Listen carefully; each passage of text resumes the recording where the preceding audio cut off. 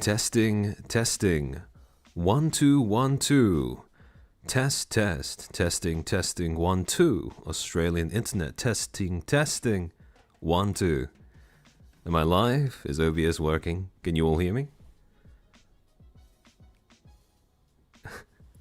Oh, I missed this song and dance.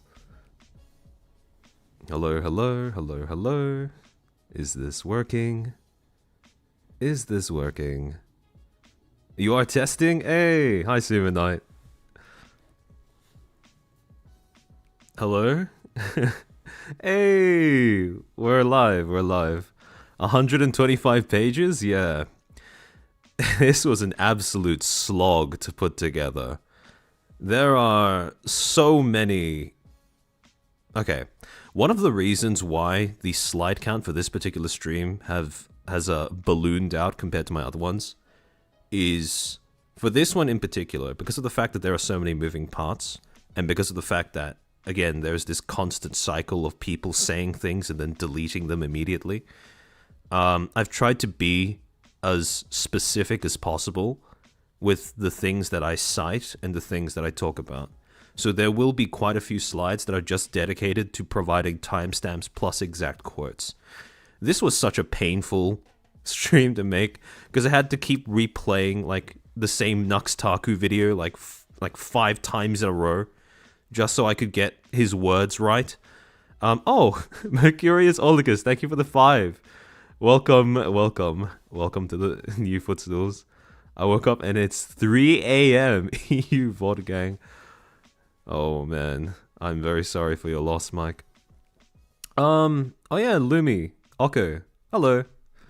I saw you guys in chat earlier. Really appreciate the shout out that you gave to me via Twitter for this stream. Also, on the note of how difficult it was to, prep this stream, I want to give a massive shout out to the Under the Tea podcast and their community. They've been integral to archiving, compiling a lot of the material that I'm going to be showing you guys. Also, in the same vein, I want to give a massive shout out to the Virtual Asylum TVA for the exact same reason. Without those two resources, I would not be able to make a critique like this. I would not be able to, again, were it not for the fact that, I was aware of Tiger's situation 2 months ago or something, I wouldn't even know to go looking for information about this kind of stuff to begin with. So that combined with, Under the Tea and TVA has made it possible for me to sort of go with a top-down view of what people have been saying and give a kind of, hopefully, a more specific critique than simply pointing and saying, like, this doesn't sit right with me. Because, I mean, from the reactions that people had to, from the reactions that people had to Knux's video and Hexjuice's video initially while it was still up, people could tell that something was off. But hopefully, I've tried to explain it in a way where it's not restricted to just Knux and Hexjuice. Because, again, it's... as we'll get into later, they're just symptoms of a larger set of problems. Oh, Evo! 125-page PowerPoint is real, yeah. I saw your Rima art on Twitter. It was very good. It was very good. Don't know which videos you might have looked at, but sometimes if you trust it, YouTube has show transcript. I tend to find that YouTube's transcripting is like, it's not great, especially if the person has any sort of accent. So I just did it like manually. Because again, I trust myself more than I trust YouTube, which is admittedly not a very high bar to clear, but... It's doing that. What is accountability? Yeah. Speaking of Hexius, yeah, this has truly been a bloodbath of a month for VTubing. Like, we had Hex graduation, Hex Haywire, that is, not Hex Juice. We had Aqua graduation. We had, what was it? Yume Plus died. We had Killia graduating. On top of that, we have Dizzy Dokura graduated from hosing Phase Weekly. I don't know if I'm going to recover from that one. But yeah. This... I think a lot of other people have said this before me, but August may end up becoming the new July, purely on account of that. So yeah. If it's like the AI stream summary, then yeah. Again, YouTube has like... They have a lot of tools. It's just that they have no reason to improve them so that they are genuinely usable. There are so many of their features that are just there probably to like hype up shareholders, not for actual like user or creator use. VTubers sold their model. We had Rima DN's new models. Yeah. DN has now pioneered a new genre of debut where you go with the split personality takeover genre of debuting, which is it's pretty innovative. I like that. I like that. Having a voice actor for your model is not something I have seen before. Sean, thank you for the 10. I know we haven't gotten into it yet, but I would just want to say that as a fan of Knux, I'm disappointed. I thought that being cancelled over misinformation is something that he would be able to relate to. Yeah. And a lot of people have issues with, actually, again, this is something that we're going to be getting into later, but when a lot of people express that their issue with Knux boils down to his,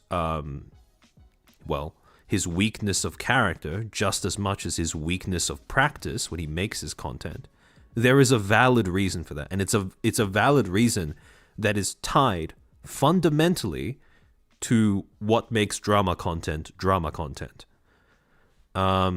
So again, one of the things that, something I want you to keep in the back of your mind as we go through this topic is when you set out to make drama content, you are signing up to play a role for your audience. And if you do something that will break the audience's immersion, break their ability to see you playing that role effectively, that's when you get problems, and Knux he's kind of struggling with that. Speaking of not improving features, Google's finally been declared a monopoly.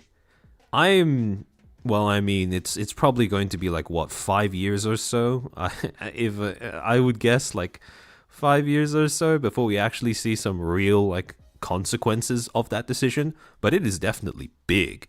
Like, imagine if Google actually had to, sell off like, parts of itself, like YouTube, for example, and YouTube actually had to innovate as a result of that.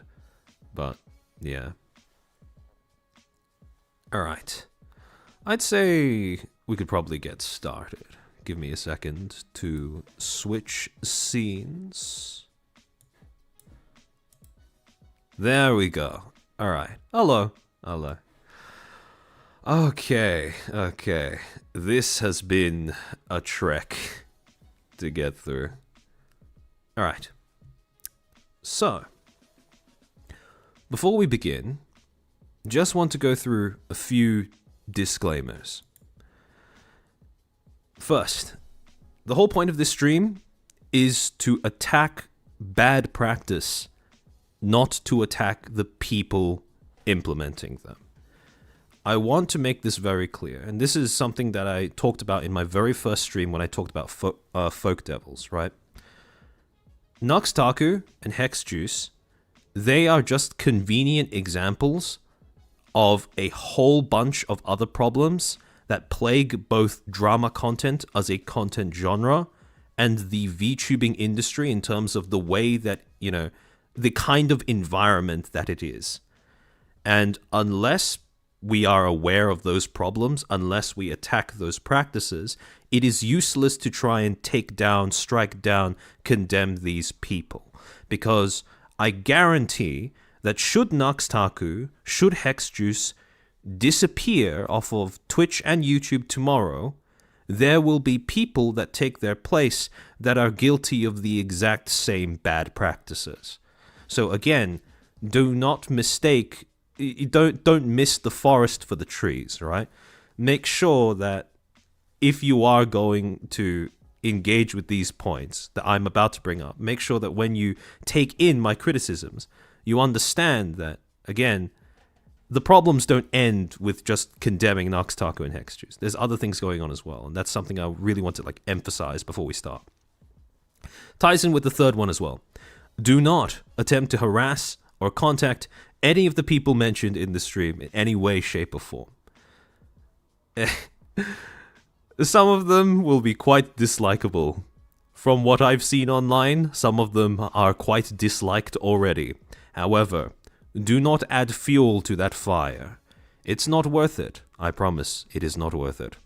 And finally, when I am just going through, providing a timeline of events, giving dates and stuff, some of them may be off by about a day or so because of time zone differences. So if you see a day and it's not exactly correct, that might be why. Of course, if I say something and a date is off by more than around a day, then feel free to just correct me in the comments as well, because that is outside of this particular, leeway. So, okay. All right.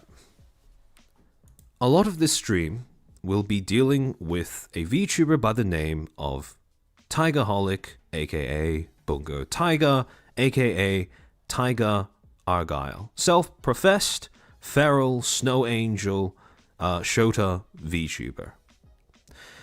Now, there are two main controversies that you are going to have to know about to set up the context of the coverage we are about to evaluate. In 2022, Tiger was accused of multiple cases of serious misconduct. These claims were later invalidated and silently withdrawn. We'll get into what those accusations were a little bit more later, but this is the gist of it. And then in 2024, earlier this year, Tiger's YouTube channel is terminated. It has yet to be restored. On top of that, 2 of Tiger's accounts that he was using on Twitter have been taken down as well. 2 that I know of. So, at this point in time, Tiger has been thoroughly deplatformed. And, again, he's gone through several cases in the past where he's been falsely accused of things and those accusations have stuck. And he's currently trying to sort of fight off the effects of that. Now, that being said, I do want to clarify, I'm not going to be going into the exact details of everything to do with the controversy that spawned all of these things, the accusations that were leveled against him, because I wanted to keep this stream focused around the coverage of that situation, and it was already getting too long. However, for the sake of giving a concise summary, I thoroughly recommend watching this video by royalties here called The Degenerate Femboy VTuber. And again, the commentary is really good. The editing really, it brings some lightheartedness to what would otherwise be an extremely depressing topic. But for the sake of this stream, I'm going to summarize a few of the points that he raised in that video. In 2022, a document was released that leveled accusations of, and I'm going to just say the word because I can't be bothered censoring myself for this, pedophilia, abuse, transphobia, and racism against Tiger. This document has since been taken down. An independent third-party investigator later published a counter-document on December 2nd titled The Exoneration of Bungo Tiger that invalidated the aforementioned accusations. I've linked this document in the description of this stream. This document, the exoneration document, was also corroborated by a statement made by Helsang, who was another one of Tiger's active moderators at the time. It is also revealed that the initial document had been co-written by 2 ex-moderators who had publicly expressed a clear grudge against Tiger and was signal boosted / distributed by an obsessive stalker who had also donated around $250,000 to Tiger on stream. So, I'm going to cap off this summary by just reiterating. regardless of your feelings about Tiger, because I am aware that there are a lot of people who find him to be distasteful to their personal, who find his proclivities distasteful, who find him distasteful. If you do, that is your right. However, it must be acknowledged that at no point in time has there ever been any evidence to suggest that Tiger is to suggest that these accusations of pedophilia, specifically, that's the one that I want to focus on, that pedophilia or grooming or anything like that has ever been done by Tiger, right? There is no evidence that he is any of those things. And it's really important to keep that in the back of your mind, because on October 24th, 2022, Knux Taku published a video called I Showed Penguin Zero Every VTuber Drama. Now, on the off chance that you have no clue who Knux Taku is, he is a VTuber. He uses a VTuber model to make his content, and his content seems to be a little bit of a balance between, drama content, reaction content, the occasional VTuber collab / game show type thing. Again, pretty run-of-the-mill drama channel. I don't think he would argue too much with that label, and I don't think anyone else would argue with that label. However, in this particular case, there were a few red flags when it came to the way that he presented himself in this video. At 22 minutes, 50 seconds, this video would bring up the topic of pedophilia in the VTubing community. And the following conversation would take place. Knux. And of course there are also your pedophiles and all of that, to which Charlie would respond, oh, well, you kind of glossed over all that. What do you mean by that? Knux would elaborate, saying, you got people that the lolly debate is really huge in the VTuber scene. Like, you got lolly VTubers, you got VTubers that talked about liking lollies, you got Discord servers of VTubers that are liking lollies and stuff, and the claim is, well, she's a 3,000-year-old vampire that looks like a 12-year-old girl. It's so too volatile. I wouldn't touch that one. Sorry. I wouldn't touch that one with a 6-foot pole. So, he starts off by saying, anyone that even talks about lolly, anyone that's in, it's the implication that anyone who even uses a lolly model must automatically be a pedophile. Not a great start in terms of acting as a representative of the VTubing space, or as he calls it, the VTubing community. However, what people started pointing out after this, and I have Rev Says Desu to thank for this, was that Knux was more than just, it was more than just your casual tourist cringe. Knux was a bit of a hypocrite in this particular instance, where he will openly associate everything to do with lollies as pedophilia. He will echo those same sentiments due to, that had been expressed by other larger creators that he would orbit, namely Mudahar, while at the same time having his career built up by several popular videos where he would also lean into the whole, lolly, not even just lolly art or, anything to just your garden variety lolly content, like full-on porn. So, again, the thing that I want to establish is that at this point, people already didn't like Knux because they viewed him as a hypocrite. And when you are a hypocrite, you have a glaring hole in your strength of character. Now, again, a lot of people might say, okay, well, he's a hypocrite, so what? What does that have to do with his ability to make his content? What does that have to do with his practices? And again, that's something we will get to in a little bit, so I want you to put a pin in that thought. However, What you may notice about this video, especially when you compare it with the original version, is that the new version of the video that is currently up on YouTube for everyone to see, is 29 minutes, 19 seconds. The original video, when it was uploaded, was 33 minutes, 37 seconds. The reason for this difference in the run times is because there was an entire section of this video that followed on from the pedophilia conversation that Knux decided to cut out. And that section, which began at 27 minutes 52 seconds of the original version, started off like this. Knux brings up Bungo Tiger. He says, anyway, we won't talk about the VTuber Tiger who got like a $250,000 donation. Then he shows Charlie a clip of that happening, and then Charlie responds, is this HoloLive?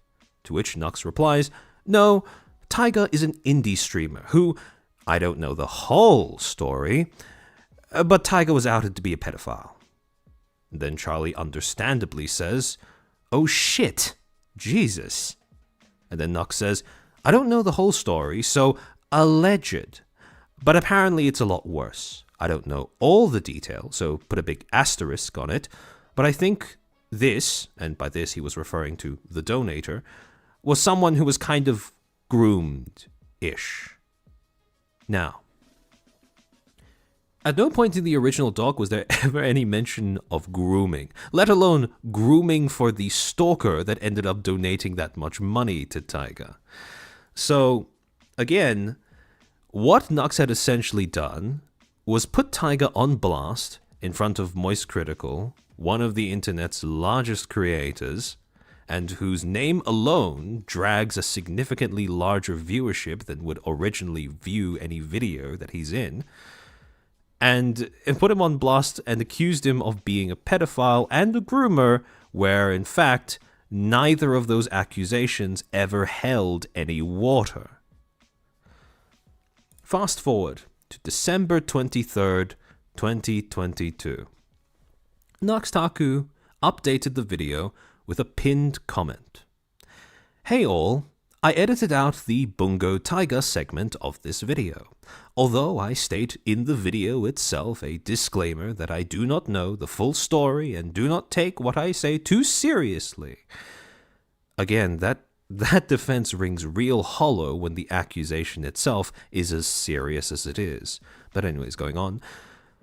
I still would rather not be a cause for possible misinformation floating around now that new information was revealed. I'm still in the dark on a lot of the details as I heard both sides of this event, and I don't know what to think. I'm sorry if I caused any undue harm in this messy situation. Edit. I also personally apologized and reached out to Tiger for his side and discussed my plan going forward with him. I hope the truth comes out, be it guilty or innocent, and I intend to set the record straight in the future when I understand the situation better. Tiger informed me that there's a private investigator working on this with the police and asked that I drop it for now. Edit 2. Charlie has nothing to do with this. This was privately recorded and only on my platform. Now, two main issues with this statement. First, if you will remember, the exoneration document came out on the 2nd of December. This has come out around, what, like 21 days? So 3 weeks after that dropped? And again, the reason why I point that detail out is because, again, this will become relevant later when Knux revisits his coverage of the situation here. But the second thing is, a pinned comment is an ineffective way of providing an amendment to your coverage of something in a YouTube video for the exact same reason why editor redactions in newspapers are usually useless as well.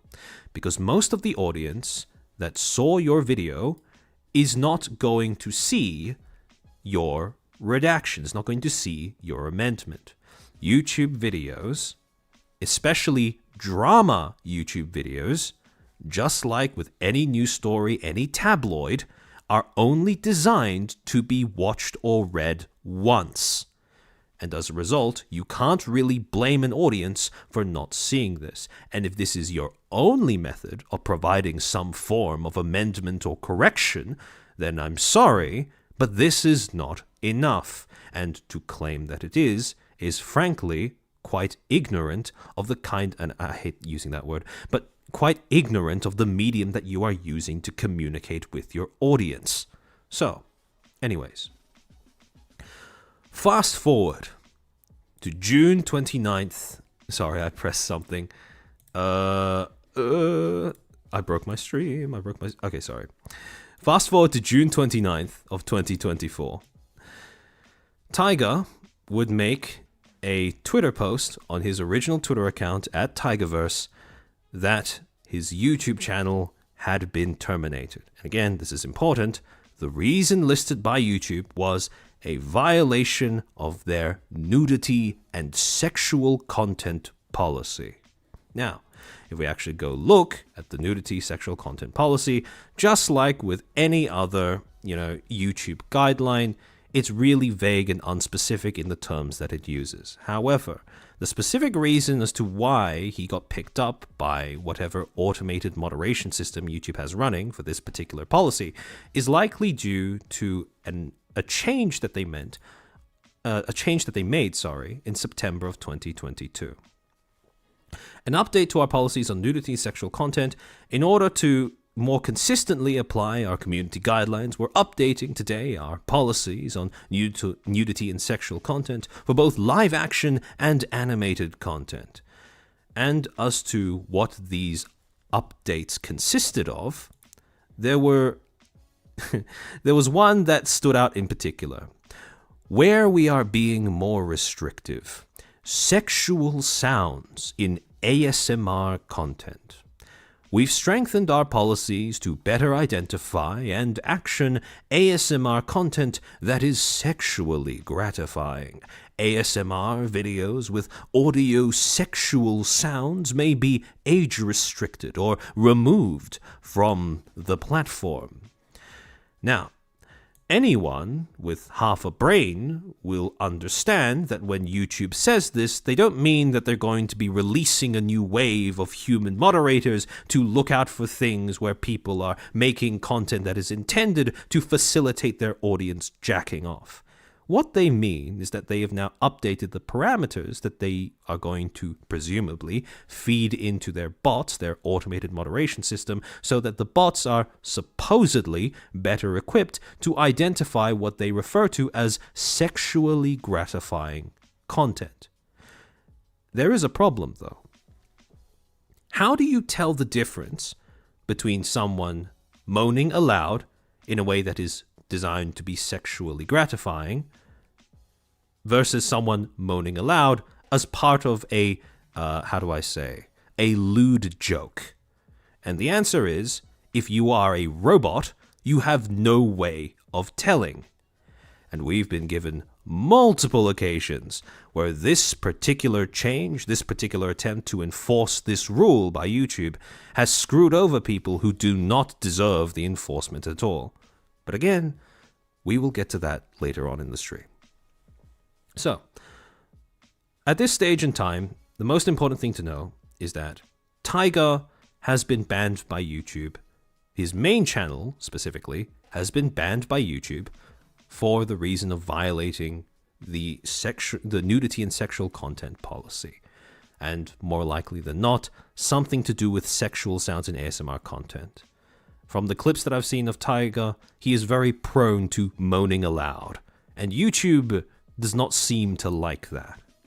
So anyways, on July 2nd, Tiger would then provide another update on his Twitter that stated, "I don't know why this is happening, but a second channel has been banned for, quote, ban evasion.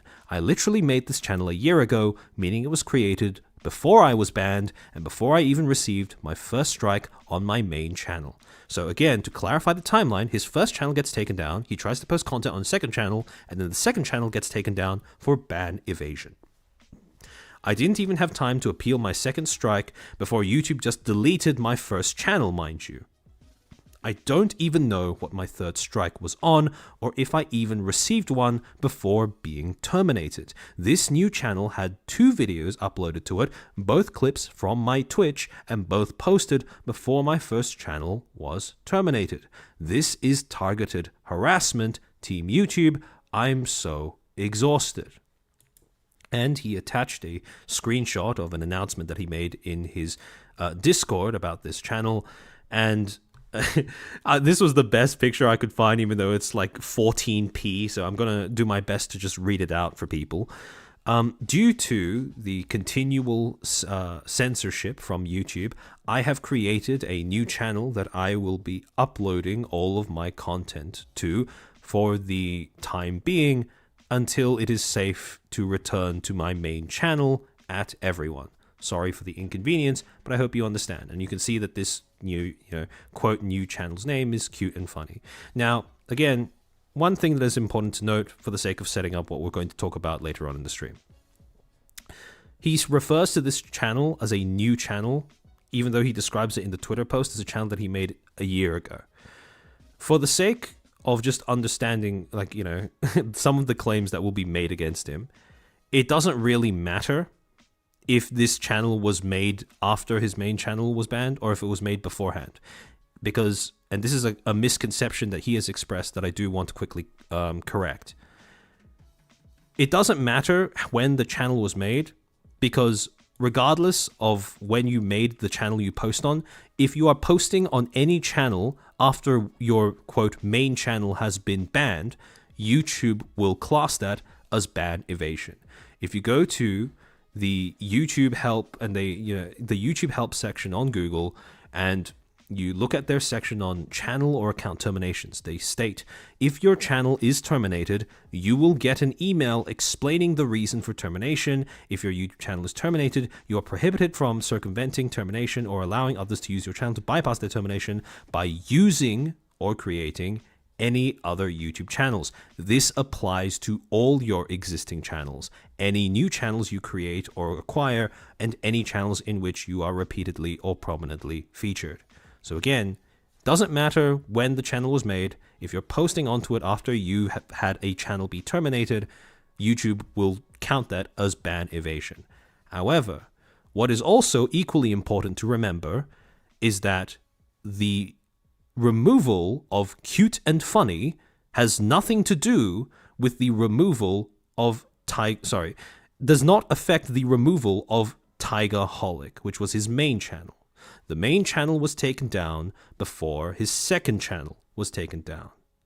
And for all intents and purposes, there is no substantial evidence to suggest that his main channel was terminated because of anything to do with his second channel. And again, that is important to remember because that will feed into one of the claims leveled against Tiger in a bit. So, moving on. Tiger then goes on to say that he has tried to appeal the takedown of his main channel, and as is usual in cases like these, YouTube immediately declines to accept his appeal. Hi Tiger, we reviewed your appeal for the following channel, Tiger Holic. We reviewed your channel carefully and have confirmed that it violates our sex and nudity policy.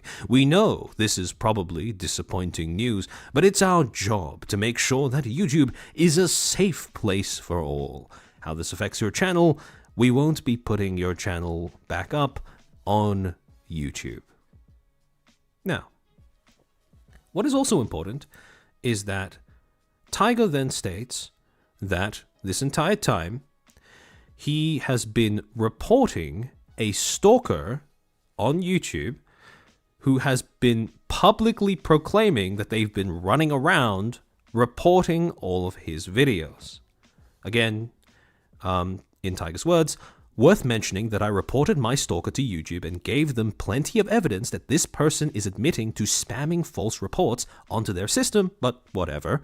I was just doing what every other VTuber does, but fuck me for attracting a schizophrenic stalker in the process, I guess. And if you look at the screenshots he provides, they are some pretty unhinged stuff. This guy by the name of Vintage Base Archive states, nothing wrong with me. What actually? I made a huge mistake by deleting Tiger's channel. Lots of people are upset, and I don't blame Tiger's Twitter community for mass reporting my YouTube music. My top videos is back, the issue is over, etc., etc. So, again, this guy basically goes on to Discords, to YouTube itself, to Twitter, just to say, oh, I banned Tiger's channel. I got Tiger's channel banned. And again, I want to clarify, just because someone claims responsibility for something does not mean that they are the one who caused it. However, for reasons that we will get to in a bit, mass reporting a YouTube video can have a massive effect on whether it and the channel it's attached to gets to stay up or not. And this was someone publicly admitting to falsely reporting, abusing YouTube's moderation systems. YouTube themselves states in their policies that we rely on YouTube community members to report or... Sorry, give me a second. I'm dying. We rely on YouTube community members to report or flag content that they find inappropriate. Reporting content is anonymous, so other users can't tell who made the report. And in the section where they clarify what reports actually do, when content is reported, it's not automatically taken down. Reported content is reviewed along these guidelines. Content that violates our community guidelines is removed from YouTube. Content that may not be appropriate for younger audiences may be age restricted. Here's the thing. One, they never directly state what exactly the correlation between reporting and a channel getting taken down is. They just say that reporting creates, reporting brings on a reviewer. However, and this is very important, reviewed does not necessarily mean reviewed by a human being. It's just something I want you to keep in the back of your mind as we go forward. Anyways, again, later on in the day, Tiger continues to point out the inconsistencies in the way that YouTube enforces its rules. At Team YouTube, the least you can do is enforce your terms of service equally. This is beyond unfair and downright fucking cruel. We all see the kind of shit you arbitrarily allow onto your platform without a second thought. Could I please speak to a real human being who can actually tell me how my violations are fair when I can look up people doing the exact same videos you gave me strikes for? And again, if you just look up Rule 34 comments videos, you have a lot of other VTubers doing it. Now, I want to again clarify. Just because Tiger is citing examples of other VTubers doing the exact same thing that he got, terminated for, does not mean he's calling out for them to be terminated as well. In fact, again, he's just making, quite, in my opinion, a valid point that YouTube lacks consistency, severely lacks consistency, in the way that it enforces its content moderation policies. Now, again, he tries to appeal it on July 3rd, and the result is the exact same. Your channel won't be put back on YouTube. We've taken a careful look at your channel again and confirmed that it violates our nudity and sexual content policy. July 4th. This has crossed a line for me. YouTube, a TOS that is only enforced against those unfortunate enough to develop enough obsessive haters that want to spam report your videos, is not a fair TOS. That is not an equal playing field. That just makes the most isolated members of a community even more vulnerable. Now, it's important to note that in this case, what he's saying about isolated members being more vulnerable to YouTube's arbitrary system is very much a thing. So, YouTube has effectively created a system, and if you have been on YouTube or Twitter for any amount of time over the past 3 months, you will be very familiar with this. But YouTube has created a system where the most effective way of getting them to reverse an enforcement decision, a wrong enforcement decision, has been to @ them on Twitter and have enough people complaining for their Twitter account to notice. This is I don't think I need to point out why exactly this is a very flawed system, because essentially that creates a game where only the people with the most clout get to actually speak to human beings. And unfortunately, in Tiger's position, being falsely accused of being a pedophile is an infamous clout drainer. And when you are reliant on the sympathy of the public to have a chance at disputing an enforcement decision, you can see why Tiger would be one of the people left in the dust when that is the system that is governing how he can appeal. So, to move on, later on in that day, YouTube would briefly, for 6 hours, reinstate his channel. And again, in this particular email, thank you for your response. I'm sorry, give me a second to just read this. I'm reaching back out to you to inform you that your YouTube channel, Tiger Holic, has been terminated due to etc, etc, etc. Again, just basically stating the same thing. And essentially what they say in this email is, we accidentally put your channel back up. Now, how YouTube makes a mistake like that, I have no clue. And evidently nobody else does either. Otherwise they wouldn't be sending out this email.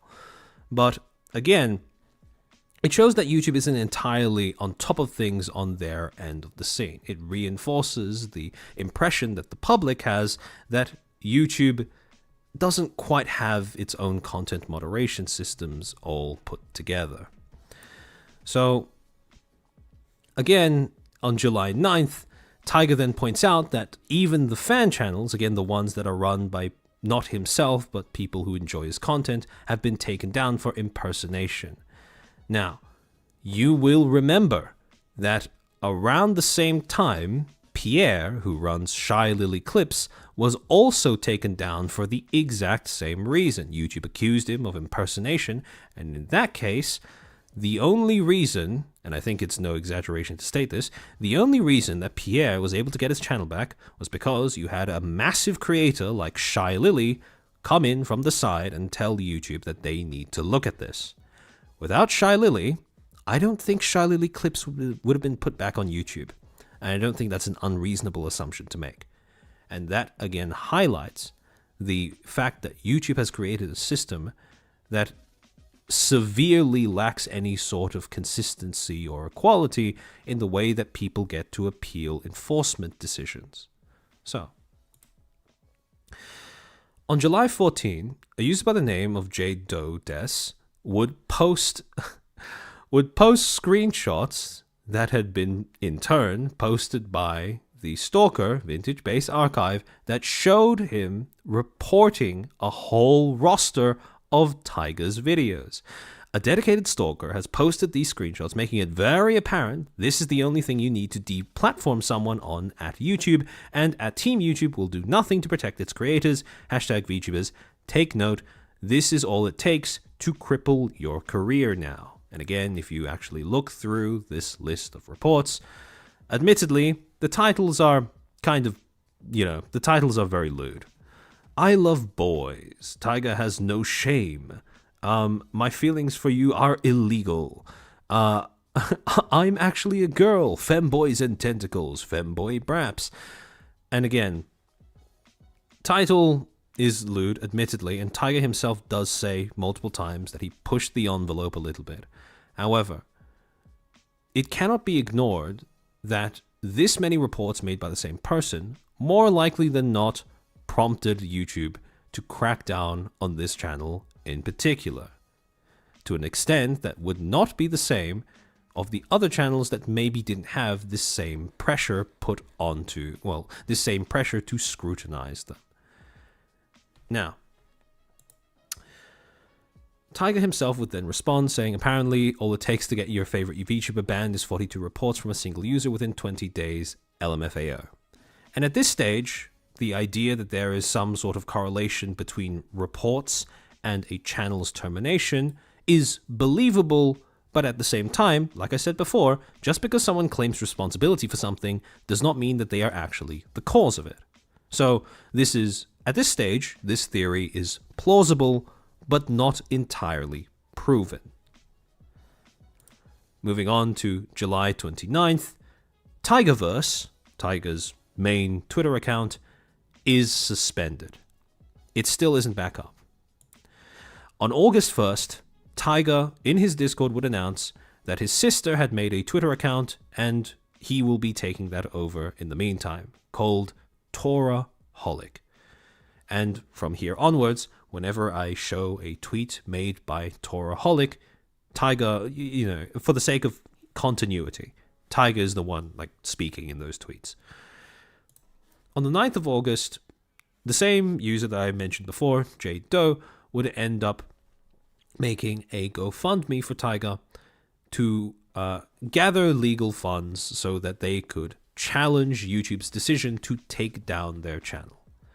And again, if you look in the details of that GoFundMe, it states quite clearly, "Hello, my name is Jane Doe. I'm organizing this fundraiser on behalf of Tigerholic, a passionate, dedicated VTuber whose channel has been unjustly taken down due to targeted harassment from a dedicated stalker. This individual has relentlessly pursued Tiger, resulting in the wrongful termination of her YouTube account, which has deeply impacted her livelihood, unable to connect with her community, and mental health." Now, here is just where I insert a small note saying that Tiger freely switches between different pronouns. I'm just going to say he because that's the femboy VTuber, right? We are raising funds to cover the legal fees necessary to challenge this unjust decision and restore Tiger's YouTube channel. Our immediate goal is to raise 1.6k to cover the cost of current legal work. This entire amount will cover our expected legal fees as well as transfer fees. However, if further legal action is required, we may need to raise additional funds. And this is a very important line in terms of understanding what exactly this GoFundMe promises, right? Please understand there is no guarantee that this will be successful, but we cannot pursue YouTube without this funding. So essentially, the main point of this GoFundMe is stating that Tiger's channel has been taken down for wrongful reasons because of the fact that a dedicated stalker has gone through, or dedicated stalker and or other people, harassers, etc., have been mass reporting his stuff and getting YouTube to smack it in particular. Around the same time, between August 3rd and August 13th, this situation started to gain steam. You had large creators like, for example, Legal Mindset, Rev Says Des, and Kyo talking about it as well. Legal Mindset, YouTube, please review the suspension of Tiger's channel. It is absolutely the result of a mass flagging campaign by malicious individuals with bad intentions and deserves to be restored. Addressing the Tiger situation, false claims ruined him. And Kyo, who has... and Kyo is particularly notable for reasons we'll get into later, but Kyo has been there from day one, reporting on Tiger's ongoing harassment. Things get worse for this VTuber. Tiger deplatformed, Shyly Clips still banned, more on Idol, live in 15 minutes, and then later on, Shyly Clips was unbanned. Keep holding out hope that something can be done in this situation. I know many of you keep tagging me in updates and want more people to talk about this, but unfortunately, I can't do much more than I already have. Please watch this video and help Tiger. And again, VTuber was deplatformed. So, that being said, when you look at all of the larger creators that are now talking about the situation, there is one notable absence from this roster. Where was Knux? He was the one who originally made a video where he outright called Tiger a pedophile and a groomer. Well, it turns out, on August 8th, 2024, Knux would host a kick stream where the first few minutes were dedicated to him talking about this renewed attention that was being drawn to his initial coverage of the Tiger situation. At 3:49, he responded to a question in chat saying, VTubers cancelling you on Twitter? Oh yeah, I saw. Good stuff. I mean, I didn't see everything, but I got the gist of it. I should probably talk about it, because I did screw up over 2 years ago, and despite apologizing for that multiple times since, for some reason I'm still the main bad guy. So, it's fair. I can give you the timeline, because I saw a lot of people actually covering this thing, and then later on at 4 minutes 48, we can talk about the Bungo Tiger thing, because that's what everyone's coming at me for. So, initially, quite defensive. Again, to be fair, a lot of people were beginning to rag on him for this, in my opinion, rightfully so. And to set the tone of his response to people going at him for covering Tiger's situation the way he did all those years ago, he pulls up a tweet by holic. This tweet has now been deleted, where Tiger states, "People like Knux will never speak up because he's a fucking coward. He knows he fucked up. He knows putting any more of a spotlight on it will be, quote, bad for business. I thought you cared about the truth, bro. I thought you stood up for smaller creators."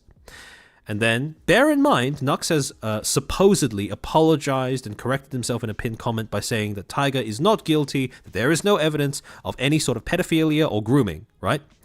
He responds by saying, "I thought you cared about the truth, bro. I thought you stood up for smaller creators. I do. Especially when the small creators don't have sussy interactions in regards to minors." Now, this is admittedly quite a backhanded way of responding to this particular call-out. And in any other circumstance, I would understand Knux being pissy. However, as we will get into in a second, his supposed public corrections, in terms of what he said before, do not justify him, do not justify his pissiness. And also, way to undermine your supposed public apologies for claiming that he's a pedophile and a groomer by basically insinuating the same thing here. But anyways, to go on, from around 7 minutes, 10 seconds, he states the following dot points, and I've summarized it for the sake of clarity. Again, I believe the stream is still up. I forget if I linked it in the description, but I will update that after the stream is over. You can verify that he says these things yourself, because the stream is still up. But for the sake of this stream, to summarize what he said, he claims that he's being blamed for the termination of Tiger's YouTube channel. That is incorrect. Even in the tweet that he pulled up from Tiger, the now deleted tweet, all Tiger is accusing him of setting the stage where people are not willing to talk about Tiger's deplatforming because in their minds they dislike him because they associate him with being a pedophile or being a groomer. Tiger is not accusing him for, bringing about the termination of his channel. Tiger is accusing him of creating a situation where nobody is willing to talk about it. Then Knux admits multiple times that he made a mistake by claiming that Tiger was a pedophile. Again, he says multiple times, "This was the biggest L of my career, I made a mistake, I fucked up, etc., etc." But then, it's kind of undermined by the fact that he gets some details wrong when he tries to clarify how the situation actually went down. For example, and this is one of the most egregious ones, he claims that the exoneration document was written by a private investigator who was hired by Tiger. This is not true. The whole reason why people actually take the exoneration document seriously was because it was an entirely independent third party that had nothing to do with Tiger before deciding to make this document on his own, because he wanted to initially make an exposed document, but then realized along the line of investigating that the actors that made the original doc were far from being clean themselves, and their evidence was shaky to say the least. So, another thing, Knux claims that he updated the original video with Penguin Zero the moment that the exoneration document was released. In actuality, there was, this should say a 21-day gap in between the two. So, 3 weeks passed in between the document being published and him creating the pinned comment. Even if we interpret the moment quite generously, let's say like 1 or 2 weeks, this still lies outside of that point, which implies to me, and I suspect it implies to quite a lot of people as well, that Knux doesn't actually take the exoneration document that seriously, and the reason why he updated the pinned comment was not really to do with the exoneration document or its contents, but due to something else. Now, as to what that something else is, it's quite obvious, but we'll get to that later. He also states that his hesitance to speak out about Tiger's past controversy and current situation is due to not wanting to, quote, give a stamp of approval, end quote, to someone who he finds personally disagreeable. Now, again, in any other circumstance, I can understand this reaction. I would even condone it, because again, what you choose to do in your content is your prerogative. However, notable exception when you publicly accuse someone of being a pedophile. You don't get to make that decision when you've done that. So, again, if he disagrees with Tiger, if he chooses not to cover Tiger because he personally finds Tiger disagreeable, and again, him trying to say that is... he's setting this up to be a situation where it's his personal sense of principles and morality that makes him hesitant to cover the situation. That if he doesn't want to cover it, it's because, again, he personally or morally disagrees with Tiger in some way. We will find out exactly how powerful those principles and morals are in a second. But again, he has essentially set up a situation where he has an obligation to provide an equally public and present amendment to his public and widespread accusation that Tiger is essentially a monster, right? You don't get to make serious allegations like that and then back off later and say, oh, I don't really want to make another public post or anything or a video addressing this. And then finally, he claims that he has already publicly apologized for falsely alleging that Tiger was a pedophile multiple times. And as a way of supposedly proving this, he cites episode 111 of the Some Ordinary podcast as proof of this. And again, in the stream, this is at 11 minutes 54 seconds. And again, I just included this quote because it was pretty funny. At 14:40, he says, I have never not taken accountability for this fuck up. Now, when it comes to him trying to use the Some Ordinary podcast as proof that he has already publicly apologized, and again, this is the only proof that he has cited, aside from his pinned comment, there is an underlying premise that this should be taken seriously as him trying his best to, again, to make up for the wrongs of his past coverage. And the claim that you should take this as a serious public amendment hinges on two main things. One, the view count is higher than that of his original video. And two, to quote Knux, it occurred on what he describes as my biggest platform with my biggest YouTube friends. Now, I don't want to be that guy, but his biggest platform, if you just look at the name of the channel, Some Ordinary Podcast, this is not Knux's platform. This is Mudahar's. And this is a criticism that erodes the legitimacy of both of these claims, because it doesn't matter if the view count is higher than your original video. The audience is entirely different, because I guarantee that most of the people showing up to watch this podcast are showing up to watch it because it's hosted by Mudahar. I guarantee that the majority of that audience, perhaps the overwhelming majority, has no interest in Knux, no interest in his content, will have no idea what he's talking about, and will not bother to go check as to where what he's saying comes from. So again, the view count being higher is irrelevant. So is the idea that it's his supposed biggest platform with his biggest YouTube friends.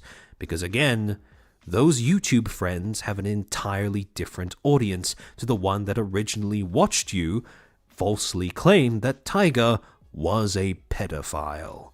This is not his platform. This does not work as his platform. But, all that aside, this just gets worse when you actually look at the thing that he said, which he counts as his apology statement.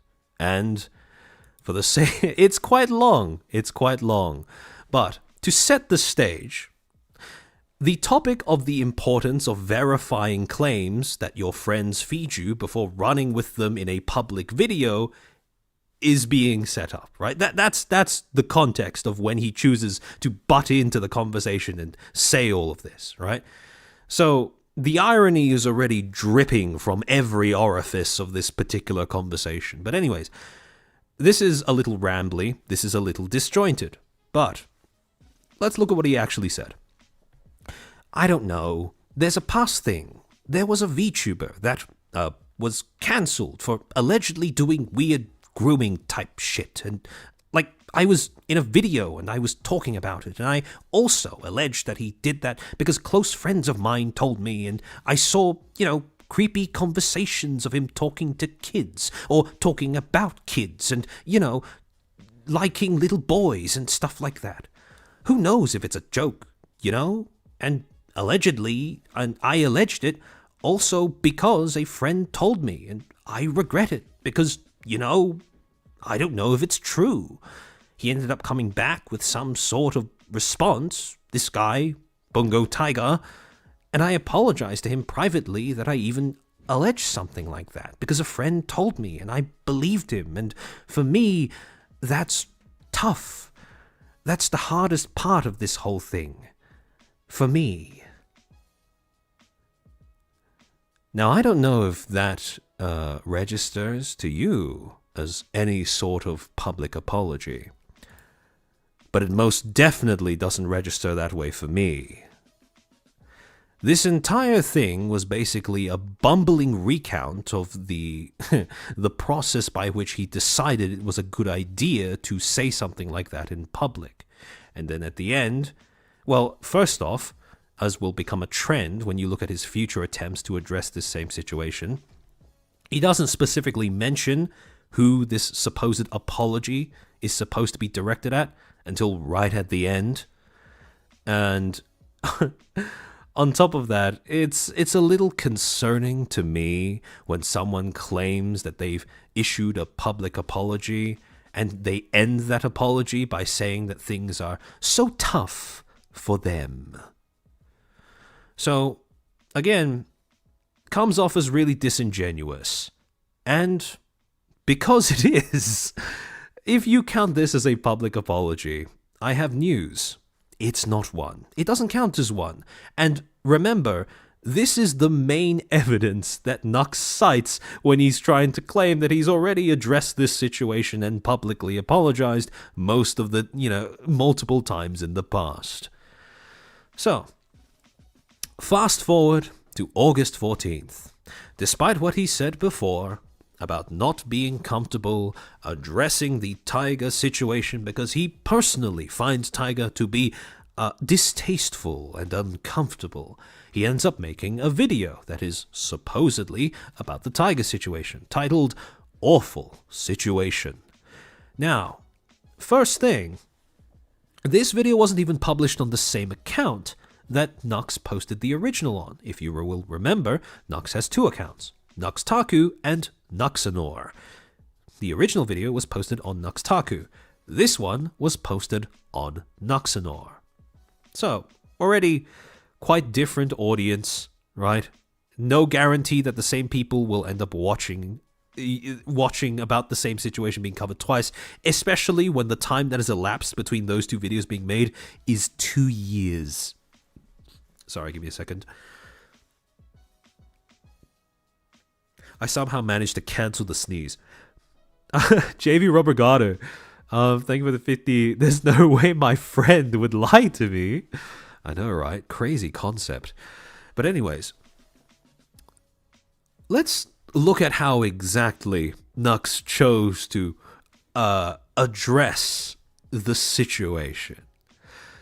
For starters, of a 23-minute, 13-second video, he only starts talking about Tiger at 18 minutes 30.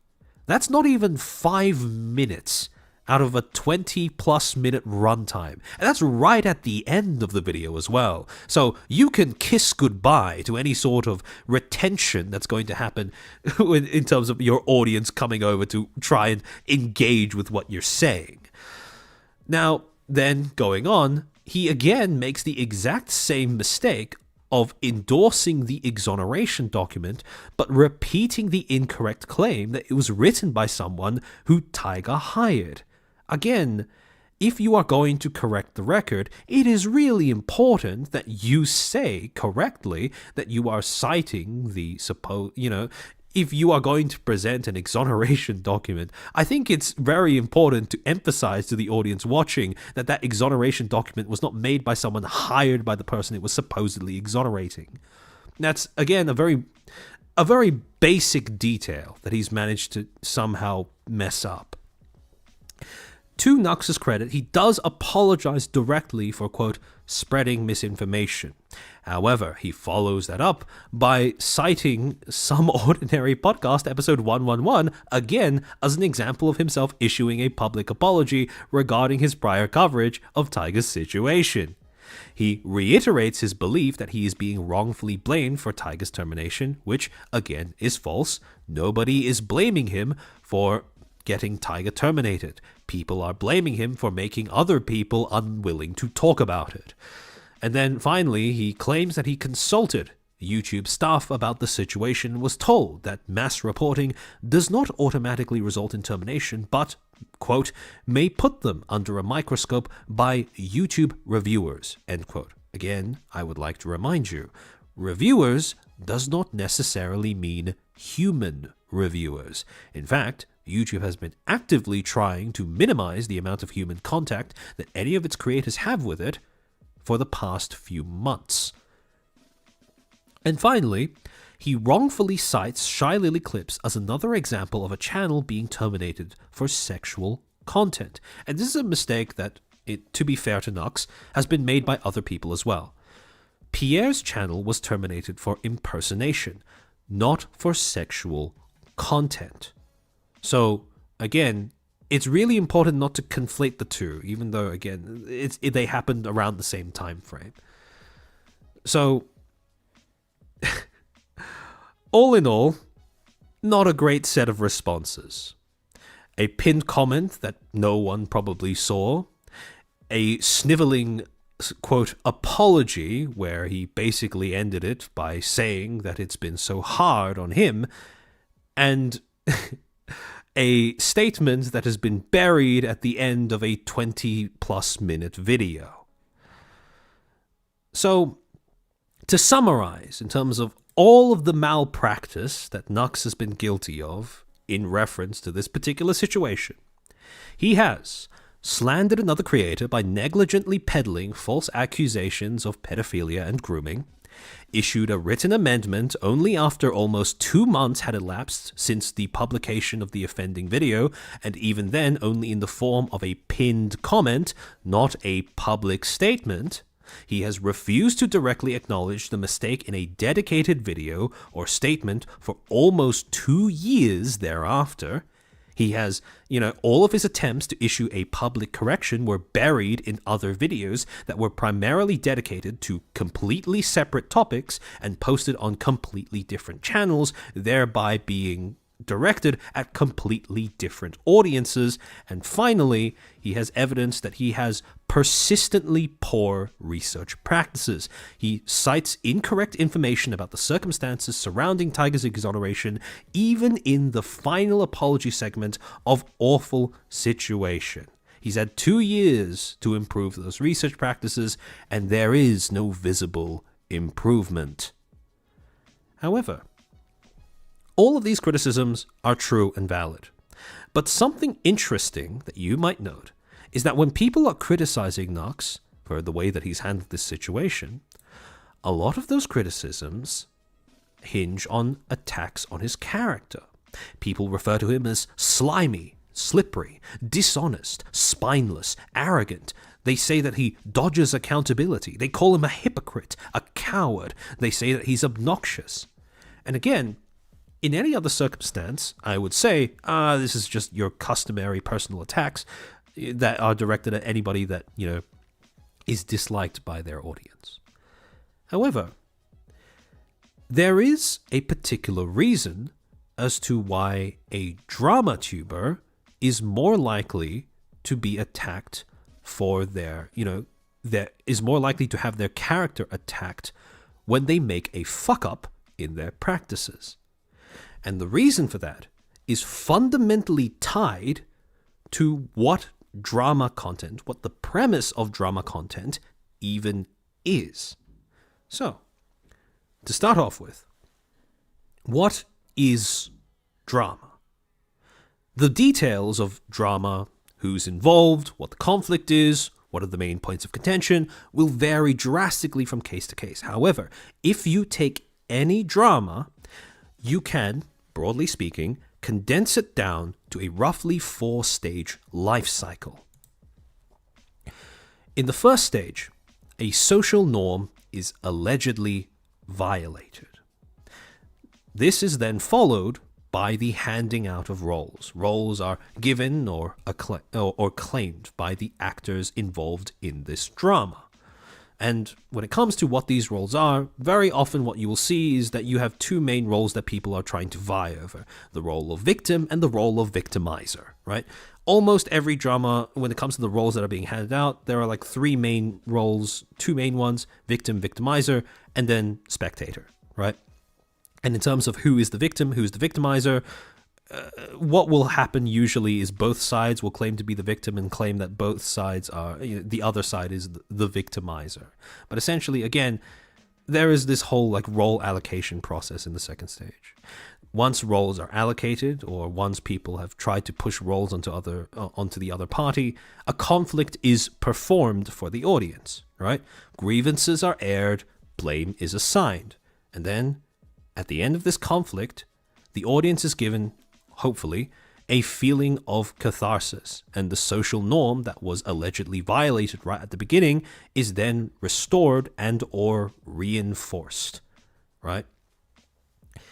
So, something that you will note when you look at these 4 stages is that they line up almost perfectly with a 3-act structure of a dramatic story.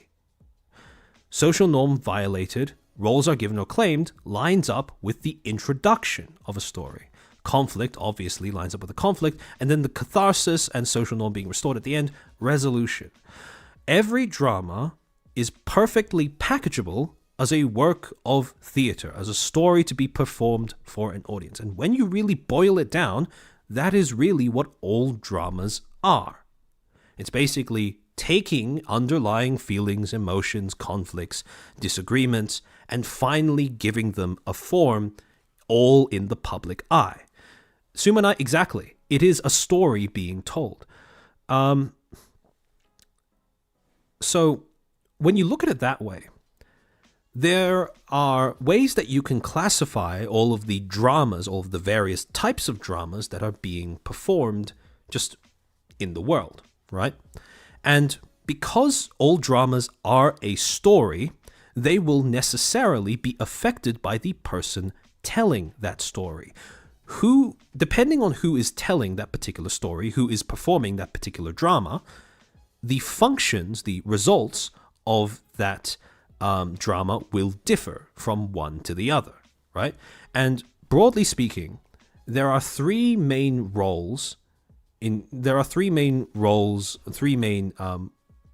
types of storytellers that perform these dramas for an audience. The first category are storytellers and gossips. who perform dramas, who relay dramas as a way of providing an audience with entertainment and catharsis. Again, catharsis, meaning the release of emotion, is very important. It's a natural desire that we have in our everyday lives. We want to be able to feel something and to be able to resolve that feeling, right? It's very much human nature. This is most drama content, right? Which is just made for the sake of entertaining people. Second group, judges and arbiters. These people enact dramas as a way of providing precedence and justice, right? They catalog occasions in the past where someone's done something wrong, and in cataloging them, they also pass a judgment that gives people the sense that there is justice being enacted against whatever parties are guilty of whatever crimes. The third category are mediators and voices of reason, and these are the people who relay dramas to their audience for the sake of establishing norms and etiquette. These are basically people who take two parties that are fighting with one another and, basically teach them, and in doing so, reinforce to the audience how they should be behaving instead of the way that they are currently behaving. Now, the thing is, when you look at drama content, it also lines up perfectly with all three of these functions. Drama content will ridicule bad actors and poor behavior, reinforcing norms and etiquette. They will satisfy their audience's idle curiosity, providing entertainment and catharsis. And finally, drama content acts as an archive of bad behavior and contributes to the comeuppance of bad actors, which, again, is both a function of setting precedents and providing justice. This is all drama content is. When you really boil it down to its base foundations, this is what drama content is supposed to do. However, like I said, because of the fact that drama content fulfills all of these roles, as an unconscious thing, and this is something that a lot of drama tubers might miss, it also means that the person making this content, the person presenting this content, is expected by the audience, whether they say this or not, this presenter is expected to embody traits from all of those three different types of storytellers as well. Because they are a storyteller, they are expected to have charisma. Because they are performing the role of a judge or arbiter, they are expected to have a sense of morality. Because they are, in presenting a social conflict, they are setting themselves up to play the role of a mediator, of a voice of reason. People expect them to have integrity in the way that they present the story. And when you think of it that way, you manage to get at the golden rule of drama tubing, which again, a lot of people seem to miss. And that is that when it comes to drama tubers are not expected to be neutral. Drama tubers are expected to be fair.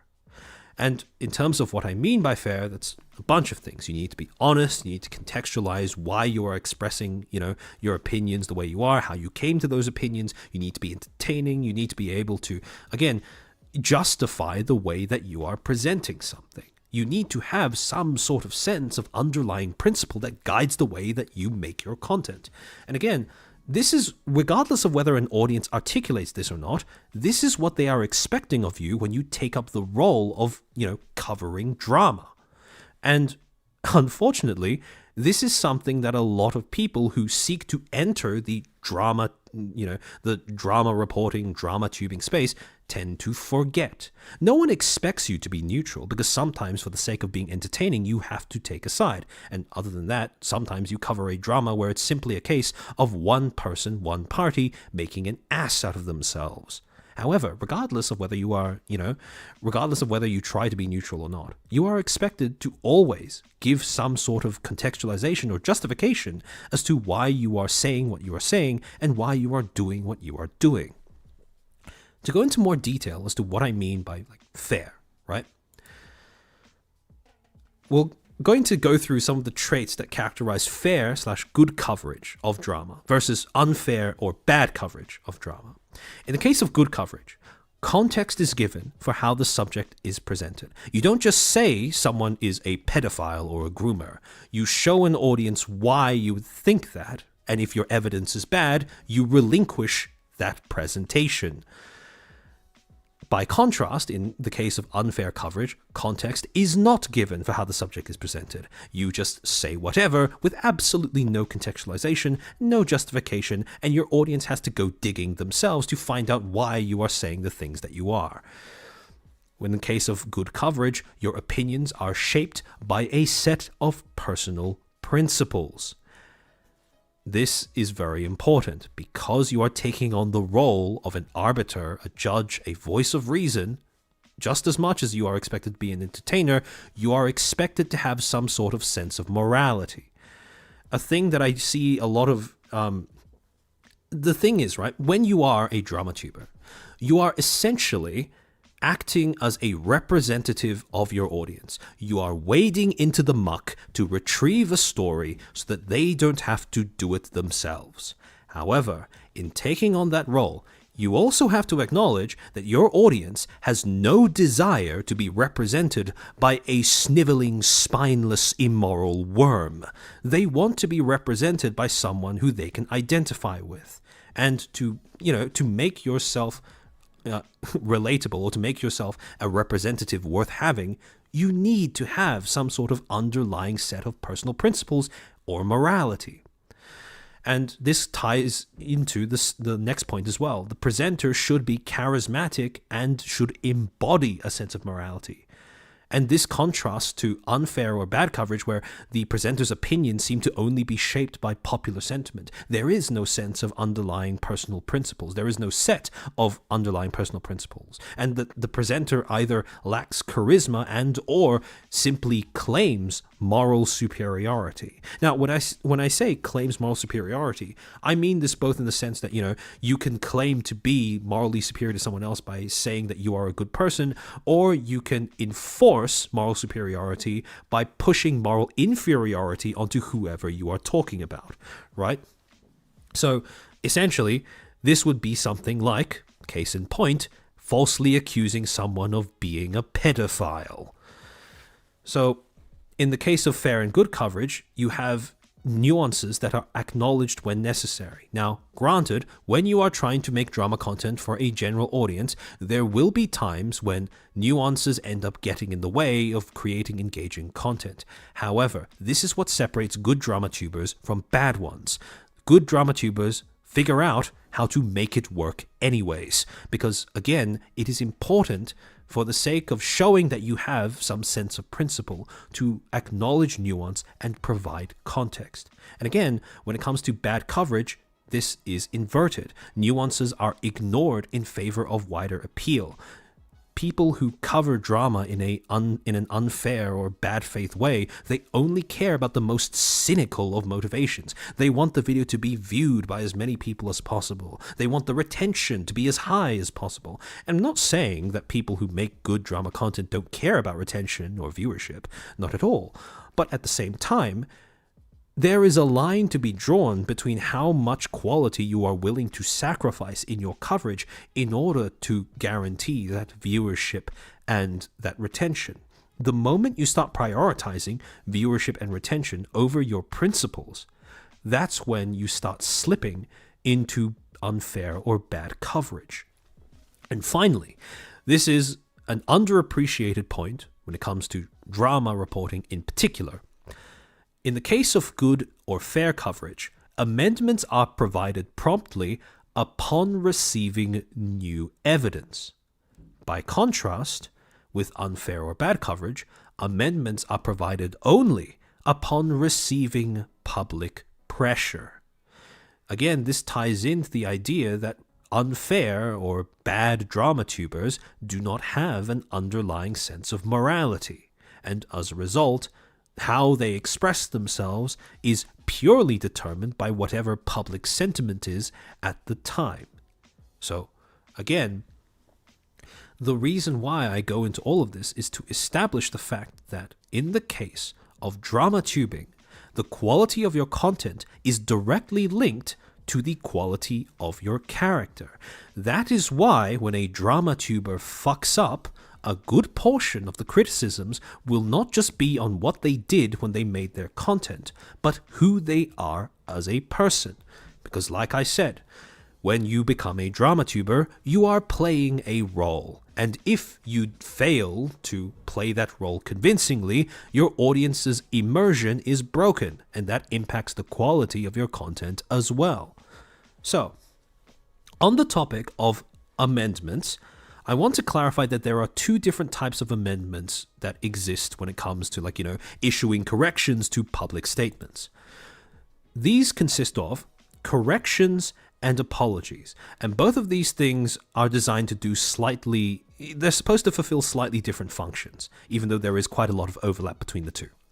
In the case of a correction, this is basically you making some sort of amendment to the contents of what you said. By contrast, an apology is supposed to issue an amendment for the sake of the conduct that you displayed while creating your contents or pushing your content. So again, corrections are amendments in terms of content. Apologies are amendments in terms of conduct. And when it comes to issuing an amendment because of a mistake that you've made in your content, whether you need to issue a correction, an apology, or both will vary in terms of case by case. It will, again, in large part depend on how egregious your mistake was. In the case of Knux, he needed to do both. And while he did, you could argue, succeed at correcting himself, I don't think anybody would say that he has apologized for what he did. Now, just as how there are such things as good or bad coverage / good or bad creators, there is also such thing as good or bad drama. And I say good or bad in quotation marks. When it comes to good versus bad drama, you can kind of view it as existing on a spectrum. Good drama is a case where you have a clear villain, a sympathetic victim, and there is the possibility that there will be satisfying comeuppance, right?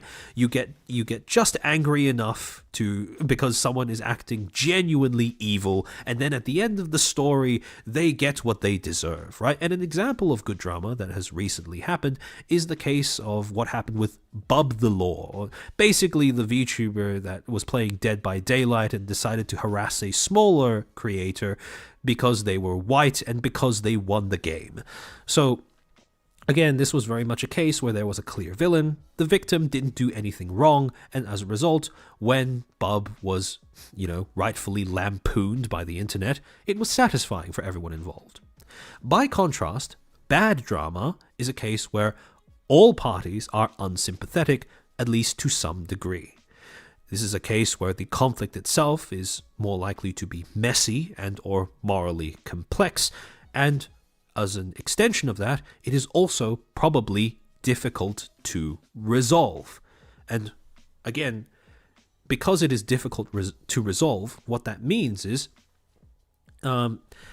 each of these points compromises a different part of that. You remember how at the end of drama you're supposed to get catharsis and a reinforcement of social norms. Bad drama messes with that because messy and morally complex situations mean that it's difficult to identify exactly what social norms have been violated and exactly how they should be restored. And the fact that these situations are difficult to resolve compromises your ability to achieve some sort of emotional catharsis. Because again, since it's difficult to resolve, it's very possible that you might never get any sort of concrete conclusion to that particular conflict. Therefore, no catharsis. And as a result of that, bad drama. Now, to give you an example of how this works when you actually try to apply it to a bunch of different stories that have been reported on. When it comes to good drama content versus bad drama content, good drama content could be when you have good coverage but bad drama, or when you have good coverage of good drama. Again, the common thread is that both of these use cases have good coverage. Ultimately, that will be more important than whatever the contents of the drama you're covering is, right? And as an example of that, good coverage of bad drama could be the whole, Raziel Warmonic situation where Luca Kaneshiro was outed for being a unsavory individual. then, as an example of good coverage and good drama, you have Rev's coverage of Bub the Law.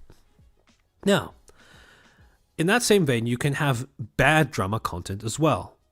An example of that being Cat Liente's coverage of, what was it? I believe the group was Lollycore, if I'm getting the group correct. But anyways, bad cover, was it Lollypuff, Lollycore? I forget what the exact name of the group was. But essentially, again, bad coverage of what would have otherwise been good drama. Now, in this particular case, it was interesting because the fact, if you had simply talked about the drama as it was, in the way that it existed before Cat Liente touched it, you probably would have had an argument for saying that this was an example. Lollypuffs. Okay, thanks, Azahara. So yeah, you probably could have said that the Lollypuff drama was an example of bad drama instead, because yes, the Lollypuffs weren't the aggressor, but the way that they retaliated was quite stupid as well, because they asked their audiences to brigade the people that initially brigaded them, right? However, this became good drama, ironically, when Cat Liente got involved, because the fact that she presented the story in such an uneven light meant that the Lollypuff Girls received even more harassment, and as a result, they became the most sympathetic party by a mile in this entire situation. Another example of bad drama content, where there is both bad coverage and bad drama, is Knux's coverage of the whole Vshoujo audition leaks situation. Again, bad coverage because there is a legitimate chance that Knux's video compromised Vshoujo's ability to find the criminals that perpetrated that, but also bad drama in the sense that all of the parties involved were quite unsympathetic or difficult to sympathize with. Vshoujo, major fuck up. Their talents didn't exactly handle this situation with a high degree of professionalism, but at the same time, Knux was also quite guilty of behaving in an unprofessional and reckless manner with the way that he covered the situation. Now, here's the thing though.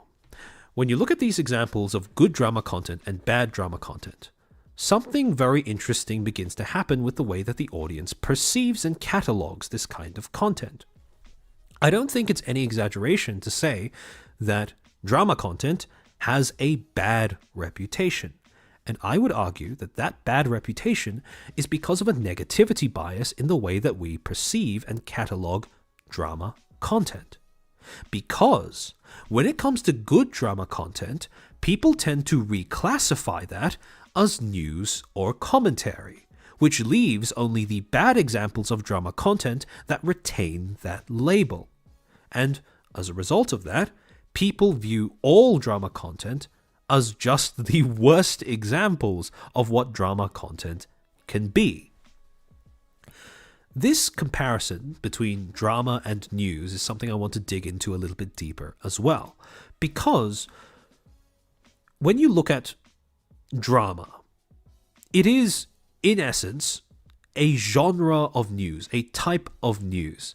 Holy Billy Aoki, thank you for the 5 gifted memberships. Welcome to the 5 new Footstools that are joining the gang. Alright, so when you look at the role that drama plays in news, right, there are 3 broad types of news.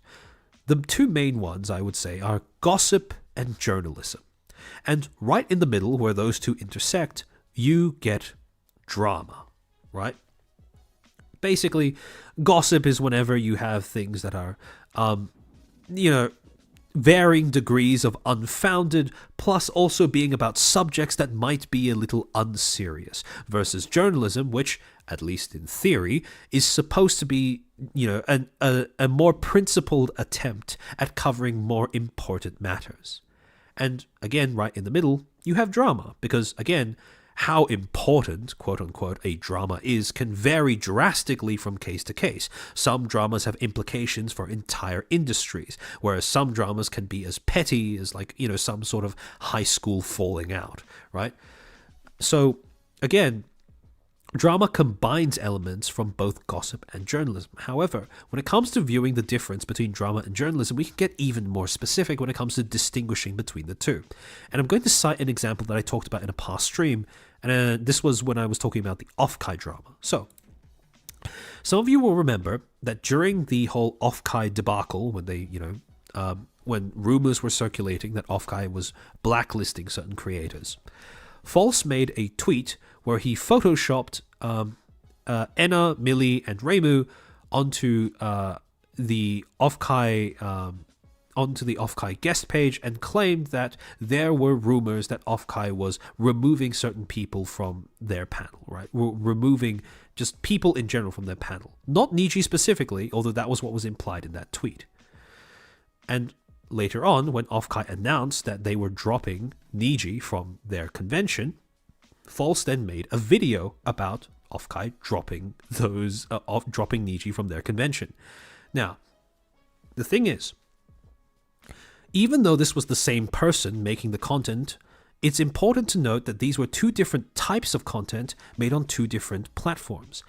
What ended up happening was people looked at False's tweet, and then people looked at his videos, and people concluded that False was guilty of starting drama.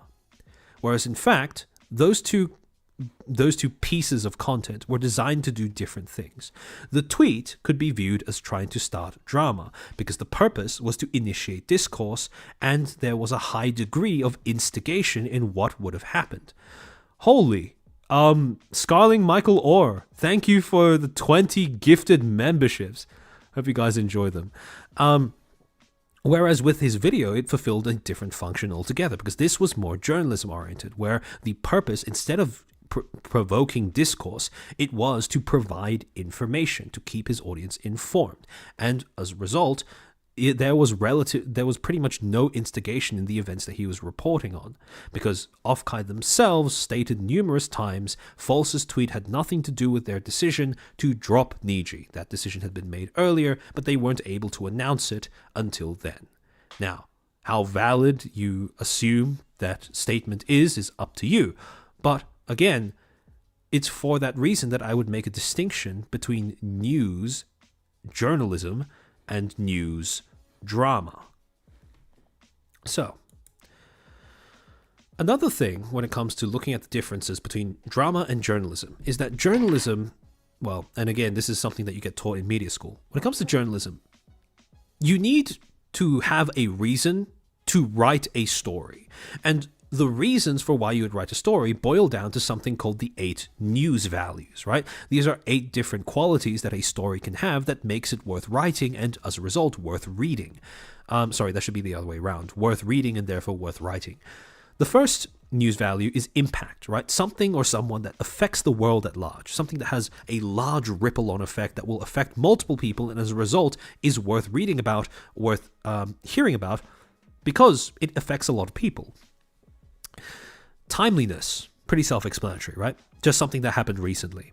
Prominence, someone or something that is renowned or infamous. Their name alone will generate clicks because of how many people know and keep up with what they're doing. Proximity, something that is immediately relevant to the reader. Again, something that is close to the reader in some way. Unusualness, something you don't see every day. Again, pretty self-explanatory. Conflict and controversy, something that is likely to incite discussion and or disagreement among the audience. Human interest, celebrating humanity and human achievements. And finally, cultural currency, which is basically just trend chasing and whatever is popular to talk about at the moment, right? Whatever is culturally current, so to speak. Now, journalism has 8 news values. However, when you look at drama, what news values are valid when you look at, what kind of stories get talked about in drama coverage, drama only has around half the same amount of values as journalism does. The only things that people tend to care about are things like timeliness, things like prominence, things like conflict and controversy, and things like cultural currency. Again, for various reasons. Timeliness, because the first to talk about a drama tends to soak up more views, unless the quality of later coverage is higher. Prominence, because again, if you talk about people that have a lot of clout, chances are you have an inbuilt audience that are going to watch your content. Conflict and controversy, The more conflict and controversy you're able to squeeze into your content, the more people will be attracted, but also the more people will probably end up engaging with your content, if only so that they can gain some sort of validation for how they already feel regarding the topic. And finally, pretty much, this is just normal stuff. Cultural currency, right? If one drama topic becomes popular, a whole bunch of other drama creators and reporters will end up jumping onto the bandwagon as well. So, Paul SD, did False make himself part of the story? Did he get dragged in? In the case of the Offkai example that I gave, I would say that False didn't make himself a part of the story because the way that he reported the story when he made his video, again, the answer varies depending on whether you're referring to his tweet or whether you're referring to his video. If you're referring to his video, then I don't think he made himself a part of the story because he was simply reporting on what Offkai had done, according to their own words, independently of him. If you're looking at the tweet, though, because that did get a response from Offkai, that would be a case of him inserting himself into a story. But again, like I said, it's pretty important to make that distinction depending on what exactly you're looking at and what the purpose and platform that he made that content on serves as well. So, that being said, right? So, okay, journalism has 8 news values, drama only has half the number of news values, and all of their news values tend to revolve around the same sort of like what will generate the most short-term attention, right? However, at the same time, there is an elephant in the room, right? It's all well and good to try and understand like drama content, the nature of drama content, how to make drama content, but at the same time, you can't make drama content without drama. So that leaves us with the question, why the fuck is there so much drama in the world of Vtubing? And the answer to that is pretty complex when you really get into the weeds of it, right? And this is basically like me attempting to do, if you remember, like way back, like 1 or 2 months, like 2 months ago or something at this point, when I talked about Shizzy's video. This is basically me going in retroactively and trying to make an argument that he made, but just better. So when it comes to looking at the reasons why there's so much drama in Vtubing, you can identify the reasons for that in the large part because of the kinds of environmental factors that characterize this particular industry and this particular space. So you can categorize these factors in different tiers. When you look at the big picture, right? Overall, a big reason why there is so much drama in Vtubing is because Vtubing in general is a neophyte industry. Now, again, what I mean by that is that it is an industry that is only just beginning to find its legs and grow. Vtubing has not been around for that long of a time, even though on the internet we tend to view 2 months as an eternity. You have to remember that when it comes to the way that an industry grows, these are things that take years, if not decades, in order to establish themselves properly. Now, Vtubing has been around for since 2017, right? That is still under a decade old, and it only really exploded around COVID, which was only 4 years ago. So in that time, right, there has not been a lot of time for Vtubing as an industry as a whole to properly develop and form, rules and regulations for itself. Now, as a result of it being a neophyte industry, the flow-on effects of that, the environmental factors that stem from that, are that we have inconsistent industry standards for one of them. And again, some of you might say, well, inconsistent industry standards, that we have HoloLive. And to that I say, yeah, but HoloLive is only one agency. HoloLive is a big player in the industry, perhaps I think it's fair to say the biggest player in the Vtubing, one of the biggest players in the Vtubing corpo scene. But it's not the only one. For every HoloLive, you will have at least 3 Archeo Airs, Wachters, and VCs, right? For every face connect, you will have you will have a Yume Plus, a Sundaria, a Cyberlive, right? So again, when it comes to inconsistent industry standards, this is a problem that plagues this industry. We don't have a strong corpo scene just yet. And hand in hand with that, we have the problem that the industry is growing at a pace that outruns the safeguards that you can put in place. Now, what I mean by that is we don't have a way of ensuring. So the audience is growing and the creators and the technologies are advancing faster than our ability to regulate all of these things, right? And as a result of these two factors combined, when you look at the indie scene, you see the following things: a reliance on self-promotion, a lack of professionalism. Again, there's no real reason why you need to behave in a professional manner if you don't have a strong, robust corporate scene, because you don't have any, there is no reason for you to aspire to act like a professional so you can join a corpo, right? Hololive is infamously hard to join. Vshoujo is infamously hard to join. And when you look at the EN VTubing scene, right, Hololive and Vshoujo are probably the two biggest players. Again, no one wants to join Niji at this point, especially not on the EN side. So you don't really have a corpo that you would aspire to join for the most part, right? And again, Face Connect is still in its growing stages. So I don't think they're looking to onboard a massive wave of people either. And as a result of that, and again, hand in hand with this, you have low barriers to entry. Anyone, any Tom, Dick, Harry, whatever, can just become a VTuber by getting a model, right? And then, hey presto, they are a VTuber. Again, this is also part of the reason why I keep insisting, and other people have also been insisting, there is no such thing as a single VTuber community or VTubing community. VTubing is an industry. Anyone can join if they use the same technology as everyone else is using in the space. And as a result of that, low barriers to entry doesn't just apply to individual creators, it applies to corpos as well. This is why we have such a problem, because this and this go hand in hand.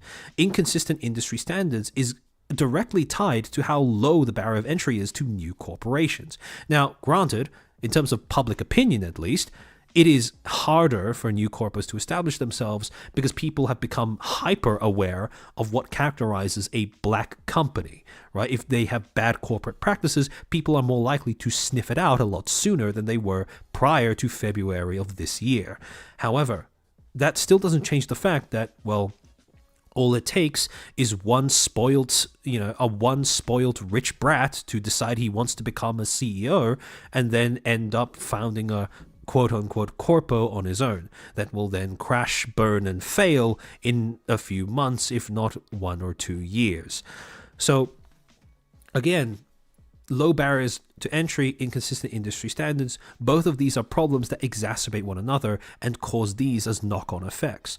And when you take these factors, you then get all of the other problems that plague the indie scene in particular, short-sighted growth strategies. And again, we'll go into more detail as to what I mean by each of these things in a little bit. You have antisocial behavior, both the fact that, the VTubing space in general is very friendly to people who exhibit antisocial behaviors, but it also makes those behaviors worse. Inconsistent ethical standards, right? Where, again, you don't have you don't have consistent industry standards, and as a result, people are left to sort of decide on what their ethics and morals for the space should be all on their own. Every community will have its own set of principles, things to do, things not to do, their own senses of etiquette, etc. And when you get creators trying to assert their own ethical standards onto other creators, that's when you get a lot of the sort of infighting and shit flinging that you see among smaller EN indie VTubers. And finally, just to cap it all off, exploitation, right? Whenever you have a space that grows, that has more money poured into it than regulations on how that money is used or made, you will get bad actors coming in to exploit people in that space for various reasons and in various ways. But again, to go into this in more detail, when it comes to inconsistent industry standards, when you are trying to determine what the standards of an industry are, you need to look at the biggest players in that industry. And at the moment, in the EN corporate scene, I would say that it's fair to designate Hololive, VShojo, and Anycolor/Niji-Sanji as the big three, right? Now, as much as I love FaZe, I cannot in good conscience class them as a member of the big three just yet, because they are simply not large enough. Now, in terms of their growth, I am hopeful that I will be able to call them a member of the big three in the future. Sakana has displayed that he is capable of prioritizing the length of the line over the angle at which it goes up, so I am hopeful. But again, at this stage in time, I can't quite say that FaZe is big three. So when you're looking at industry standards, there are a few criteria that I use to judge how, what is being set among these three, right? And again, one of the reasons why in EN VTubing we have a weak scene is because the quality, the standards vary quite a bit between these three corpos. So when it comes to professionalism, right? The criteria that one of the main things that I use to judge industry standards is the degree of professionalism displayed by these corpos, both in the way that they operate and the staff that they acquire to represent their brand, right? So in terms of the criteria that I use to judge the professionalism of these three agencies, first, ethical and legal business practices. This is pretty self-explanatory, right? You don't want to be exploiting your talents. You also don't want to be breaking any laws. Second, strong internal protocols and codes of conduct. You can't afford to have a situation where people don't have a unified, clear understanding of what is and isn't acceptable behavior, right? You need to have strong internal protocols and codes of conduct. Third, talent management synergy. Again, this is something that a lot of people might take for granted when you're trying to evaluate how professional a corpo is, but obviously you don't want infighting between management and talents, right? You want the two to be as synergistic as possible. For media-ready talents, again, this is something, your talents are going to be representatives of your brand in some way or another, right? They need to know how to navigate like a PR disaster, even if that way of navigating it is as simple as just shutting the fuck up.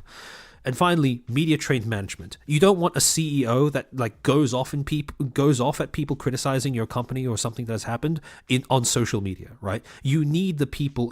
Management especially needs to be media trained, because you need to give off the sense that you are in control of the situation of yourself as a corpo, right? So when judging, to explain why I've given these companies the ratings that I have, right? With Hololive, the only reason why I didn't rate them a 5 out of 5 is because when it comes to, had I been doing this same evaluation in like, let's say 2022, they probably would have gotten like 2.5 or 3 out of 5.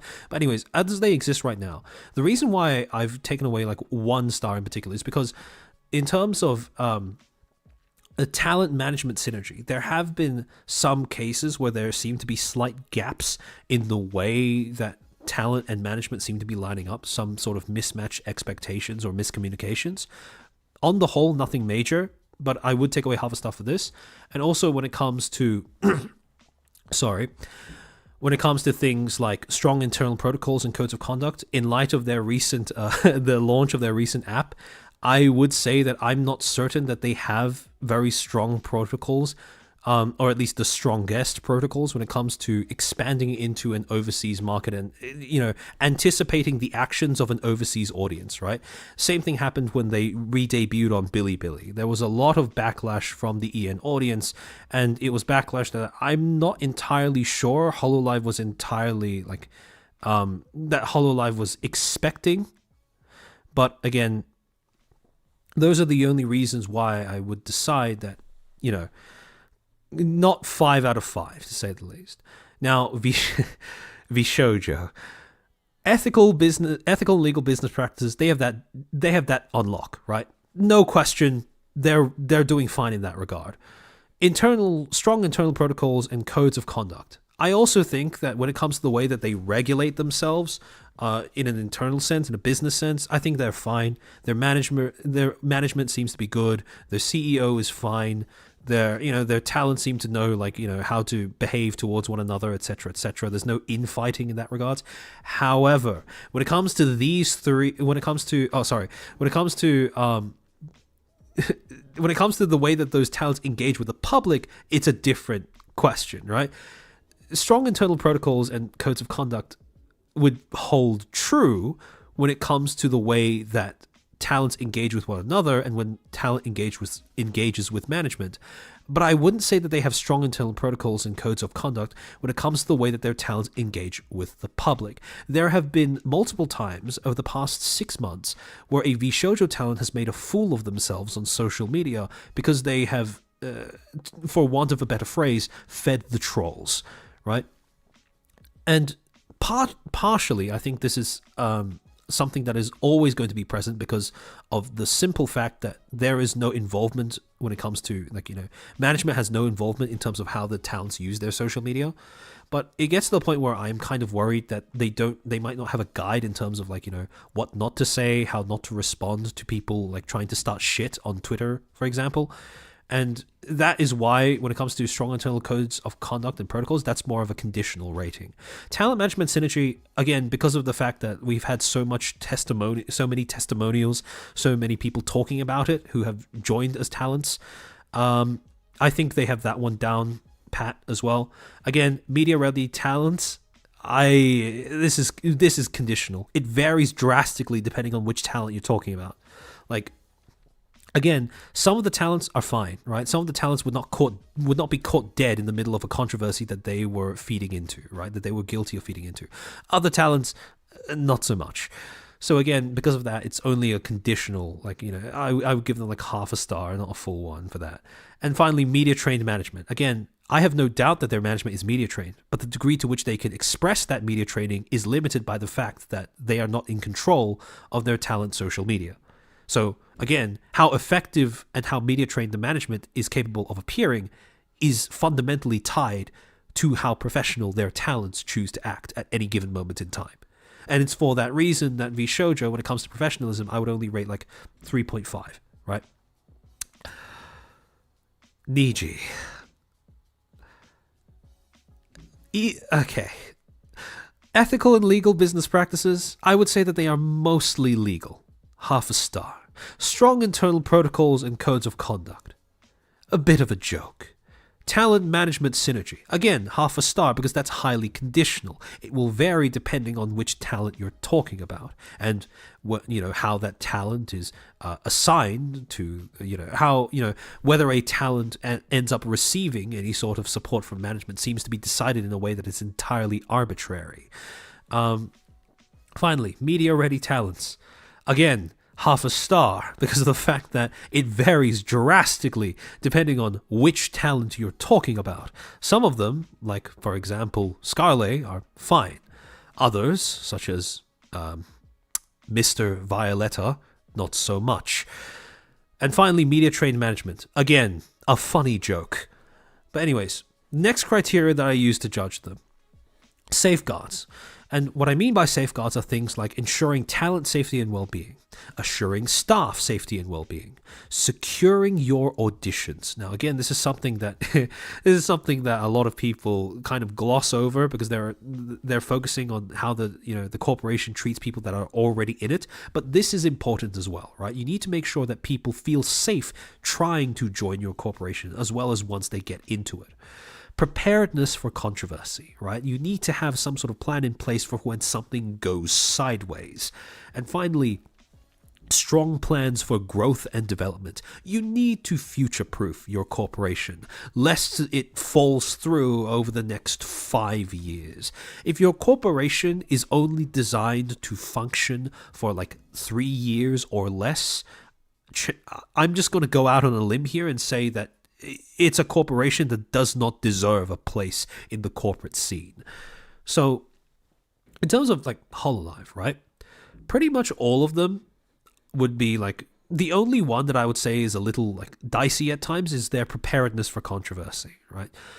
Because again, there are instances where Hololive has responded a little sluggishly to what the EN audience is kind of like, doing. But aside from that, they seem to be pretty fine, right? The talents, for the most part, seem to be pretty like happy where they are. All of them seem to be safe. Again, like I said, if I'd been doing this rating in like 2022 or something, this rating would be quite a bit different. But as it is right now, I'd say Hololive is doing great. Vshoujo, same thing, right? Had I been saying this around 2022 as well, when the whole leaking audition information stuff happened, I would probably say that they were around a 3 out of 5. But as they are currently, because they've fixed that issue, I would say that they're a 4, because the only criteria in which they're lacking is preparedness for controversy. Again, like I said, Vshoujo tends to be, out of the 3 of them, 1 of them has figured out professionalism, 1 is currently figuring it out, and 1 has given up on figuring it out. And, everything else, they seem to be doing fine, right? They actually do seem to have a long-term growth plan, and they're not designed to just, light up and die. Niji.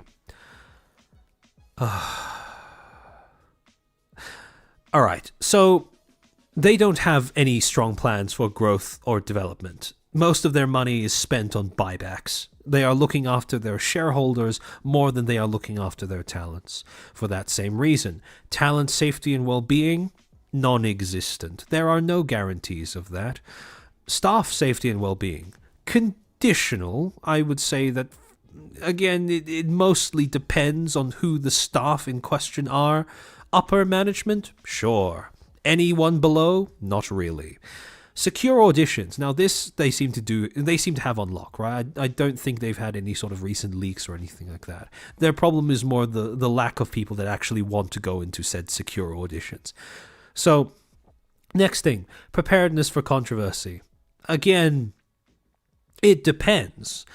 As of right now, I'd say they are prepared in the sense that they've just decided, fuck it, and shut up entirely, right? They just refuse to acknowledge everything, which is better than what they were doing earlier on this year when they were actively shooting themselves in the foot. So, again, conditional, yes. Everything else falling apart a little bit. Now, the next criteria that I use to judge them is just how they deal with drama. Right? And the reason why this is important is because depending on how the corporate actors in a professional scene are, depending on how they handle controversy, depending on how they handle bad actors, that will set the standard for what kind of bad actors can inhabit that particular industry. So, when it comes to the way that each of them handles controversy, Hololive is the only one that has been able to use any sort of legal weight that they have in a way that seems to be effective, that seems to actually do something. So, of the 3, Hololive seems to be on top of the way that it handles drama, right? They're not overly oppressive. They don't stifle all controversy or discussion. But when someone attacks their talents, when someone engages in drama content, when someone makes bad drama content, essentially, they have the ability to shut them the fuck up. Vshoujo, I would say, quite different. Vshoujo is they are drama prone, I would say. They don't really have a great way of addressing drama beyond just having the talents make statements, which again will vary drastically in effectiveness from case to case. Niji, it's basically Hololive if Hololive was garbage at what they were doing. So Niji does have legal measures that they can put in place, but those legal measures are so sluggish and so clumsily implemented that they are probably worse than not having any at all. So again, the reason why it's so important to have a strong, robust corporate scene and have good standards set in place, you need to have a threat that if you do implement bad practice, there will be people holding you to account, right? And having corporations that routinely express that they are capable of both correctly identifying when there are bad actors and punishing those bad actors sufficiently, that is important because it creates a chilling effect against future bad actors that might emerge. People are more likely to think twice before making an unfounded claim because it's been established as a precedent that they can be taken to task for it. And as a result, because of the fact that only one out of the big three, I can't speak, has shown any sort of consistent ability to take people to task for bad coverage, that means that everything else is pretty much free game. And as a result, drama tubers in general, especially new drama tubers who are entering the space, don't have any reason to second guess themselves when it comes to the way that they are presenting information. Now, moving away from the corporate scene, when we start to look at the next tier of factors, right? A large part of the reason why... Sorry, give me a second. I'm going to blow my...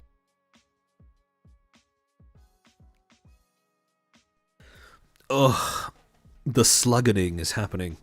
I can feel my nostrils being clogged. Anyways, part of a big reason why the independent EN VTubing scene is such a fucking mess is because all of these factors that I mentioned before, a reliance on self-promotion, a lack of professionalism, and low barrier to entry, can all be tied back to the fact that for some reason, people seem to view Twitter as a key platform on which to promote themselves and kickstart their career. The problem is, Twitter is a shit platform that is designed to create... Well, it's essentially designed to allow anyone to come into any conflict, any personal thought, feeling, whatever that you express, and then turn it into a public battleground. And what happens is, like I keep saying, the medium is the message. What you use to communicate will end up shaping how you communicate. And the problem is, when people use Twitter as the platform to engage themselves, what they are often tempted to do is to initiate a game of social roulette, where they will initiate some sort of shit-flinging fight and they will enter it in the hopes that they come out on top with all of the backing of the people who witnessed this fight happen. And as a result, all of these problems are actively made worse, right? Because of the fact that they are tasked with promoting themselves, they can be reckless in the way that they promote themselves. And again, they don't future-proof the way that they promote themselves. They don't care if they create controversy as their, as a byproduct of their self-promotion, because there is a lack of professionalism and a lack of corporate future to aspire to. And again, combine that with low barriers of entry, anyone ends up believing that they can become a VTuber if they just get enough Twitter clout and they buy a model for a few $1,000s, which ends up making the entire situation that much worse. And yeah, exactly, that weirdo. You get drama. This is basically the logical byproduct of what happens when Twitter is viewed as your main platform of growth. And again, the reason why I keep going on and on about how Twitter is an awful platform, aside from the web design, aside from the interactions that the very architecture of Twitter is designed to facilitate. Twitter is a garbage platform because it is not the platform that your viewers are most likely going to be coming from. It is well documented at this point that the conversion between who interacts with your stuff on Twitter and who ends up, leaving Twitter to interact with your stuff on another platform is abysmally low. There is no point in gathering an audience on Twitter if Twitter is not your main platform that you are going to be making content on. And overwhelmingly, people are making content on Twitch and YouTube, or even Kick and Rumble, not Twitter. So getting an audience on Twitter, sacrificing your professionalism, your corporate potential future for the sake of gaining Twitter clout is just about the most myopic approach towards building an audience that I can see for any individual creator. And again, this this ties into the next 4 knock-on effects that happen as a result of this being a very prevalent way of that people seek to promote themselves. The first one, Twitter and myopic, meaning short-sighted, self-promotion. Earlier on this year, in May, we were given an example of this happening in real time. Camila, a pretty big indie VTuber, made a Twitter post where she was celebrating garnering 66.6k followers. And as attached to that, she included an animation of herself dancing along with, Lolly Requiem. However, what this post ended up digging up was that prior to this, when she was in the early stages of her indie career, she went after Fallen Shadow, Shonder, for being a lolly VTuber. At this stage in her career, she saw it fit to bully, harass, and essentially shit-talk Shonder for no reason other than the fact that Shonder used a lolly model. Right? And again, this was something that she did for the sake of clout. Too often, what I will see in the Twitter indie VTubing scene is this perverse obsession with projecting humility. You will get these creators that they publicly proclaim that they don't care about growth, that they're not here to try and get bigger, whatever, and they viciously deny themselves any right to admit that they have a dream of making it big. They gaslight themselves into believing that there is no possibility that they could ever become larger than they currently are, that they're just doing this because they feel like it, that they don't have any ambition whatsoever. They smother their dreams, and in doing so, they somehow manage to convince themselves that they are in a position where they have nothing left to lose. And then they make it big.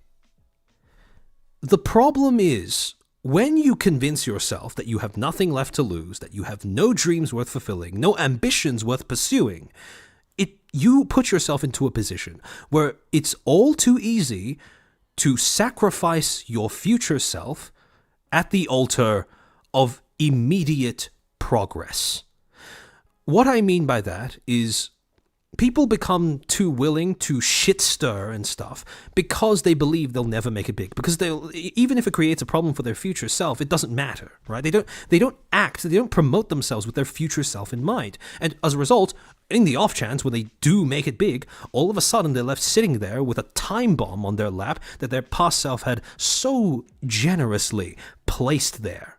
And this was an exact case of what was happening with Camila, because again, in her early stages, when she, didn't really act with her future self in mind, she decided to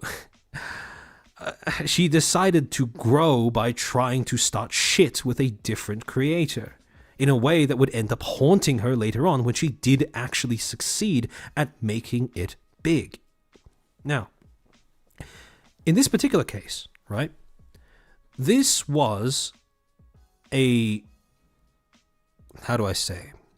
exemplar of what can potentially happen, because Camila actually ended up addressing this particular controversy, and in a way that, as a nice refresher from everything else we've discussed up until this point in this stream, actually, she actually made an effective apology, right? She states, "Hi, posting this because a lot of people are questioning me for posting the Lolly God Requiem after I admittedly did attack a creator for liking that kind of stuff 2 years ago.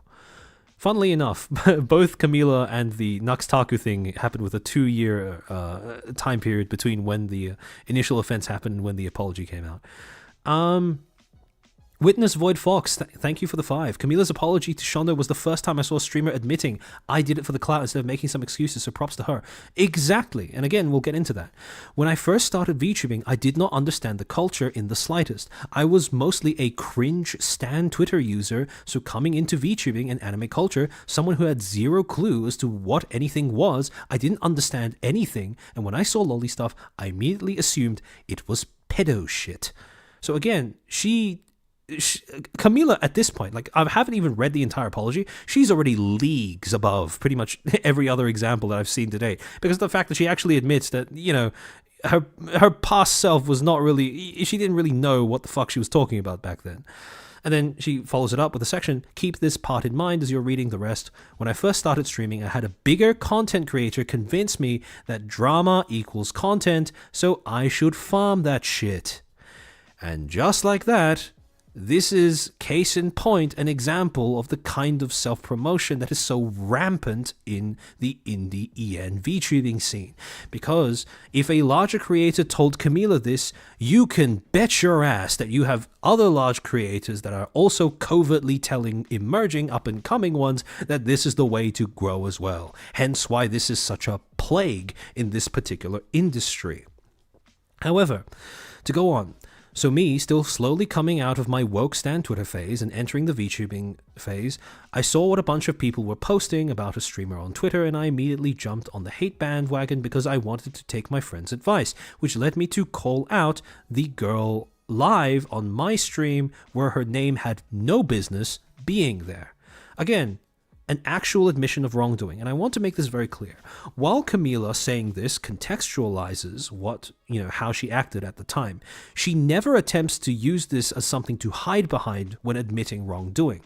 And it's for that reason that I really do think Camila is a really rare case of a bad tourist completing the transition into becoming a good and healthy part of the space.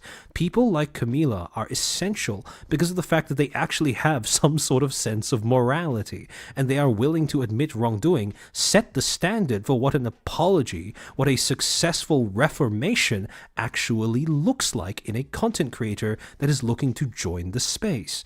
Because what she described, right, her arc of one, you know, her short-sighted pursuit of immediate gain, again, you know, this sort of like people preferring to backstab another creator for 5 CCV instead of spending years to gain 10 naturally, or sorry, not even 10, like 100 naturally.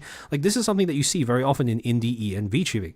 And, this kind of behavior is fairly common, which is why having someone who actually come out, admit wrongdoing, and then, you know, not just say, but display a change in behavior is important. And this is also why I believe that, like, you know, it is for the best that Camila was, you know, that this situation ultimately resolved itself amicably, as we'll get to in a second. But to finish off what she said, looking back at it, I wasn't even trying to criticize, I was just straight up bullying. I was trying to deplatform her when I didn't even know who she truly was as a person. We have so many mutual friends in common, and anytime her name was brought up in idle chit-chat, I started feeling really bad, because everyone had said nothing but nice things about her, and it became more and more clear that she didn't deserve that. And again, she actually, this isn't the entire statement, right? But this sums up the essence, where she, yeah, again,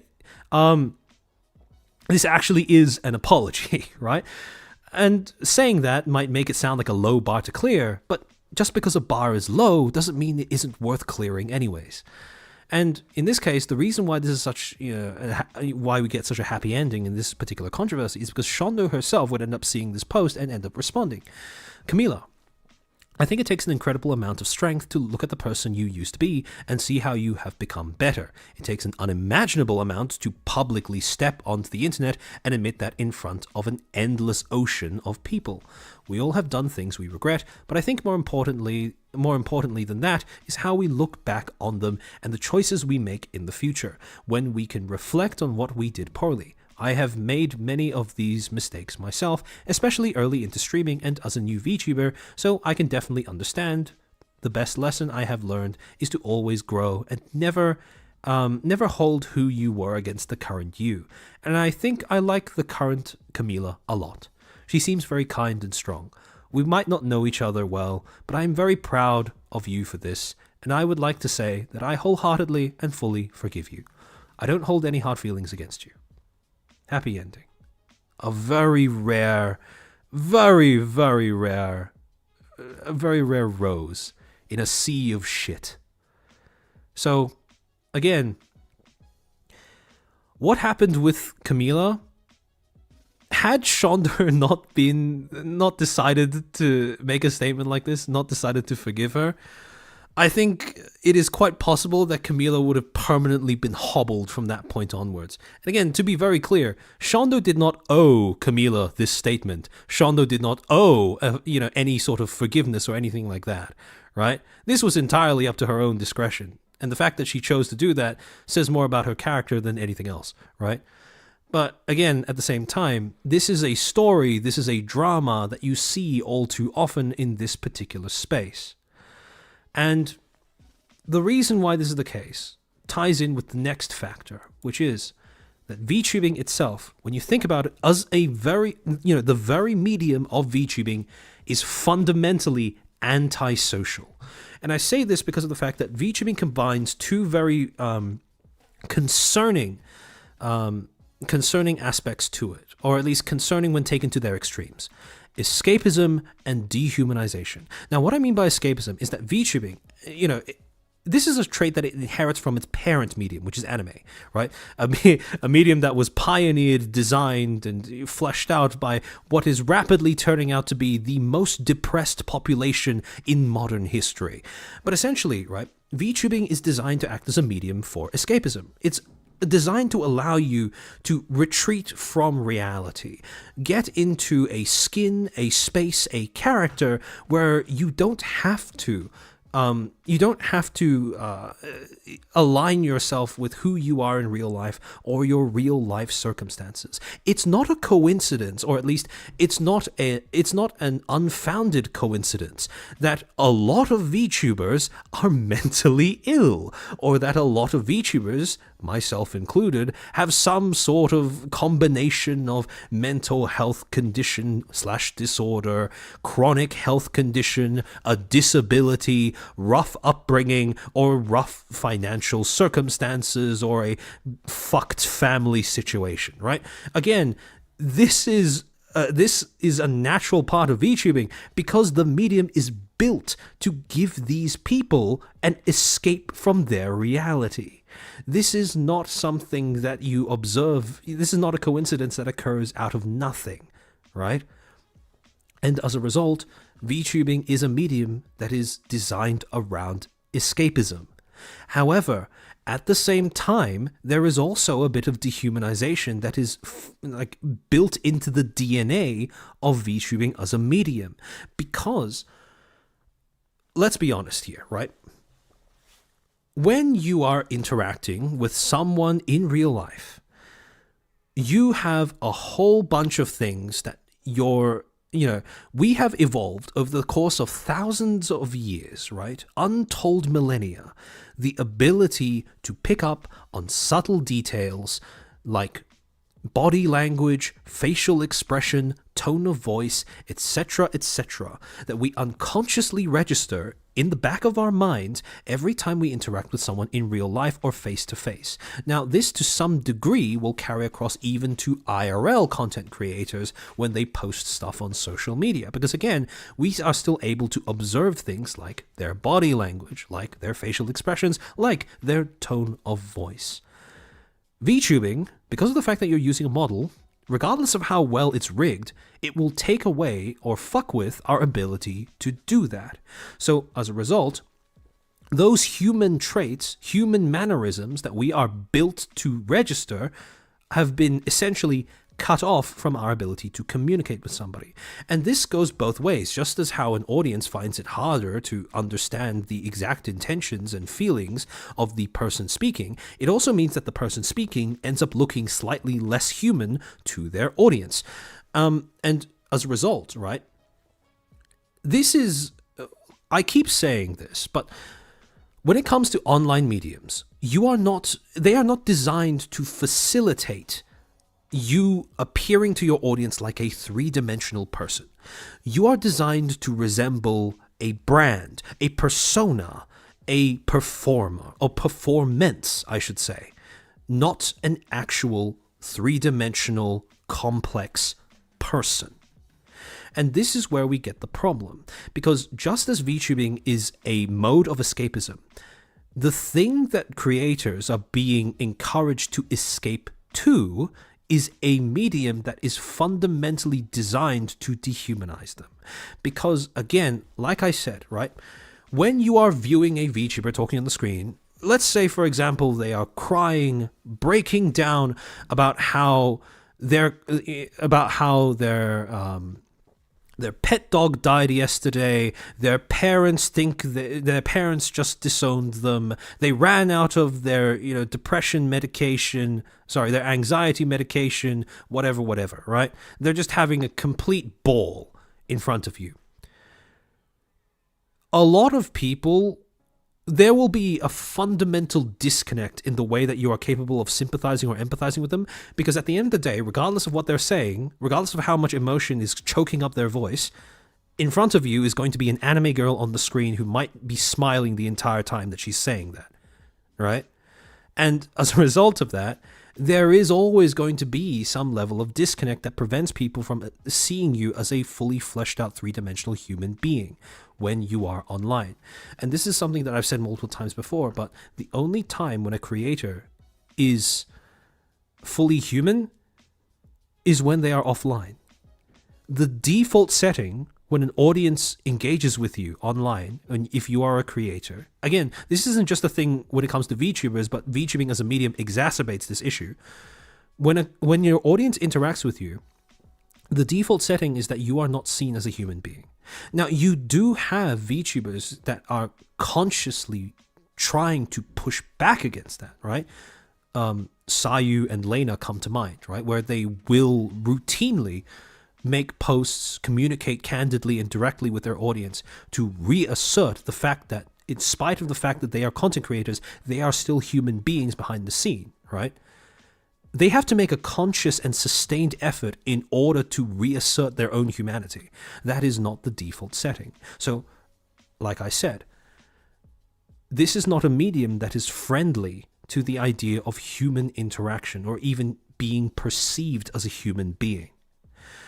Now, what that means is that it amps up all of the latent social anxieties and conflicts that can emerge in any sort of social interaction, right? It amplifies the effects of things like brainworms, overthinking, just general social anxiety. Because like I said, when you're trying to communicate with someone, and you don't have access to all of the things that you have in a face-to-face communication, or even when you're just communicating virtually to an actual human being that you can see in front of you, all of the tools that you've evolved in order to understand their intentions, their feelings, whatever, they're all switched off. And on top of that, even as a creator, let's say you're trying to reach out to another creator and set up a collab with them or something, or you're just trying to figure out if they're someone who you can trust with, trying to establish a friendship with or something like that. When you first reach out to one another, you are essentially one persona interacting with another persona. There are no people in that interaction just yet. And only when one of you or both of you begins to drop that persona do you actually get something resembling a real human interaction. So again, when that is the case, you have to fight through a lot in order to just establish baseline human connection with one another. On top of that, just as it amplifies all of these sort of anxieties and things that might prevent effective interaction, it lowers the inhibitions of a bunch of other more negative antisocial behaviors at the same time. Things like bullying, brigading, and just general ganging up on people is way easier. Things like backstabbing, betraying people are way easier when you don't even perceive them as an entire human being. Right? And because, like I said, VTubing is a medium where it's really easy to lose sight of the fact that the creator behind the model is again, their own person, like a real person, it becomes all too easy for people to do things like this. To act as if the other person does not have any sort of life struggles, emotions, whatever, that you need to worry about when you interact with them. Same thing when it comes to, okay, a lot of people might see this and automatically think, that's the Gojo domain expansion symbol from JJK. Before it was that, it was also a hand sign, a symbol that was supposed to signify lying, breaking a promise, right? And again, it becomes a lot easier to deceive someone, to lie to someone when you don't have your conscience screaming at you that you are doing it to another human being. Again, this is an effect that just any online platform will do, right? This is an effect that any online platform has. And I don't want to make it sound like this is a problem exclusive to VTubing. However, VTubing, by the very virtue of the medium, makes that problem worse.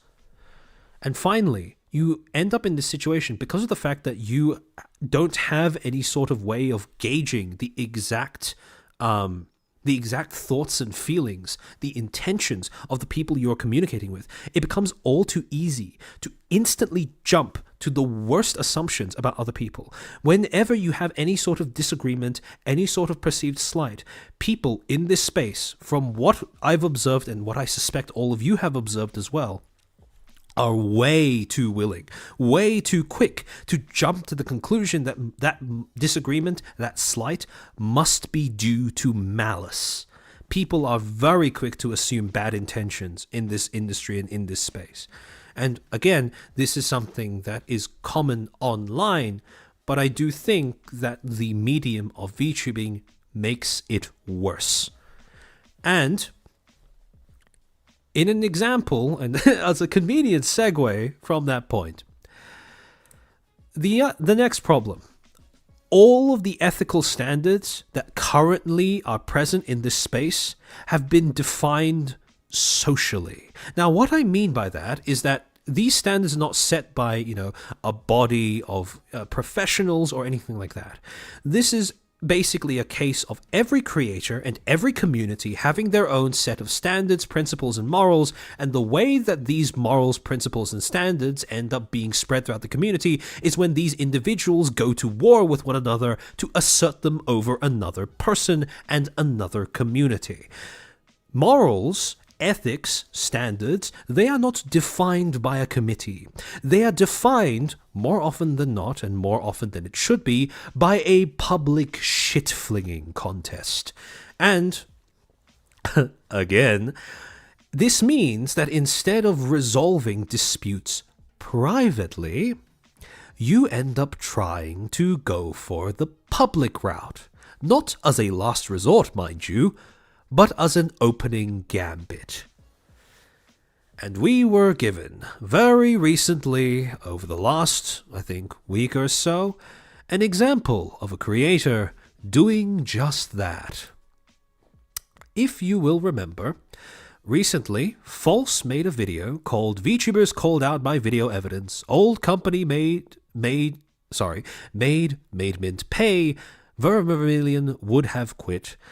And right at the end, I've said this before, False, and again, this is something that a lot of news tubers will do, and this is smart practice in my opinion.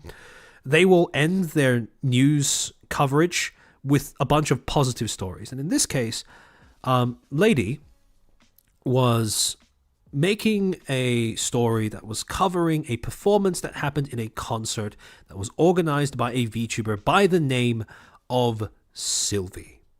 Now, what you will notice when you go into the description is that the link to Sylvie's socials is a little different from all of the others. That is because when the video was first published, this link wasn't there. False and his team had made a mistake and forgotten to include her socials in the acknowledgement for where they got this story from. Again, this is a mistake. Nobody is going to argue with that. This was a lapse in, their practices, essentially, right? This is a link that should have been included and has now been included. However, where this thing starts to fall apart is how Sylvie chose to make False and his team aware that this particular mistake had been made.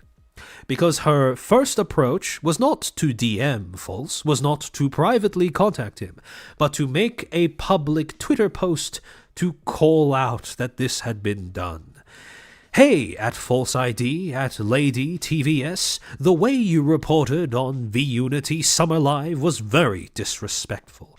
I guess it's not dramatic and negative enough for you to cover properly, as you didn't even bother to credit me and didn't put a link to my Twitter in the description of your video, despite covering my concert that I organized and discussing my event, however briefly.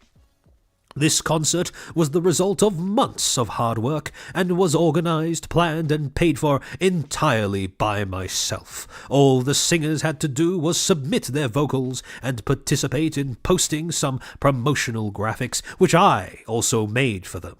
I wanted the concert to be something positive for the community to enjoy, and despite it being a fairly large event featuring 22 VTubers, you decide only to mention it in passing after the concert has already happened, and through the tiny lens of reading one of the singer's Twitter QRTs, quote retweets, about it. The way this was reported on was, in my opinion, very disrespectful, and I understand that it's your news channel and you can do what you like with it, but I don't appreciate the lack of credit given in this instance, despite the fact that this event was entirely created by me. The way this was reported on was, in my opinion, very disrespectful. Oh, wait, sorry. Yeah, I'm so cooked I started reading the same paragraph twice. Do better. Hold on. Wait, I didn't read it twice. She actually included it twice. Okay. I thought for a second that I fucked up there, but it turns out she just accidentally included the same paragraph 2 times. Anyways, of course, the ever-present and infamously characteristic of Twitter, do better. JV Robergato, thank you for the 5. I've seen a lot of tweeters take the side of Sylvie. Yeah, I have as well. And again, while I can understand them sympathizing with the fact that she wasn't properly acknowledged in False's video initially, I cannot understand why people would sympathize with the way that she went about addressing this. So, not only that, but she went onto her public, again, I say that because it's important, her public Discord server, added everyone and said, I'd appreciate if you guys could like and retweet my latest Twitter post just so that maybe they will see it and fix it somehow. And some poor, brave soul in her server dared to question, saying, you can crucify me for saying this, but I think a private DM to them saying that they didn't fully credit you would have been better than blasting them with a tweet. I don't know, seems overboard. And they were exactly right. Mercurius Olicus, thank you for the 2. No, Armchair, you didn't have a stroke? Yeah, I honestly thought I was until I realized that it was actually what you wrote in the tweet. But anyways, and then, in response to this quite reasonable request for, putting the foot down on the brakes a little bit, Sylvie responds, they would just ignore my DM. And the things they said in the video itself are what I have more of an issue with, which can't be fixed easily. Now again, this is a bit of a shifting of the goalposts. Initially, her complaint was that she wasn't credited properly, which again is objectively a valid critique to have. However, now she's said that the way that they covered it was not something satisfactory to her. They deserve to be put on blast. This isn't the first time they've done this sort of thing. I don't care if it means they never report on my events ever again. They already didn't, and didn't really report on it now either. I'm sick of not standing up for myself in situations like these. I deserve respect, and for my work to be respected, they should know better. Again, the main problem was the outward hostility that she was all too willing to display in a public space. And on top of that, she was calling for her community to echo this as well. Now, the problem is that, again, for all the reasons I've talked about prior to this point in the stream, she is attempting to enforce what most people would agree is a pretty reasonable request in a way that is thoroughly devoid of any sense of professionalism or long-term thinking, because she has gone into this with the assumption that False's lack of proper crediting must be deliberate, must be malicious. And as a result of that, she's chosen to approach the entire thing by just nuking any chance at, burning all of the bridges from frame one, basically. Like I keep saying, and I made a Twitter post on this myself, but when you have a dispute with another creator, your first response should never, ever be to stage a public shit-flinging contest. For some of the reasons I'll say in a bit, but the main reason is that you can so easily just reach out to them privately. Now, look, if they don't give you the time of day when you reach out to them in private, if they prove to be an absolute ass in the DMs, then sure, by all means, make it public. But don't do that as your first resort. It makes you a social liability because it proves that you are way too trigger happy with initiating a battle in the realm of public opinion. And speaking of battles in the realm of public opinion, Sylvie, in this particular case, by making this her default method of trying to engage with False, she essentially Pearl Harbored herself because she initiated a battle in the court of public opinion with someone who was way better networked than her, way more well connected than her, who had a bigger audience than her, and on top of that, didn't even come from she wasn't even able to claim the moral high ground because of the level of vitriol that was present in her call out. And again, when you I messed up the analogy when I was writing it out on Twitter, but sick babies should not cough on hydrogen bombs. And in this particular case, the hydrogen bomb was dropped. Mama Oko, thank you for the 10. Long-term thoughts, what are those? Every week I'm reminded that I wouldn't have a podcast if people had the gumption to give some long-term thought. Yeah, by far, again, this is something that frustrates me to no end, but the amount of people that will go about their business and promote themselves in a way that pays no heed to their potential future as a creator is mind-boggling to me.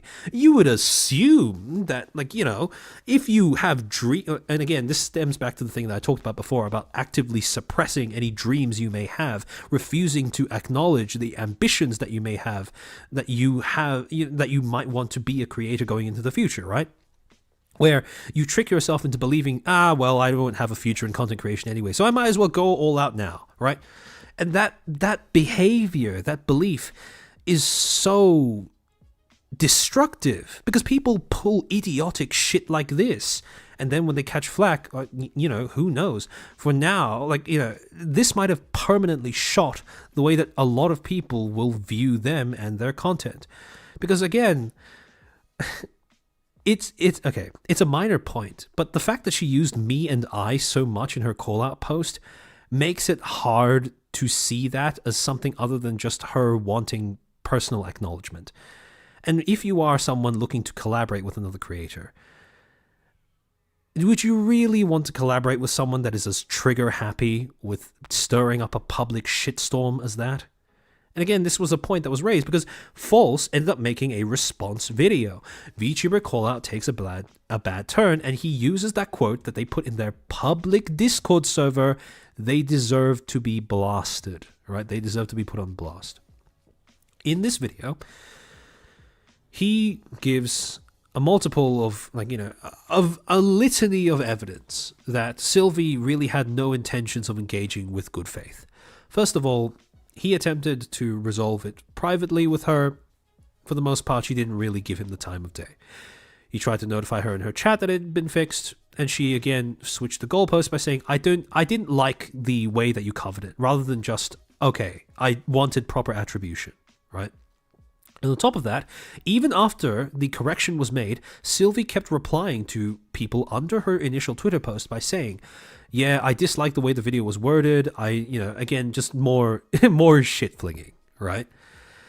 And on top of that, he also exposed screenshots of their DMs where, okay, in her initial post, I don't think anyone would argue that there is a tone of hostility there. However, any internet creator worth their salt will know that if you put out a post that has any sort of hostility, especially when you have, like, what, more than, I believe that Sylvie has more than 9k followers on Twitter or something. If your audience is that large, statistically speaking, there will be at least 1 to 3 schizos in that audience. And when you express hostility like that, it is the bare minimum that you can do to disavow any attempts at taking it further that your audience might have in the post itself. Any creator worth their salt will know that if they make a post that is as hostile as Sylvie's initial one, it will inspire others to use that as a banner to go after False and his team. Now, Sylvie was very, very against making any sort of public statement, initially at least, to essentially tell people to calm the fuck down, don't, death threats are bad, don't do that, etc., etc. And now here's the thing, right? All of us know that when you say that, it doesn't really matter, but it's the bare minimum you can do. And if it strikes you as performative to have to publicly say, don't send death threats, don't try to harass people I'm talking about, even if I'm talking about them negatively, right? It might seem performative, but, well, since you're stating it publicly, it's no less performative than the fact that you made the call-out post in the first place, right? So, again, it is a bare minimum because it's exactly in line with the medium you are using to try to communicate. So her unwillingness to do that bare minimum is not a great look for her character. And again, she sounds really pissy in all of these DMs, right? Why should it be my job to police a random Twitter guy in defense of you who has most likely caused more, threats to be incited against others in this community than probably any other VTuber out there with your reporting. Don't sit up on your high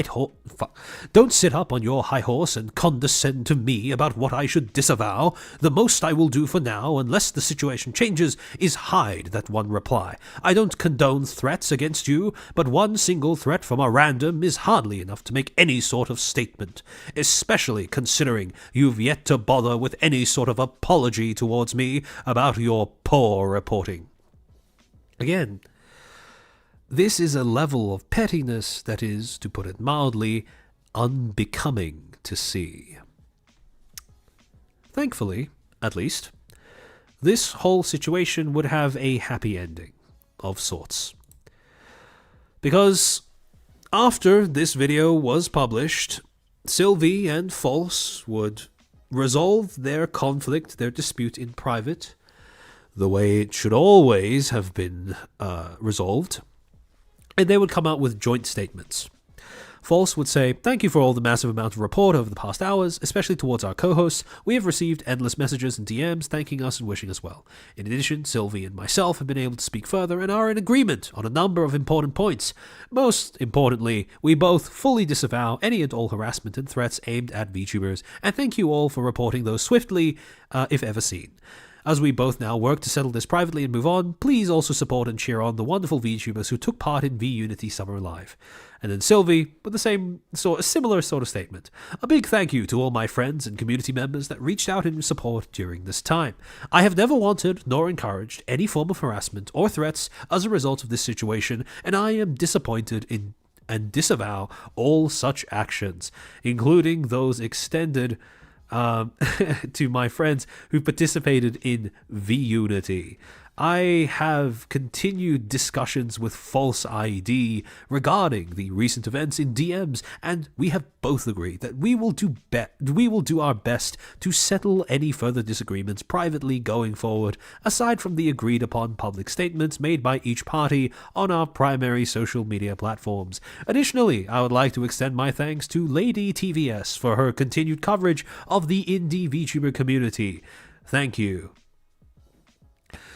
Evo, I would feel sorry for Sylvie, but for the fact that she did this to herself, yeah, my thoughts exactly. Again, like I said, there is no one who is going to argue that what False did was like fine to ignore, right? Because again, if you are a news channel, you should probably be like, correctly citing all of the things that you report on. However, at the same time, if they made a human error and they are they are another creator, they are not a corporation, it is worth trying to just resolve that conflict privately. And the fact that Sylvie defaulted to a public call-out meant that she had no interest in resolving things in a peaceable manner. And as a result, I can't really blame her when the public shit-flinging that she initiated ends up being turned against her because she chose to shit-fling at someone who is, in all senses, far more effective at doing that than her. Right? Like I said, sick babies should not cough on hydrogen bombs. But anyways, in line with that particular event, right, I want to tie this to another media concept that I have talked about on this channel before. So, this is a concept by the name of live streaming. Not live streaming, but live streaming, which is defined as the ongoing sharing of personal information to a networked audience, which creates a digital portrait of one's actions and thoughts. And this was a term that was invented by a media academic called Alice E. Marwick. And this was brought up in a book that she published called Status Update: Celebrity, Publicity, and Branding in the Social Media Age. Essentially, what this concept meant was that when you broadcast things online, when you make any sort of content online, regardless of whether it's some sort of Twitter status update, whether it's a YouTube video or a photo or anything, right? You end up creating a picture of who you are as a person. And because of the fact that you are using a virtual medium, right? You are sharing all of those things to a networked audience that has no way of perceiving who you are as a person beyond just looking at what you make. And over time, as you create more and more content, you upload more and more stuff onto the internet, that networked audience will end up building a distinct picture of your identity as a person based on all of that content, right? Now, the reason why I bring this up is because of how it interacts with drama. How drama, the reporting of drama, the enactment of drama, the resolution of drama changes when that drama is broadcasted to a networked audience. What tends to happen is that, to quote Marwick, the presence of the networked audience not only encourages the self-conscious performance of identity, it enables others to weigh in on social norm violations. Now, if you will remember earlier on in my stream, I stated that the main premise of a drama, any drama, is the idea that a social norm has been violated and that violation must be remedied. What essentially happens is that when that violation is broadcasted to a networked audience, it's a free game, right? Anyone can jump in to say their piece, give their opinion on what violation was made and how that violation should be remedied, right? It enables and encourages other people to do that. And on top of that, audience involvement can be seen as promoting accountability, which is again a phrase that a lot of people on Twitter love to use, social media also amplifies the amount of drama and conflict as other people besides the original two players become involved in the argument. And this is why, when it comes to drama being put online, drama content, in particular, this is why a drama can spiral out of control so quickly. Because what essentially happens is the following process. Two or more parties enter into a social dispute. One or more parties end up publicizing the dispute via a social media platform. And from here, it is broadcasted to, like I said before, a networked audience. However, that audience can be roughly separated into two broad groups. A passive audience that doesn't really interact with the media anymore after they finish consuming it, and then The other group is an active audience who will do something in response to receiving this information. Now, what tends to happen, and this is how drama starts, how drama tubers get involved.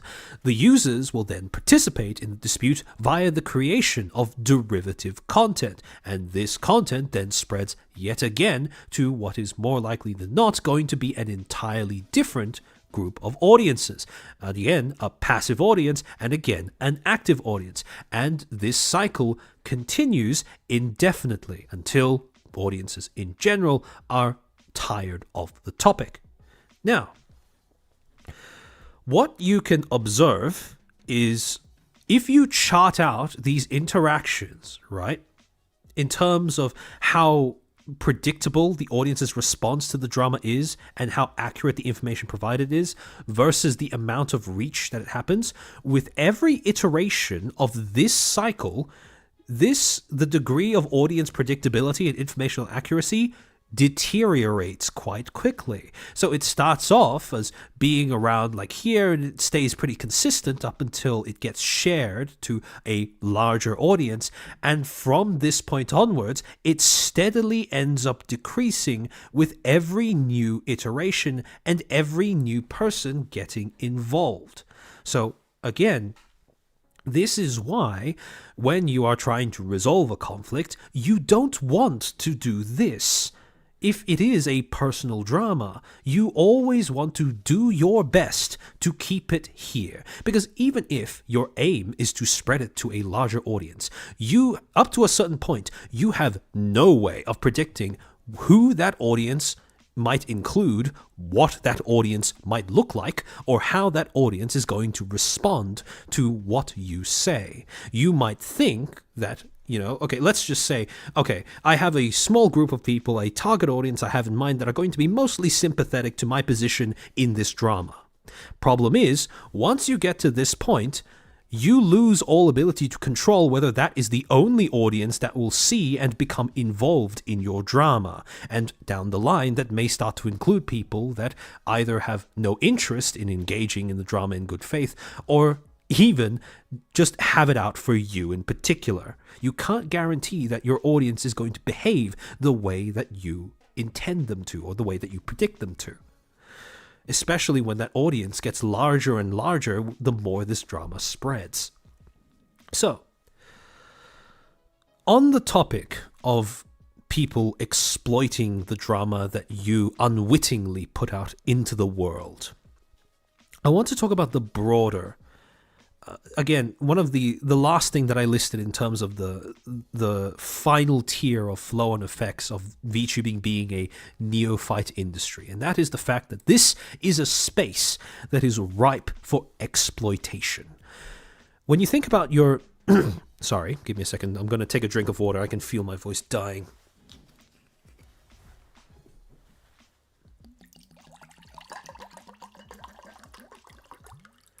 Little bit of water ASMR for you guys. If you have a drink on hand, hydrate with me.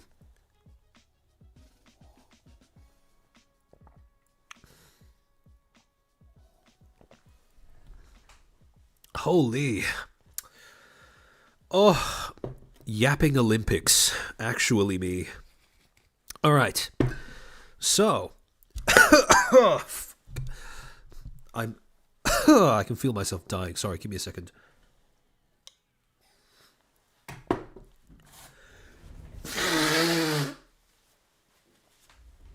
Oh shit, I forgot to mute.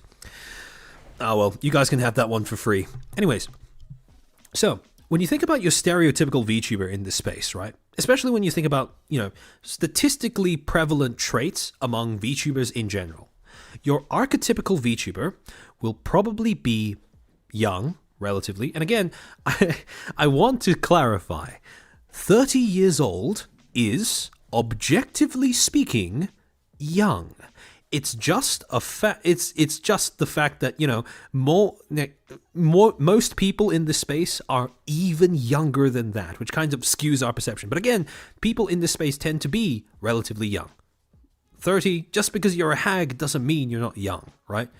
And I know a lot of people will kind of interpret that as a cope, but it's true, right? 30 years old is not that old. So your archetypical VTuber is going to be young. They are also probably going to be the creative type. And again, creatives are a group of people that are infamously vulnerable to being exploited, especially in the early game, mid game stages of their career. They are infamous for lacking business savvy and just general cynicism, right? At least to start off with. As a Hara, most girls in VTubing are around 18 to 24. Yeah, exactly. Really young, right?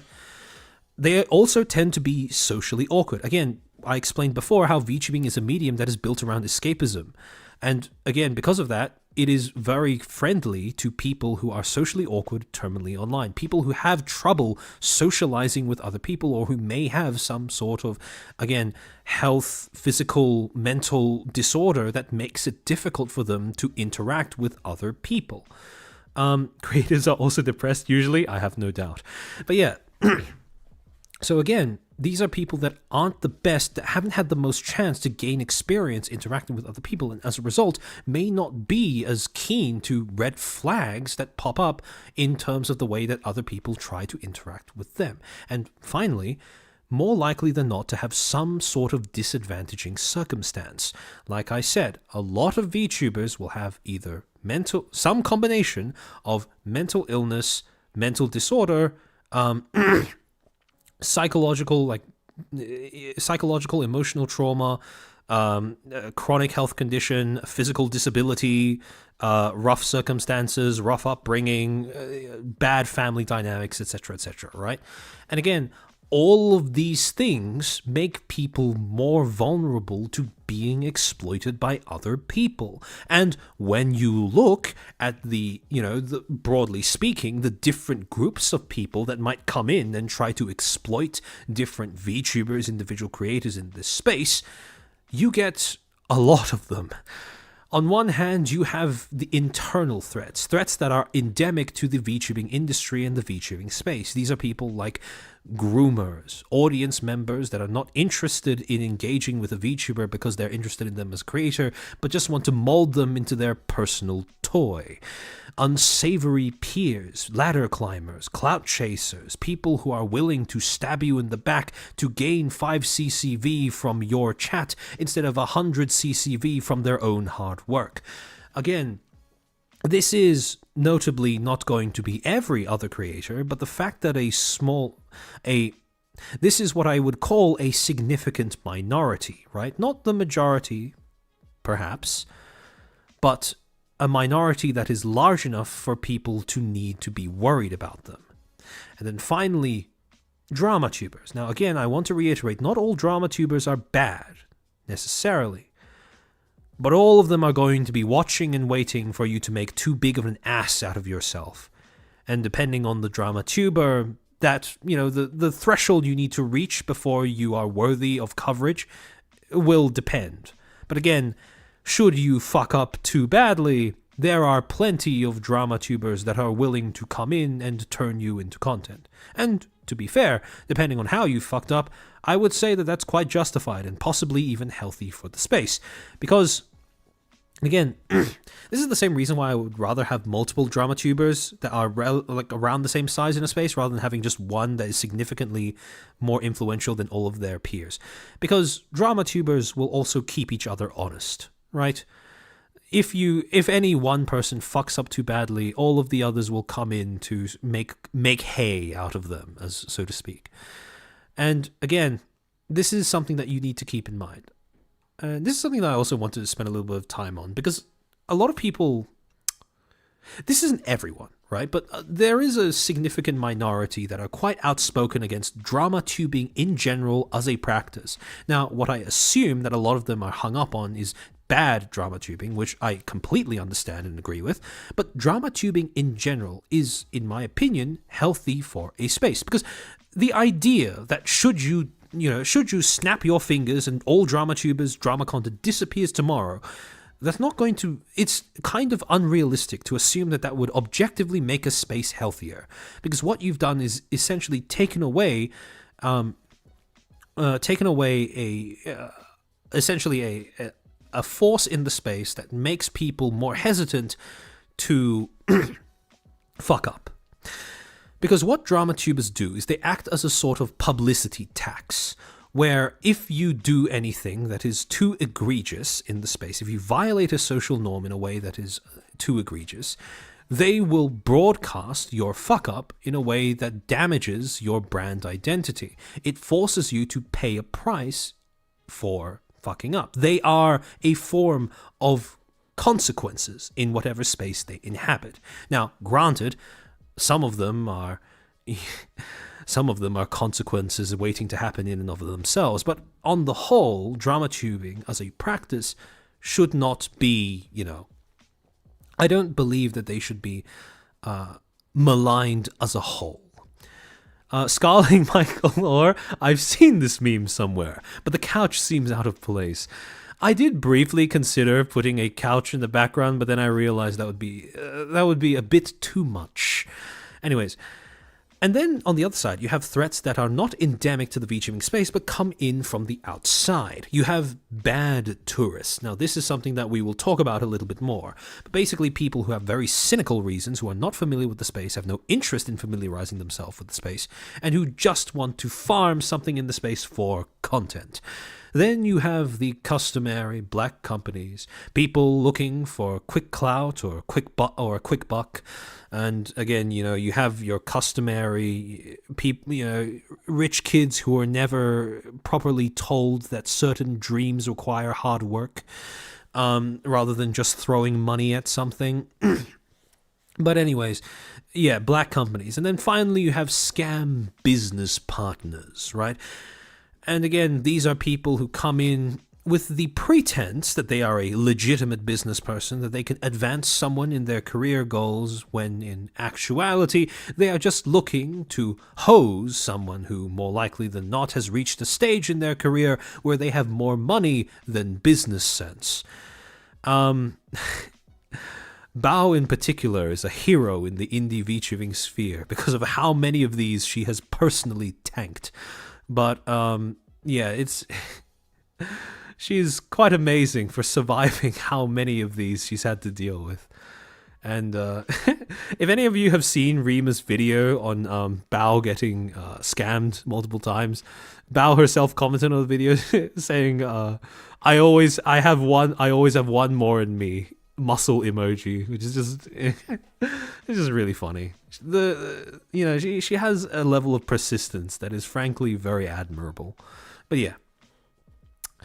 Now, especially when it comes to bad tourists, what a lot of people might realize when they look at some of the more infamous examples of bad drama tubing that we've had over the past few months, cough cough, Knux taku, cough cough, Cliente.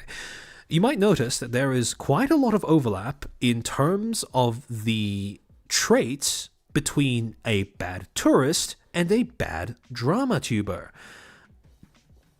Actually, Spencer Howard, thank you for the 5. Drama tubers help change the narrative about Niji. Parrot 4chan and False ID stood with Saya from the start. They have an important role to play.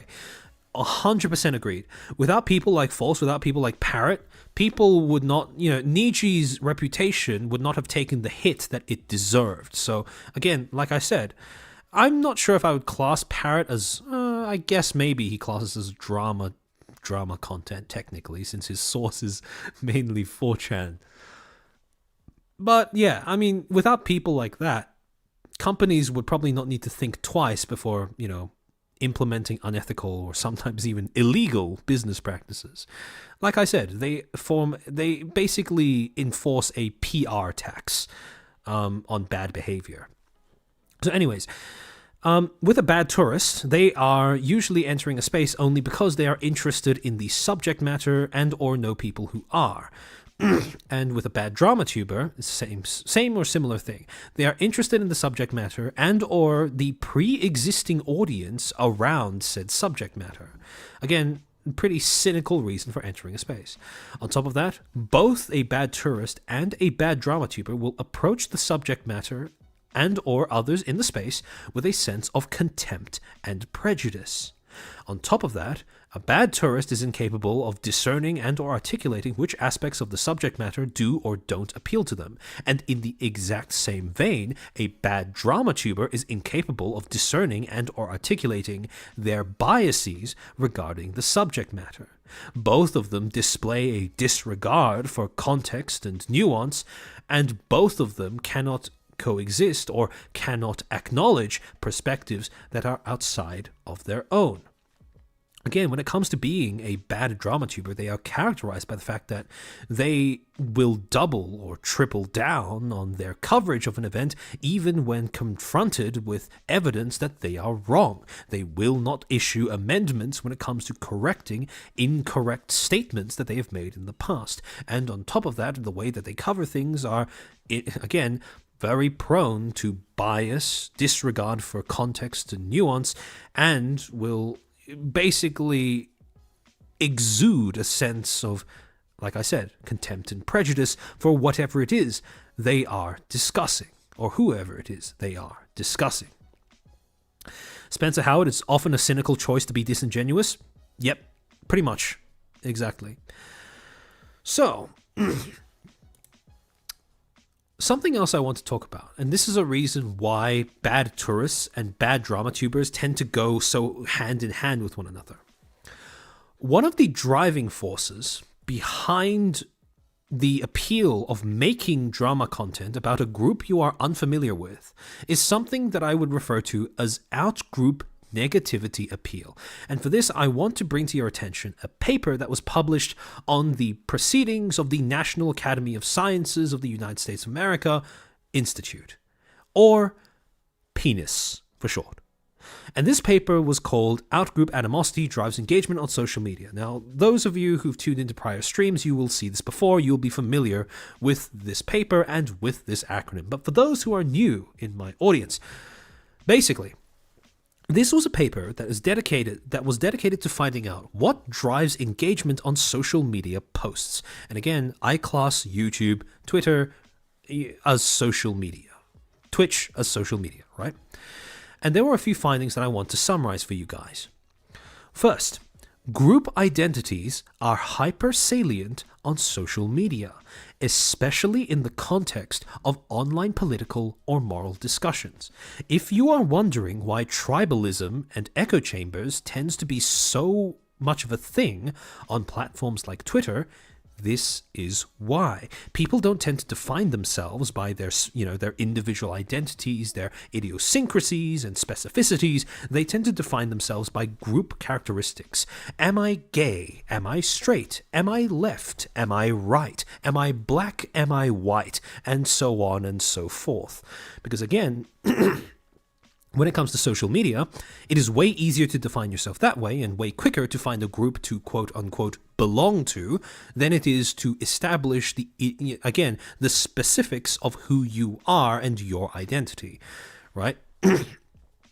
When it comes to identifying yourself as, well, I don't know, let's say a university dropout who has a grudge against the institution that gave them their education and who feels wronged by, the way that tertiary education is delivered. That is a lot narrower of a niche than just saying, for example, that you are trans. And also, as a flow-on from that, when group identities are highly salient, this can lead individuals to align themselves more with their fellow in-group members, facilitating in-group favoritism and out-group derogation in order to maintain a positive sense of group distinctiveness. Essentially, what that means is, when you identify yourself by your group identity before your individual identity, you start acting as if you are a group. And of course, it is a human desire to be unique, special, and distinct from other human beings. However, what ends up happening is when you apply this same desire to a group dynamic, what ends up happening is that the individual members of that group will end up treating other group members with favoritism. And as a way of reinforcing their group identity, the distinctiveness of their group identity, they will be inclined to start attacking people who do not belong in the group. What this paper refers to as out-group derogation, right? Finally, Last thing that I want to emphasize. Posts that appeal to identity-based motives tend to receive more engagement in online social networks. Additionally, there is a strong asymmetry such that out-group negativity is stronger than in-group positivity. Now, that means two things. One, posts that appeal to an identity-based thing, a group identity-based thing, do better. And on top of that, they do even better when that post contains or is defined by negativity towards a group that is foreign to yours than it does if you are simply talking about the things you like about your own group. So from the ground up, these social platforms are built so that you are designed to, one, identify with a group instead of as an individual, and two, your group is incentivized to attack other groups instead of praising your own, right? Spencer Howard, thank you for the 2. Identity politics is a universal poison for everyone and everything. Agreed, 100%. And again, it is a poison that has infected things, in my opinion, because of the fact that so many people use social media as the medium that they choose to communicate with. And like I said, the medium you use shapes how you communicate. And in this particular case, the medium is designed to make you communicate in this manner. Now, what ends up happening is that in any content you make, out-group negativity appeal suddenly becomes a really appealing thing to boost the reach of your content. You become incentivized to make the subject of whatever it is you're talking about look as alien to your potential audience as possible. And the way that it interacts with bad drama reporting and bad tourism is that you get this unholy combination between the two. What I refer to as drama tourism. The reason why this is so appealing is because you have a bunch of different demographics that you can appeal to by making the subject of your work look as alien, as inhuman as possible. Let's say that you have, on one hand, one of the demographics that your content is going to be built for are your own followers, the people that are walking in with you when you enter this space and when you talk about this subject, where you can simply say to them, look, I have more content, and they will be satisfied with whatever you put out. However, when it comes to people who are within the VTubing space, they find this content appealing because you can say to them, look, there is an imposter among you. Look at this person in your space that you need to avoid, etc., etc. However, in the same vein, you can also make your content more appealing to people who have a disdain for VTubing as a genre. Because you can say, hey, look, more VTuber degeneracy, more degenerates in this thing that you already don't like. And, again, really go ham on the idea of just beating into their heads how horrible whatever you're covering is. Everyone in the chat spamming, Among Us, sus. We live in a society. And then finally, for people, even if you are far into the space, but you are not necessarily against VTubing, but you're in fact an orbiter or you're interested in VTubing, you can also find this appealing because the drama tuber or / tourist can then say, look, take this as a warning of the kind of space you are getting yourself into, right? So again, in all 4 of these use cases, the person reporting has an incentive, a very cynical incentive, to make the subject of their coverage as inhuman as possible, to at times exaggerate, hyperbolize the depravity of whatever situation is being represented. And that is why you get things like, for example, Catliente's coverage of the Lollipuff girls, because again, she went out of her way to make that particular VTuber group look as unsympathetic as possible, to the point where she even made an unbalanced representation of what actually happened.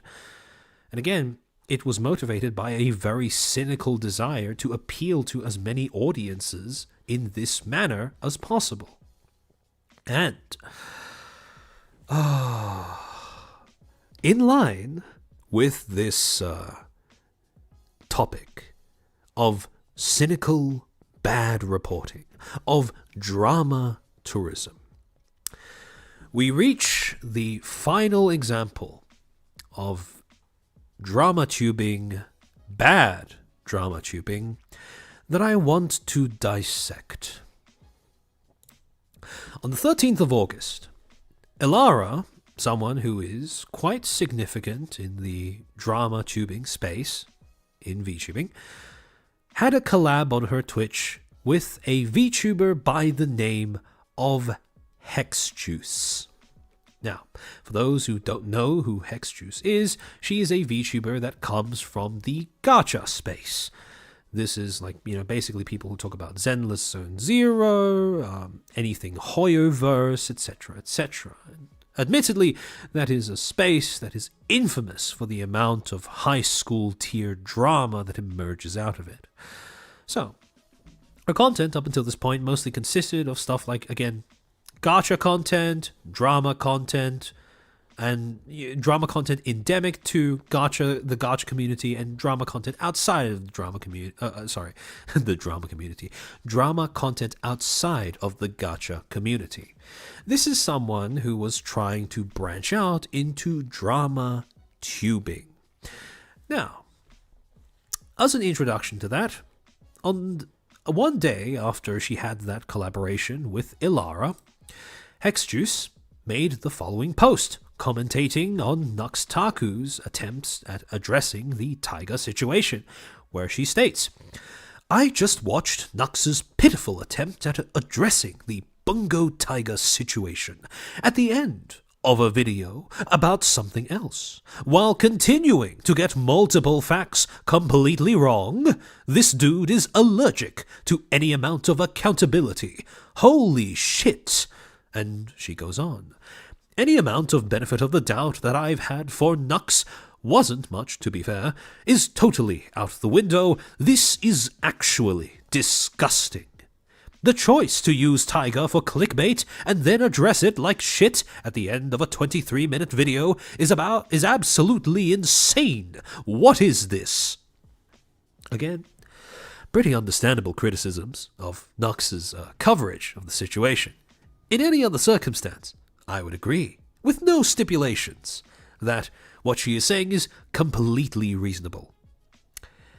However, the signs of trouble would begin when, later on in the day, you would get a tweet where a tweet that started off with the rather ominous lines, "I've seen a few people say that Bungo Taiga had strikes on their channel before it was terminated this year." Well, again, I know what she means, but still, the way she's phrased it, like, no shit, Sherlock. You get strikes to terminate your channel. Obviously, there will be strikes before it is terminated. But anyways, does anyone have proof of this? Can this be verified? And then, later on, one day later to be precise, Hexjuice would come out with the following, quote, bombshell. "Taiga's ban has nothing to do with the allegations, mass reporting, Stalker, Knux Taku, or Marina VT. Taiga most likely got banned for breaking TOS with a second channel. After getting 2 community guideline strikes, mass reports don't cause bans, breaking the rules does." And again, at the beginning of this stream, when we were providing a timeline of what exactly Taiga has been through up until this point, we know that this is horse shit. Now, granted, assuming that Hex only became aware of the situation 2 days prior to making this tweet when she and Elara did a deep dive on the Taiga situation on Elara's stream. Since Taiga's original Twitter account has been deleted a while since, maybe she wouldn't have known about this. However, it is a little reckless to tweet this out without at any point in time attempting to contact Taiga, because, again, Taiga's original Twitter posts consisted of him commentating over screenshots. Even if you contacted him now, he will probably still have those screenshots that would instantly invalidate this pet theory. However, Hexjuice goes on. The timeline. Taiga gets 2 main channel strikes. Tiger posts on a secondary channel to circumvent strike restrictions. Main channel removed 12 hours later. Now he's blaming stalkers, Knux, Marina, etc. Etc., sorry. There's a lot more to this context that needs to be included. Yeah, no shit, Sherlock. I'll be posting a video with everything I've found ASAP. There's a lot. Note, I don't like Knux. I still think he fucked up royally. No one else is absolved of sin here. Obfuscation of the truth is still important. Remember, she became aware of the situation 2 days prior to this tweet. That's a really quick turnaround for cranking out a video about a situation that has been evolving for, well, at this point, at the minimum, if you only go from when his channel was terminated, like, 2 months? And if you count from all the way when Knux smeared Tiger, 2 years? But anyways, go off, Queen. And go off she did, because the next day she would come out with a video. Here is my video with all the context. And the final thumbnail and title would be, Is he lying? The truth behind Bungo Tiger's YouTube ban isn't what you think. I don't think I need to point out the obvious similarities between what is currently happening here and what happened 2 years ago, or even what happened as recently as awful situation ... But in any case, I wanted to get an idea of why exactly this video was so garbage. This video has also been privated, and here's where I give a shout out to the community of Under the Tea. The Under the Tea podcast, because they archived this video, and from that archive I was able to see exactly what she said before this video was privated. And it takes about 4 minutes of watching it, despite the fact that I watched the entire thing, to prove why this video really didn't deserve to exist in the first place. We'll start off with the first few minutes. So, between 48 seconds and 1 minute 28, Hexjuice has a moment where she clarifies something.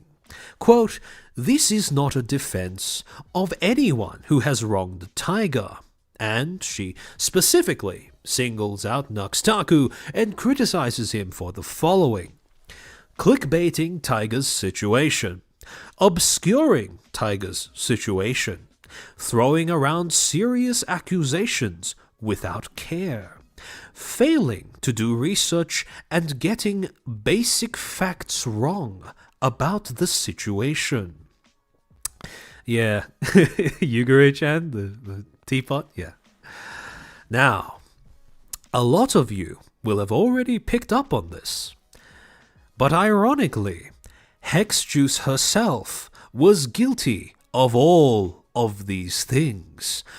She did clickbait Tiger's situation. Her accusation stating that he is lying about the stalkers, the role they played in his channel termination, being something that risks obscuring his situation by turning the public against him.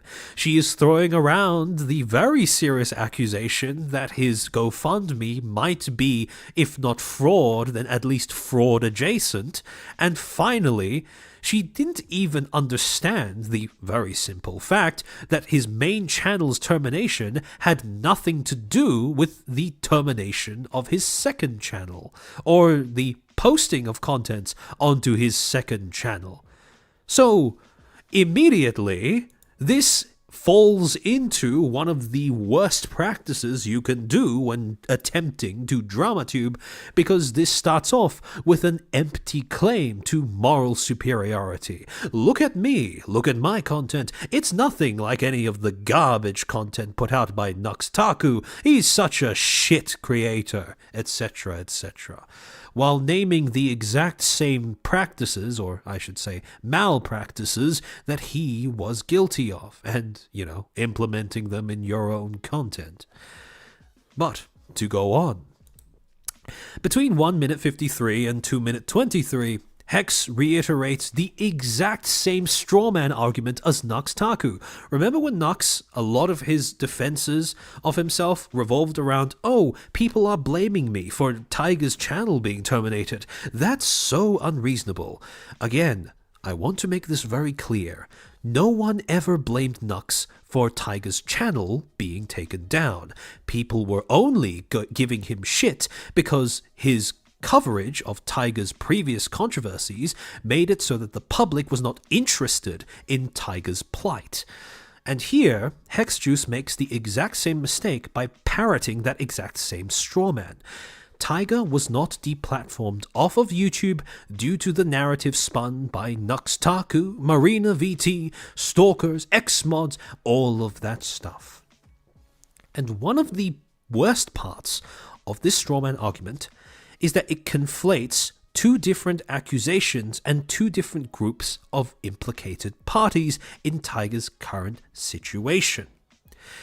And in order to bring the nuance of the situation back into this video, let me clarify exactly what is being conflated here.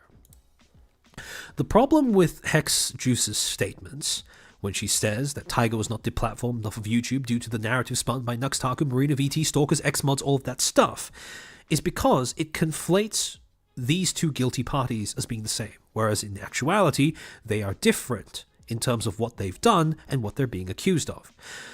On one hand, you have stalkers and harassers who are being accused of false flagging Tiger's YouTube channel and deplatforming him. This is completely separate from the other groups of guilty parties, which are Knux Taku, Marina VT, and Tiger's X-mods, who are accused of spinning a narrative that made the public indifferent to Tiger's deplatforming. Again, this is, well, when I explain it, it might sound like a pretty basic nuance, too basic to miss almost, but again, it is nuance that is flattened in the way that Hexjuice covers this topic in favor of just coming out with the most egregious crime that Tiger might have committed, and something that is perhaps, quote-unquote, the most deserving of their audience's attention. So, she falls into the second pitfall of ignoring the nuance and context of a situation in favor of wider appeal. But then to move on, between 2 minutes 24 and 3 minutes 12, this is where Hexjuice begins to insinuate that Tiger is being dishonest in the way that the GoFundMe is being promoted and in his reasons or his stated reasons as to why he is, challenging YouTube's decision. Hexjuice states, what he was banned for was breaking YouTube's TOS by using a secondary channel to circumvent restrictions brought on by the 2 community guideline strikes he'd received for inappropriate content. He was not banned due directly to mass reports by the stalker. Now, right off the bat, this is a little bit of a bold claim to make, because she is somehow making the assumption, however unfounded it may be, that there is absolutely no connection between the mass reports that we know happened and his deplatforming. However, something you may notice is that this presentation of the subject being Tiger, is going at it from the underlying angle that Tiger is a rule breaker, that Tiger must have done something wrong to incur his own deplatforming, and that Tiger is a dishonest person who deserves what he got. And that is a really weird premise to walk in with. And again, this is a level of hostility, perhaps not obvious hostility, but definitely implied hostility, that isn't really contextualized. We aren't really given a reason as to why this is the default way of approaching this topic. Now, again, This is a very bad faith way of interpreting what has happened, because this essentially goes from the assumption that Tiger definitely did something wrong and then works backwards from that starting point.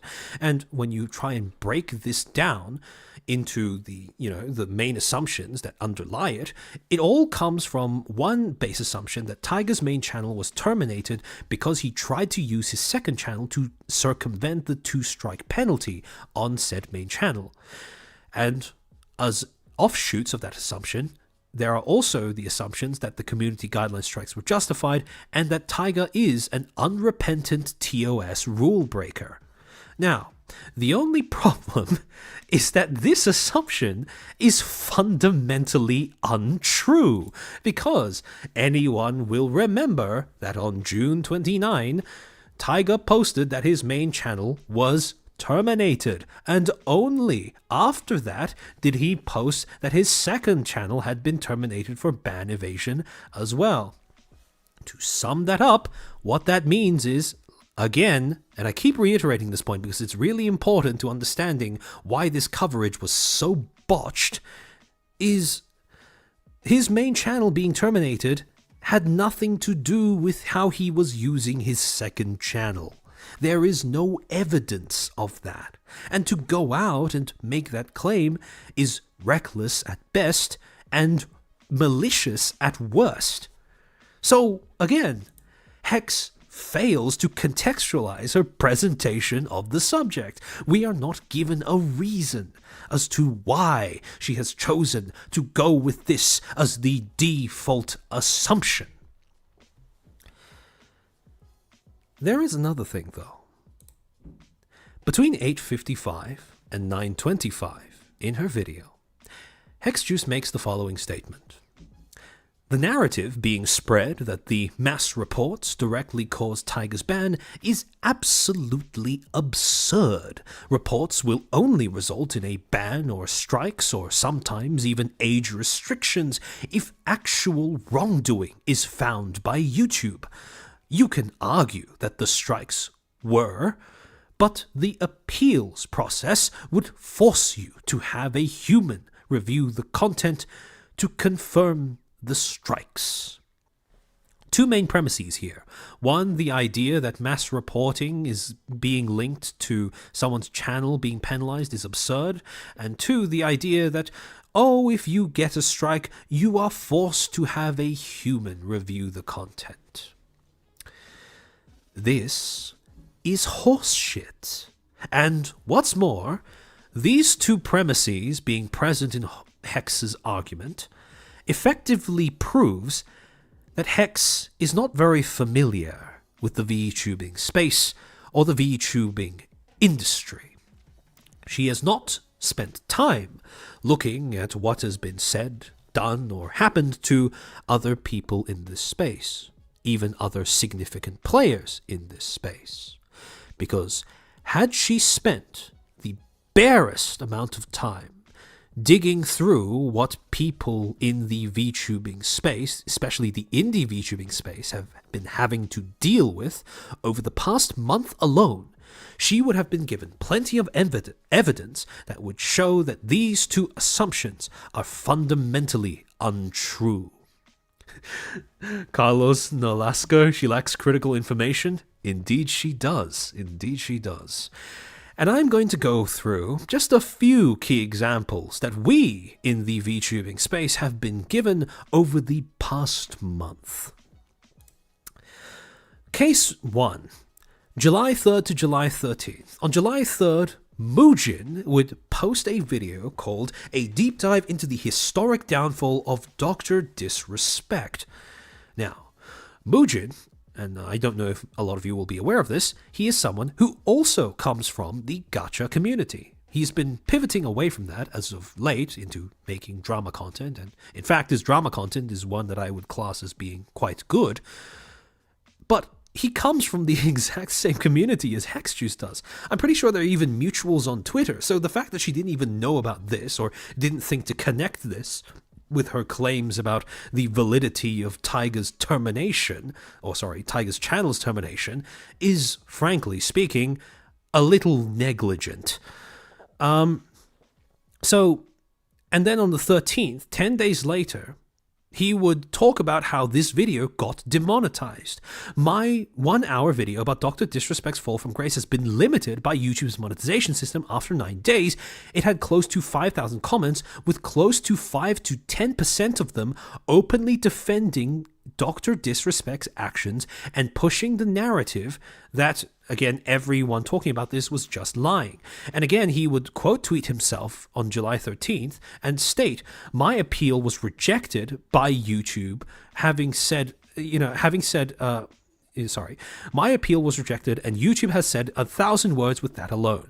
I was not even contacted by them. Very disappointed to know that all it takes is a toxic community messaging a minor to mass report a video and shut down its demonetization." So immediately you have what looks like evidence of there being a link between mass reporting and a video being demonetized. Case number 2. Rima Evanstar posted a video on July 7th titled sorry, give me a second to take another hydration break.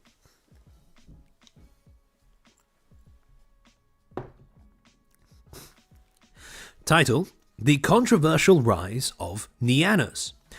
Rima would also make a corresponding tweet stating, "New video part of my Controversial Rise series is out, similar to what I've done with the Mori and Pippa video. Go check it out and try. And TY, thank you to everyone who tuned in for the premiere. Video is partially demonetized and will remain so. We already tried everything, including censoring it. However, certain sensitive topics cannot be avoided, so your support means a lot."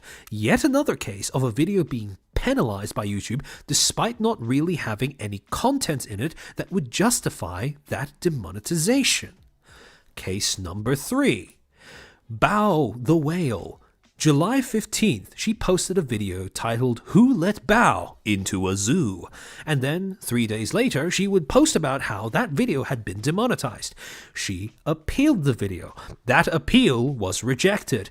And she elaborated a bit more on what exactly that appeal was rejected on the basis of by stating, "The timestamp of what caused my Maya Higa collab video to be demonetized was her, the animal tour guide, saying, quote, 'You can't pet them like a dog, they don't want to be touched,' end quote, in the context of educating people on why you shouldn't own foxes as domestic pets.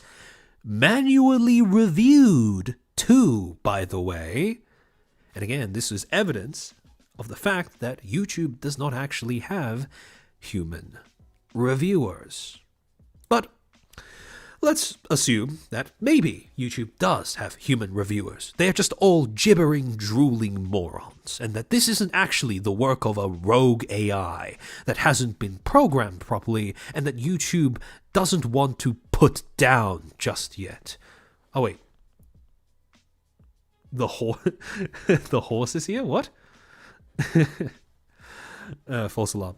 Anyways, so, except the thing is, as recently as August 12th, so again, not even 2 weeks ago, we would get evidence of the not even 2 weeks ago, we would get evidence of the fact that YouTube has bots that they are trying to use to cut off communication between them and their creators, because a VTuber by the name of Leah Kitties would state make a post on Twitter promoting a video titled "Deeply Cleaning and Massaging Your Ears with Lotion. I bet you can't resist." And then this video would be not just demonetized, but removed. And then she would make a follow-up post on Twitter stating, "My account hasn't been terminated. I have a warning and a video takedown with no option to appeal. How can a 12-hour video be reviewed by a person within 5 minutes?" Again, a little bit of a red flag if that's how quick it takes. "Ear massaging isn't nudity or sexual. Unbelievably let down. All of my other videos are the same content. I wish I could explain or have details and context explained to you, but there's no way to do that at Team YouTube. This was a VOD which had issues on Twitch, which had no issues on Twitch, yet seemingly you think it was performing sexual acts by giving an ear massage. I didn't get to include this tweet in here because of, lack of space on the slide. However, she would clarify that the timestamp of the offending audio was just her accidentally brushing up against the mic physically. Not even like her moaning or anything, just her accidentally brushing the mic. However, the real fun happened when YouTube tried to respond to her on Twitter, where they made the response of posting something stating, I know this wasn't the response you were hoping for, but please review our policy on square brackets, insert policy name, to avoid this in the future. And then they link to the Google page. And then, of course, Leah Kitties would quote tweet that, screenshot it, and say, insert policy name. Please excuse me if I don't trust YouTube's automated systems, but this is an absolutely diabolical AI failure. By the way, that tweet that YouTube posted is now deleted to, quote, prevent confusion. So, at this point, we've been given plenty of examples that, one, YouTube does not have any sort of logical reason for the way that they enforce their penalty system, their moderation system. Two, that their moderation system and their appeal system is more or less completely automated. And three, YouTube is willing to lie to creators and lie to the public about the degree of automation in their moderation systems. Again, all of this is circumstantial evidence, right? And what's more, you might be able to make the argument, oh, all of these are just demonetizations. They're not channel terminations. And here's the thing. Here's the coup de grace to put down Hexjuice's lame-legged theory that there is no correlation between mass reports and channel termination. Because there is an exact precedent of what happened with Tiger. And that precedent is called Airy, or Airy Go Moo, on Twitter. On July 19, Airy would post a tweet, or a Twitter thread, documenting the entire process that she went through in order to reclaim a terminated YouTube channel that had been terminated for, you guessed it, nudity and sexual content violations, and which had been mass reported by, in her words, a jealous creator / her fans. Now, to go through what she said in the tweet. My channels were falsely mass reported by a jealous creator / her fans on YouTube in May, but then I got my channels back in July. I see other people suffer with YouTube removals and reporting, so I want to share my chain of events. Hope it helps other VTubers. And when she recounts what happened, basically, she states, got mass reported by another creator / her fans.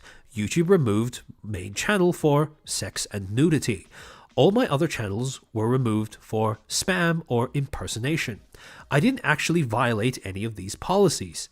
Sent in appeals and got appeals rejected. Sent in appeals and got denied. Sorry, give me a second to try and squint a little bit and read this.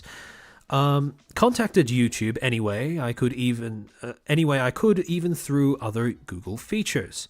Their safety team said I'd already been denied, and that's that. I hired a lawyer. Lawyer said this is exceedingly common, and they have had many clients who got falsely reported and removed by their, quote, competitors. Competitors being other creators on YouTube with no way to actually contact YouTube. Lawyer confirms all reported content and content monitoring is automated and that majority of non-violating removals are due to illegitimate reporting. YouTube automated their legal team recently, maybe within the last 1 to 2 years. My legal team, after weeks, finally got someone at YouTube. All but one channel was returned, working on the last one because YouTube returned someone else's YouTube channel as if it were mine. They are so unorganized. There we go. Almost the exact same thing as what Taiga is currently going through. And what's more, it lends even more legitimacy to Taiga's GoFundMe, because this has confirmed that the only way to reverse a decision like this seems to be through legal action. And just as a cherry on top on that, this lawyer basically confirmed what we all have been thinking up to this point, which is YouTube's moderation is full of fucking bots, and they're not trained properly either. And when one of these bots does have an aneurysm and decide in a drunken rage to terminate your channel, it is almost always because of false reports. Anyways, to go on. Airy then states, please share this with other creators who've struggled with YouTube reports/removals. This is the extent I and many other creators have to go through because YouTube promised partners benefits that they don't uphold, such as creator support contact. YouTube is very broken. Some folks are interested in the cost. It depends on the legal team that you hire. I paid for their time to write a demand letter to reinstate my YouTube, their work to contact YouTube, and a cease and desist to the VTuber who targeted me/caused this. By the way, this is why Taiga's GoFundMe specifically states that this is a legal fund to, in some degree, address the dedicated stalker that has been mass reporting his channel, because that stalker needs, at this point, a cease and desist. Same VTuber who still denied her involvement even though my lawyer has all the evidence that she did it, proof that you can just by existing and creating content. Proof that you can be just... I'm having an aneurysm myself. Proof that you can just be existing and creating content, yet someone online will criminally target you with no remorse. Oh, sorry, I didn't see this before. Scarling Michael Orr, thank you for the 10 gift memberships. Welcome to all the new Footstools in chat. And then, to finally cap it off, and this will probably be blocked by my thing, so I'll read it out. There's a lot of legal options when hiring a lawyer, but what you'd be hiring for is called a demand letter to the platform that removed your content. Mine was a bit more expensive, as well as there was a cease and desist letter to the VTuber who targeted me and caused this. So, all in all, if Hex Juice had paid any amount of attention to what was going on in this space before making her video, she would have been confronted with a litany of circumstantial evidence, or sometimes, I would say in the case of Airy, legitimate evidence, that her argument was completely based on horse shit. But, returning to her video, there is one underlying assumption that didn't quite make sense to me. And it was the assumption that, again, YouTube strikes and terminations are justified and or unaffected by mass reports.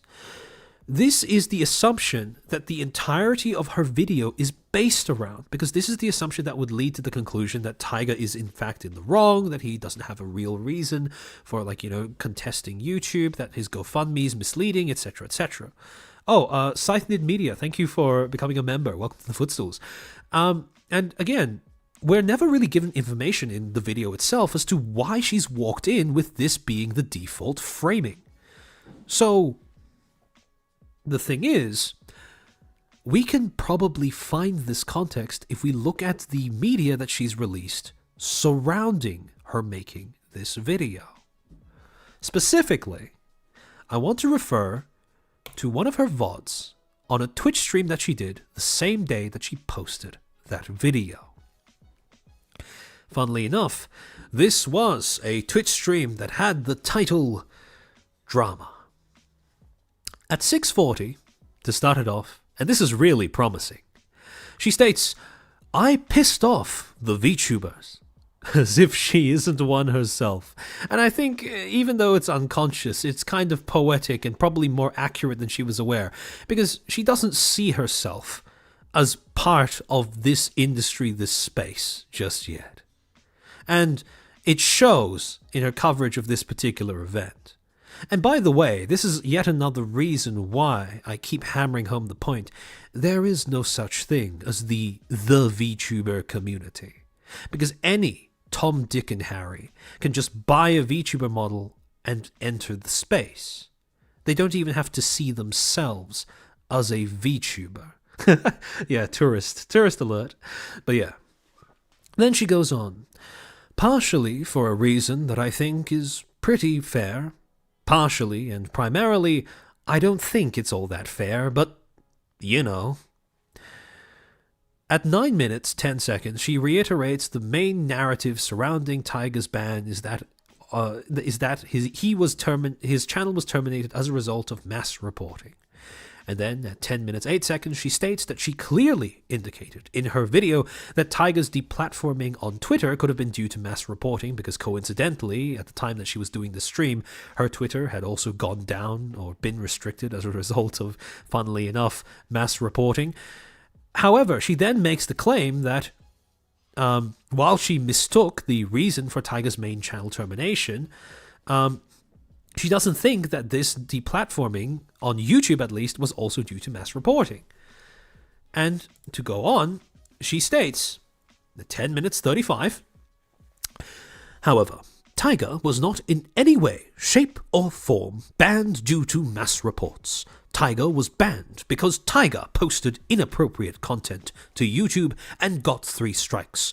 That is still not due to a stalker. That is still not because of Knux Taku, and that is still not because of anybody other than Taiga's choices on what Taiga posted onto YouTube. Then at 11:24, I apologize for getting the specific TOS break wrong. However, I'd like to say, realistically, if you had a strike for nudity and sexual content, probably, hypothetically, we should work really hard on not to push up on a boundary on nudity and sexual content, because that was a large part of what Taiga made. So, again, like I pointed out when we were originally covering the video, the first 4 minutes of that video, there was a very obvious underlying tone of hostility directed at Taiga. Why is she so convinced that he must be a rule breaker, that he is in the wrong? Why is this underlying tone of hostility that has affected the way that Taiga and his situation is being presented from frame 1? Why is it there? Where does it come from? And to go on. 12 minutes 11. Realistically, I probably should have reached out to Taiga, but I don't find him to be a particularly credible source. Bro, you're covering you're covering his deplatforming. What do you mean he's not a credible source? Who else are you going to contact? And again, this is kind of indicative of the fact that this is someone coming into the space with no connections to anybody in the space, besides maybe Alara, and then deciding to just run with the story that she supposedly found out only 2 days prior to the publication of her video. I wanted to try and get the investigation done without having to speak to him specifically, and that was my bad. So again, kudos to Hexjuice for actually admitting that that was a mistake. It was a pretty stupid thing to do. But anyways, to go on. 13 minutes 5 seconds. The main point of my video stands. At this point, she's still doubling down because she was receiving flack in the comments of the video, but she still wanted to say that, the video deserves to exist. Which is that Taiga is blaming everyone but himself for his YouTube ban, when the reality was if Taiga did not make extremely sexually charged content, Taiga would still have his channel. I got the specific ban reason wrong for sure. Regardless, if Taiga did not make the kind of content he made, he would not be banned. Again, you can call this laziness, but at this point, because she's admitting that she fundamentally did not have a desire to reach out to Taiga, what's more, that she was actively avoiding Taiga, this goes beyond that, and this ties into what I just said about hostility. Where does it come from? Where and why does she feel like this? And here's the funny thing. At 13 minutes, 35 seconds, we get the most emotion that Hex Juice displays throughout the entirety of this stream. And what might be the actual reason why she is so hostile towards Taiga, why she is so convinced that he is a rule breaker getting away with it, or trying to get away with it via his GoFundMe. This is going to be a bit of a long read, and it's a little disjointed, but bear with me. Regardless if Taiga did not make the kind of content that he made, because even if you were mass-reported, which at this time it seems like one person takes credit for reporting several videos, and I will let you know, based on my experience of trying to get people's channels taken down with reports, that it doesn't work that way, because y'all know that I have multiple people who have dedicated channels to harassing me, and YouTube does fuck all about it when they get reported. I can report every single video of people who are actively and obviously harassing me on YouTube, and fuck all is done about it, and that's how I know that mass reporting as one person does fuck all with YouTube, unless YouTube can find easily verifiable issues with you breaking their TOS. And if those issues with TOS did not exist, strikes and bans would not occur. Now, I'm going to give you this stipulation. I am not a psychologist. I am no psych major, never touched psych in a formal academic sense, and probably, most likely, never will. That being said, I'm going to indulge in a little bit of armchair psychology here, pun fully intended. And I'm going to guess that the way she went after Taiga was a bit of an egregious instance, case of misplaced aggression and frustration. Now, I can sympathize with being harassed. However, what I cannot sympathize with is the fact that even when you take all of the different all of the different assumptions that Hexjuice makes in this one statement alone, they don't even make logical sense when you try to, connect them together. The assumption that somehow YouTube must always be correct in their enforcement, especially with Taiga, and how somehow they can do nothing when she reports people that have been supposedly harassing her, those two facts can't coexist with one another at the same time. And just in case it's not really clear as to why this entire tirade is a bunch of illogical slop, I've mapped out exactly the logic that would follow on from what she is, the position that she's coming from. If we go from the base assumption that Hexjuice has reported an alleged harasser to YouTube and that YouTube has done nothing, there are one of two possibilities that follow on from that. Either there was no TOS violation, or there was a TOS violation. If she has reported a harasser to YouTube, and YouTube has done nothing, whereas in fact there was a TOS violation, that is evidence that YouTube's penalty system is faulty and arbitrary, and that Taiga has valid reasons to be doubtful of YouTube's moderation. However, the other alternative is that there was no TOS violation, and from here, there are one of two assumptions that she can make. Either YouTube's penalty system is working as intended, Taiga is mistaken, he has no reason to doubt YouTube's moderation, and by extension, she is also mistaken about her supposed harassment. The alternative is to go from this and believe that YouTube's penalty system is faulty and arbitrary, that Taiga has valid reasons to be doubtful. And again, this is the only way that that she can still believe that the harassment, the supposed harassment that she received, is in fact real, despite the fact that YouTube has done nothing against the channels that are allegedly harassing her.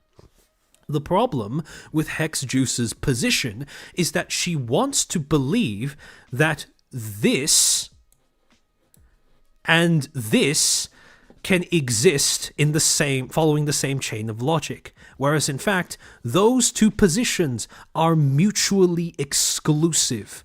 If she wants her own harassment to be real and valid, she can't believe that YouTube does nothing without also accepting that YouTube has a faulty system that Taiga is justified in doubting. So again, this is why I feel like it's so frustrating and illogical to see that she managed to dig this hole for herself. Because even if you followed through her entire tirade and tried to assemble some semblance of logic from it, you can conclude that Hex should have been in a position where she would have, if anything, identified with Taiga's position. Because her case, assuming it's true, of course, not wink wink, that, you know, the channels she's complaining about have actually been harassing her and YouTube's taken no action. That's the exact same thing that Taiga's been complaining about this entire time, which is that he's had a bunch of freak stalkers that are using the platform to essentially make his life hell. They are in the same boat, and yet for some reason she's entirely managed to miss that point in favor of just making some sort of half-assed drama video. So again, when you are a drama tuber, when you are seeking to pivot into or assume the role of being a drama tuber, take a moment, step back, try to evaluate your own biases and the positions you are taking, the logical fallacies you may be falling into, before you take the plunge and make your content. Because if you don't, you risk making a fool out of yourself by doing something like this. But anyways, to go on. In the later hours of August 16th, after the video had caught a decent amount of flack and after Taiga himself started replying to Hexjuice's Twitter threads about this video, Hexjuice had a little bit of a panic. The video was privated and she posted this on her community tab. I have privated the video regarding Bungo Taiga's ban. The reason is that I was clearly incorrect that the ban was due specifically to the second channel.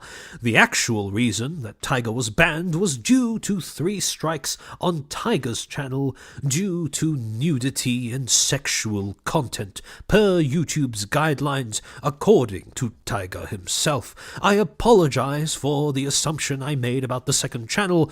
It was a dot I connected due to my ignorance of the third strike when I saw that Taiga's channel was removed 12 hours after posting on that second channel. That was a mistake on my part, and I will work hard in the future not to make mistakes in my summary of a situation again.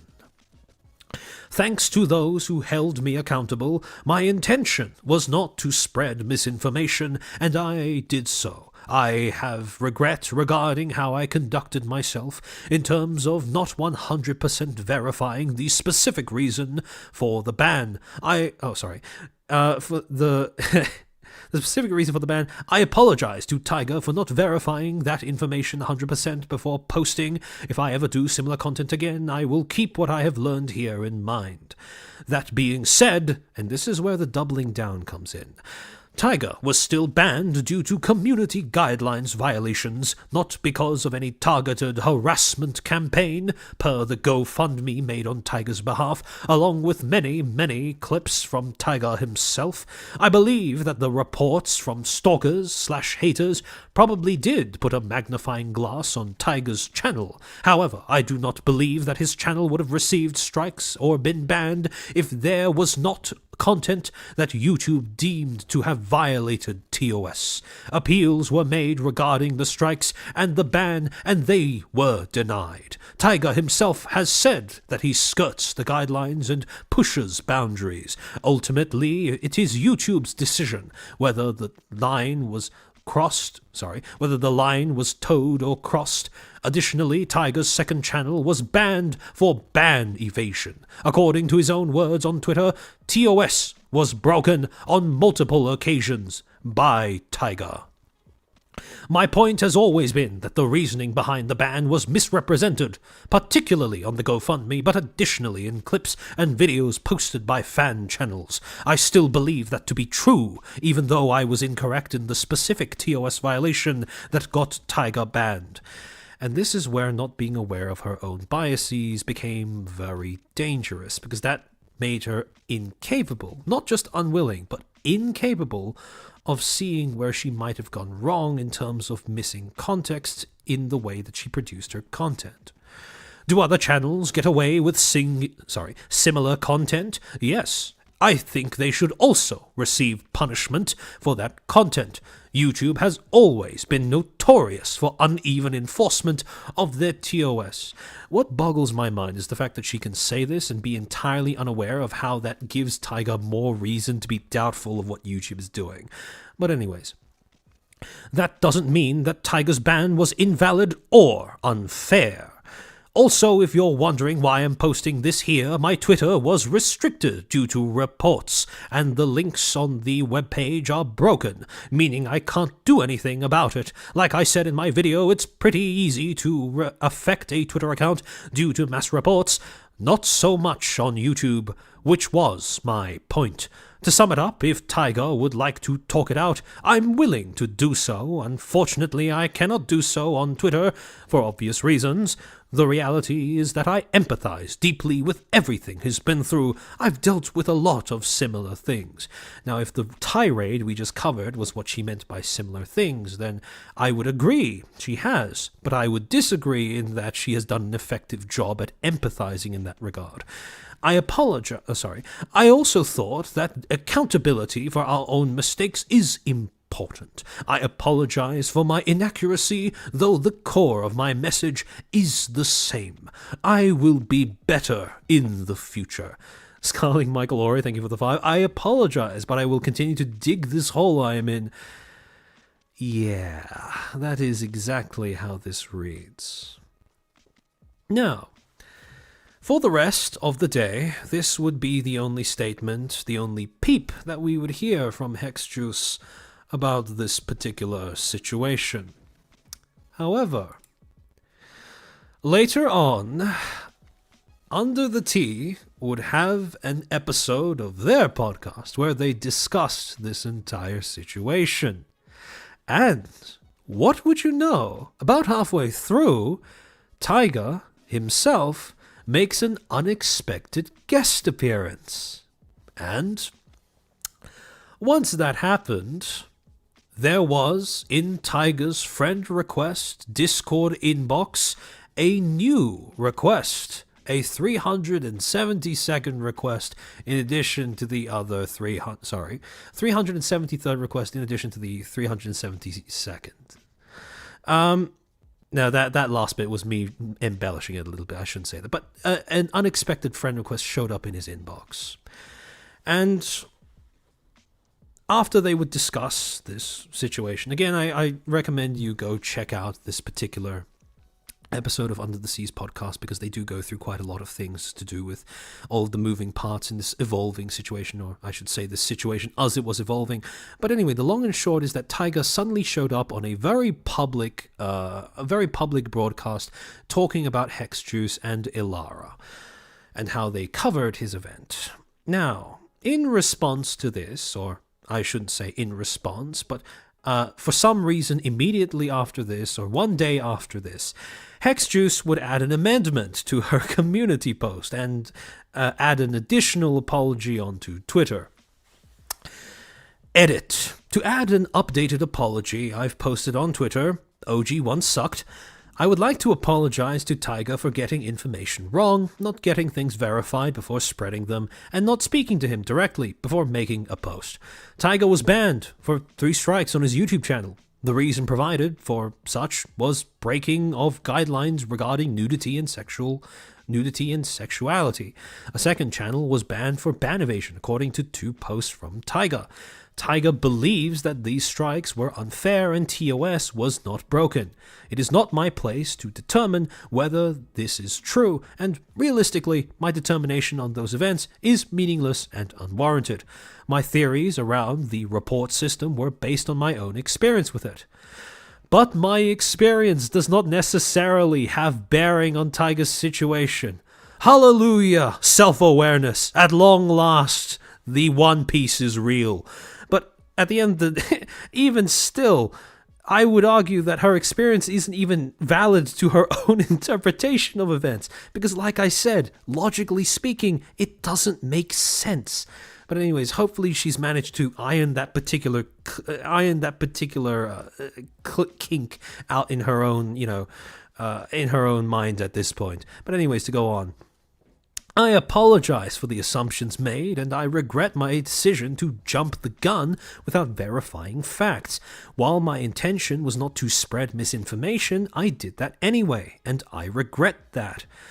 As for my responses on Twitter/YouTube/Twitch, I'll admit I was upset and responded out of defensiveness, fear, and stupidity.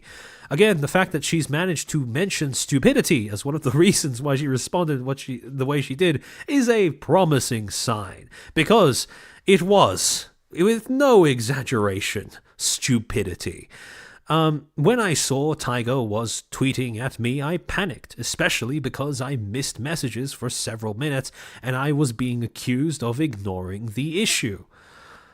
I can't really blame people for accusing her of that, especially considering how much she doubled down on the things she said and how long she did so before issuing this amendment. My responses sucked ass. I don't have an excuse for what I did. This is a pretty good apology. I'm sure she has grown and changed as a person. As for reaching out to Taiga, I had sent him a friend request on Discord while my Twitter was locked last night. I cancelled it when I saw he had joined a podcast about the situation, because at the time I felt like there wasn't an effort to hear me out before speaking on me, despite my apology post on YouTube. Now, this acknowledgement that she did indeed see that Taiga unexpectedly made an impromptu appearance on Under the Sea is little telling. To go on. However, I recognize that this is pretty childish. I'm not owed being heard out when I didn't do that for Taiga. Also, that apology was pretty ass. Again, great amount of self-awareness. We finally got there. Asahara, like you said, third time's the charm. Indeed. If he would still like to speak to me after all of this, I'm happy to have a dialogue, explain myself in more detail. As much as I want to assume the best, I'm not certain that explaining herself in more detail will really change anything, because again, like I said, and this is something that I've reiterated many times, the problem here is not who Hex is as a person. The problem here is how that interacts with her bad practices in making this video. And here how I've affected Taiga directly and obviously apologize. In the end, I'm sorry, not only for my mistakes in my reporting and assumptions, but also for my immature responses to criticism. I'll be better in the future. Also, I've removed all videos and posts regarding Taiga. Leaving them up only serves to potentially continue to spread misinformation, which is not what I want. Now, the elephant in the room is that she didn't upload this until after Taiga made an impromptu appearance on another broadcast. And because of that, there is always going to be a little bit of doubt as to why she has made this amended apology. Whether she's doing so because she is actually actually sorry, has seen the light, or whether she's only doing so as a cynical preemptive measure to, reduce the amount of public backlash that would have inevitably emerged as a result of what people saw on Under the Tea. And that doubt will continue to haunt her, because this now characterizes Hex, or potentially characterizes Hex, as someone whose coverage, whose opinions are not based off of any sense of personal principle or morality, but more just public opinion, popular sentiment. And with that, Hex has put the last nail in the coffin and solidified at least this work of hers as being that of awful drama tubing, and herself as a bad drama tuber. I want to use this as a way of highlighting to all of you guys that this is something you want to avoid. This is the standard that you never, ever want to fall down to, especially if you're looking at creating drama content yourself. And if you are someone who was irked by the way that things were done in this particular drama video, I hope that what I've said has also given you a more concrete way of criticizing those things, short of just saying that the person is, slimy, slippery, avoiding accountability, and overall dislikable. Because again, their character is relevant to their practices, is relevant to their content, but the way you critique their character should revolve more around their inability to reconcile their principles with their coverage more than anything else. And of course, in this particular case, the fact that she kept doubling down on her awful coverage didn't help the situation at all. No, nor did the fact that she established or justified her coverage at the beginning by trying to virtue signal that she was indeed better than Knux, all while perpetuating the exact same malpractices as he did in his content. So, yeah, it's a little unfortunate. But anyways, in the case of this story, there is a little bit of a happy ending, because this apology would be issued on Twitter, and Tiger themselves would acknowledge it in an amicable way. Thank you. I truly and sincerely hope you can dig just a little deeper next time, and don't be afraid to just ask for a clarification on something if it doesn't make sense. And I'm sorry for not seeing your friend request, but, and then he shows how many, friend request tabs he's got in his Discord. So, again, should Hex have tried to contact Tiger? Abso-fucking-lutely. Is it stupid that she tried to avoid him? Well, when you take into account her reasons for doing so, yes, very much so. Is the final apology good? Yes. Does that put her above Knux? Yeah, I would say so. She delivered it a good deal more promptly, although, that being said, it is probably a very stupid idea to slander someone who has a fund for a legal battle, who has a legal fund that is growing by the day, so that may or may not have played a factor. But anyways, all of this has been a lot of examples of really bad practice in general. Again, like I said, bad drama tubing. But I want to give a bit of a palate cleanser of sorts. An example of good drama tubing, specifically in this particular instance, and covering this particular story. And that is Kyo. Throughout this entire situation, as it's been developing with Tiger, Kyo has constantly been there throughout all the different stages, regardless of how much time has elapsed in between different controversies. He's always been there, following up on the story, even after it's no longer popular. Even after a lot of people started dismissing Tiger as being a pedophile, a groomer, or whatever, Kyo never bowed to that kind of public sentiment. Instead, he continued doing his job. He continued reporting on things as they happened. Now, again, I want to point this out in particular. In the very first instance that he started reporting on Tiger, this was all the way back in 2022, December 22nd, he was among the first group of people who made a video on the allegations when they first came out against Tiger. However, unlike a lot of the other people who made videos of that kind, not only did he take down the initial video that he made once the allegations against Tiger were invalidated, he acknowledged in his follow-up video that he had made the previous one and amended his statement by continuing to report on it ever since, right? And again, doing so has proven not only is he capable of, again, minimizing the effect of his biases on his reporting in this particular instance, not only is he capable of keeping track of a story after it's no longer popular, which again is a pretty low bar, but it's an important one to clear anyways, he's also someone who, has an underlying sense of principles and morality in terms of the way that he goes about reporting.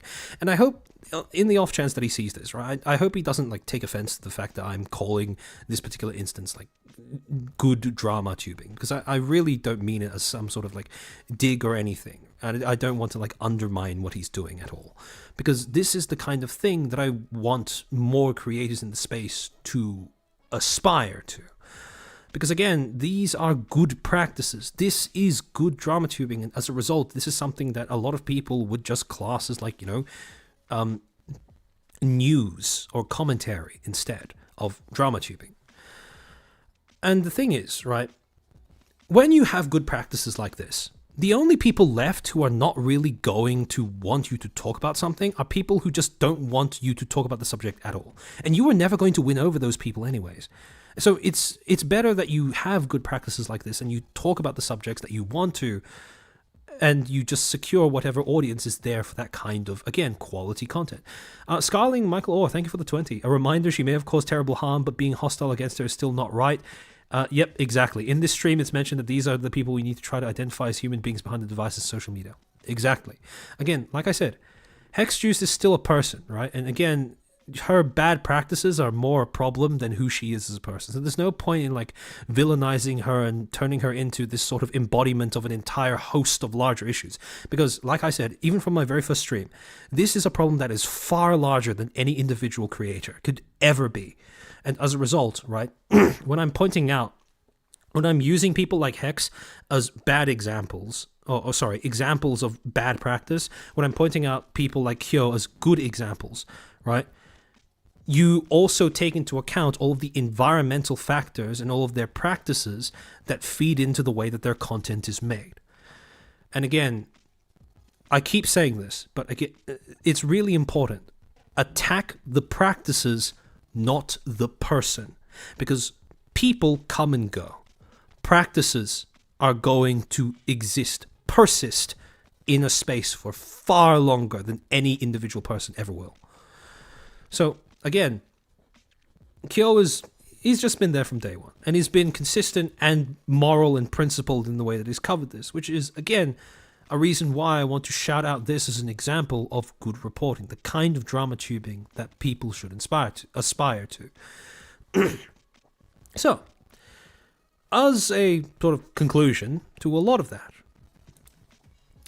let's say, for example, you don't want to be a drama tuber, right? With all that we've covered, all the traits of drama tubing, etc., etc. And this is something that I want to talk about because I have had creators come up to me in the past and say, look, I don't really want to, people are calling me a drama tuber. I don't really like that label. I want to distance myself from that, right? And in the case that you don't want to be a drama tuber, you don't want to be known as a drama tuber, I have good news and I have bad news. The bad news is that at this current point in time, in the VTubing space, drama tuber is used as an insult, as a pejorative. Now, what that means is people will call you that regardless of your conduct and regardless of your content. If they dislike you and you talk about anything that is even remotely controversial, they're just going to call you a drama tuber. However, the good news is that while you can't prevent people from slapping that label onto you, there are ways that you can invalidate that label so it doesn't stick to you. And most of these ways of preventing that label from sticking to you revolve around good practice. So, if you don't want to be, if you don't want to be labeled a drama tuber, if you don't want that label to stick, if you want to distance yourself from that identity, here are some of the recommendations that I would give. 1. Always contextualize your motivations for covering certain situations. The less cynical those motivations are, the better. If you are going to be talking about something, especially something trendy, something that's going on, give your audience the reason as to why you are talking about it. It could be interesting, right? You could find it personally interesting. Or you might just be doing it for the sake of numbers. But either way, just be honest with your audience, right? Let them know that you are talking about something because of whatever motivations you have, right? And as a result, especially if those motivations stem from something more personal and less cynical, like, for example, oh, this is an area of expertise that this, is related to an area of expertise I have, or, oh, this is like something I have the tism for. People are less likely to associate that as just like your general brainless trend chasing or trend hopping. The next thing is justify your coverage of a situation to your audience with a value proposition besides timeliness and or trend chasing. Again, like I said, when you talk about something that you personally find to be appealing, you are not just selling the, whatever mainstream appeal that topic has already. You are selling a connection to your audience. You are selling the idea that this is something that resonates personally with you, and if it resonates with them, they can become a little bit more aligned with you by sharing your interest, right? And that is a value that is not so much cynical as it is personal. And as a result, what people tend to associate with drama tubing is the idea that not only is it cynical, but the only value propositions, or the main value propositions, is the idea that the thing being talked about is popular and or it's happened really recently. Because again, drama tubers are infamously short-sighted when it comes to their coverage of things, right? Or at least I should say, bad drama tubers are infamously short-sighted.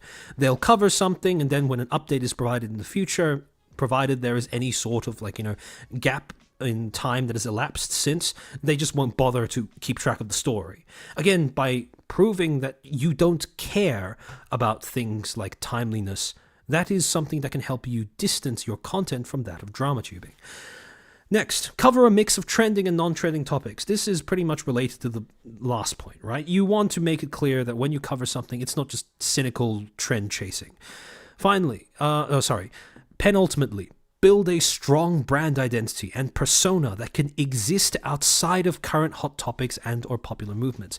I keep saying this, but a lot of people don't seem to realize that their brand is an asset, and it's something that they need to be constantly shaping, because a lot of VTubers go into the VTubing space and think, this is going to be my method of self-expression. I am going to be able to finally become the person I really am that I can't express in real life because I have horrible circumstances, I'm socially awkward, and finally I can have an online space where I can be myself. And then they get blindsided by the fact that everyone views them and treats them as a brand, a persona, and a character.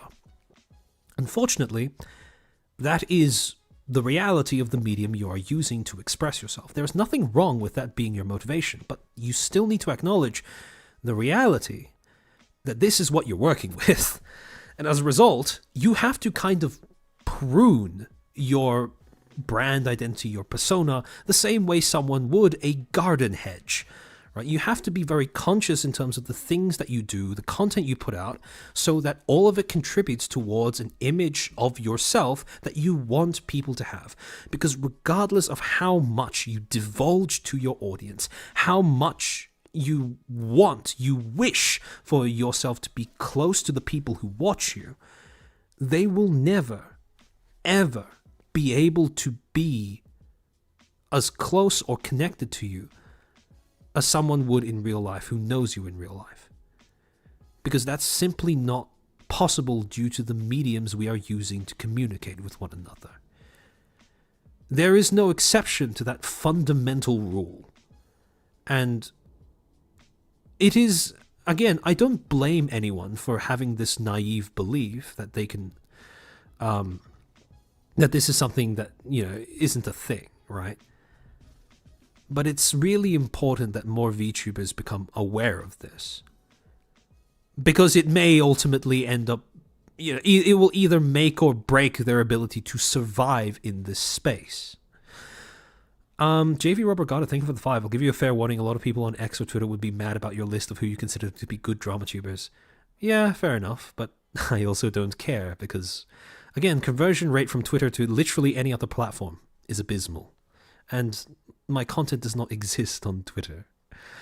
Twitter is one of those platforms where you stand to gain very little and you stand to lose very much. Because Twitter is not great at building your brand image, since if you are a long-form content creator, i.e. a streamer or a video maker, it's you can't convey who you want, who you are very concisely on Twitter or very effectively on Twitter. But at the same time, it's very possible for someone else to come in and completely destroy or corrupt your brand image without you even being able to predict it.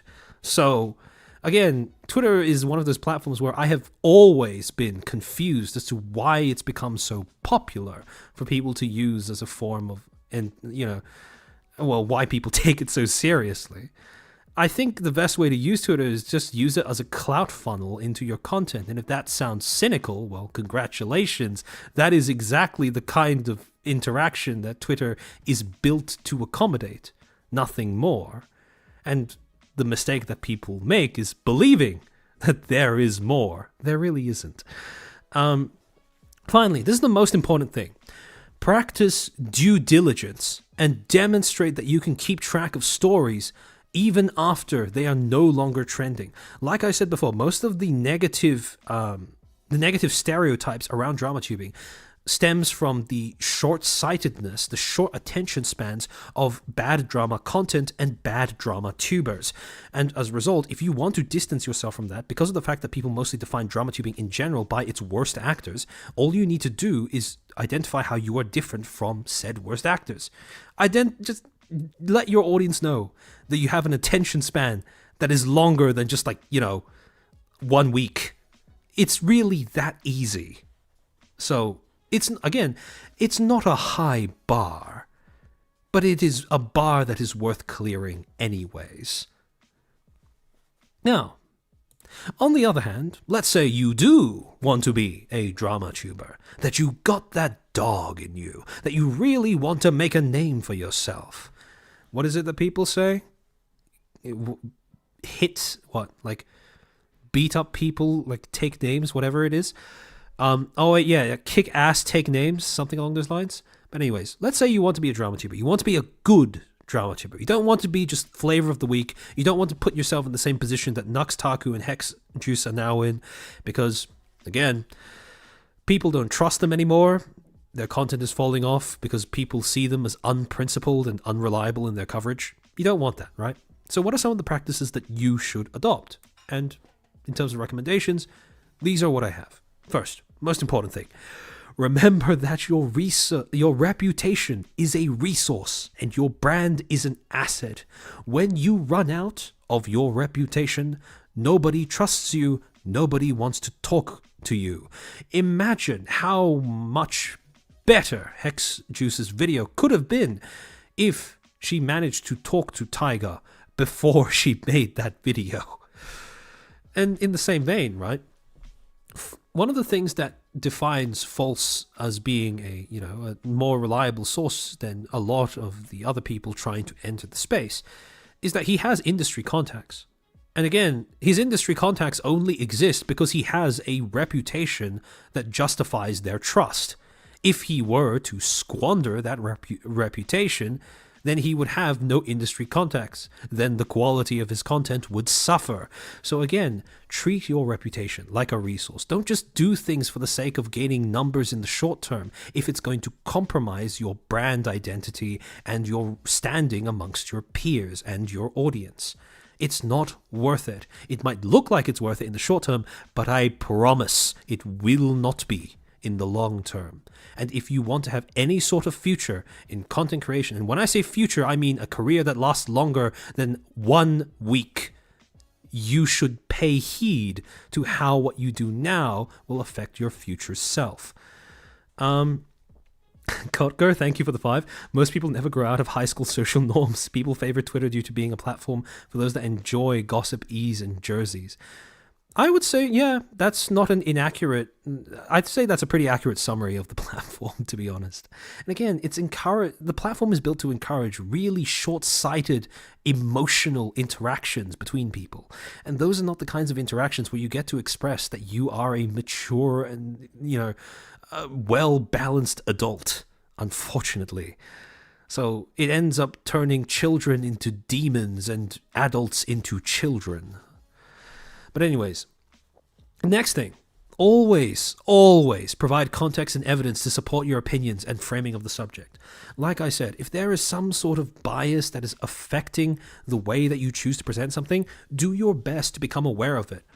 If necessary, mitigate it. But at the very least, make your audience aware that you have those biases going in. Your audience shouldn't have to go digging through your other related media to find out why you are presenting a subject the way that you are in a video that you make. Give them that context. They deserve that much.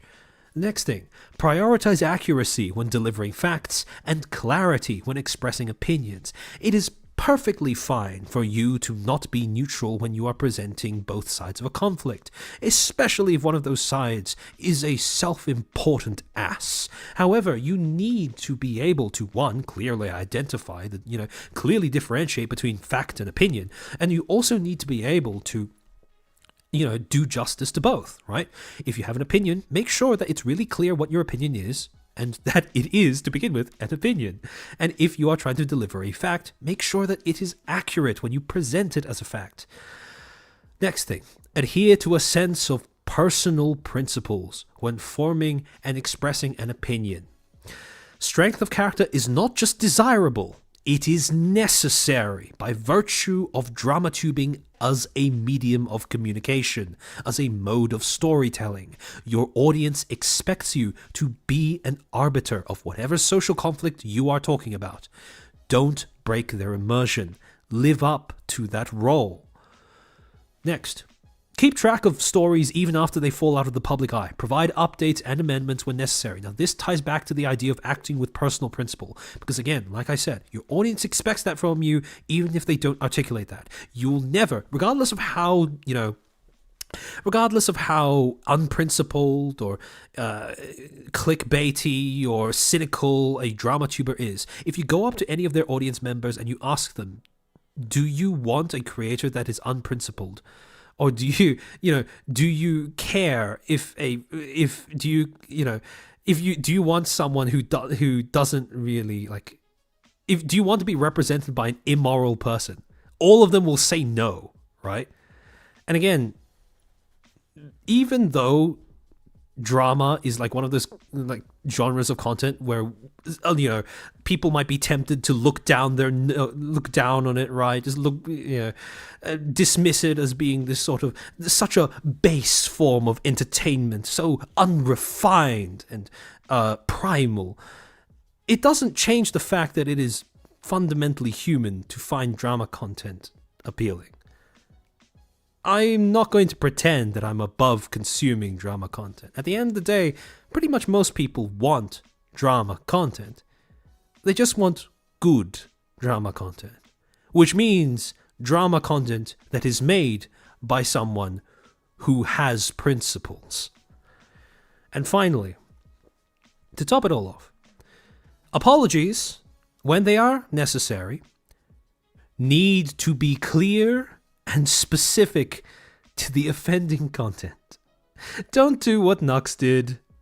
Don't do what Hex Juice did. Or at least what Hex Juice did in the first apology that she wrote. Own up to where you went wrong, and make sure that your apology cannot be applied to literally every other creator or every other situation you've talked about, right?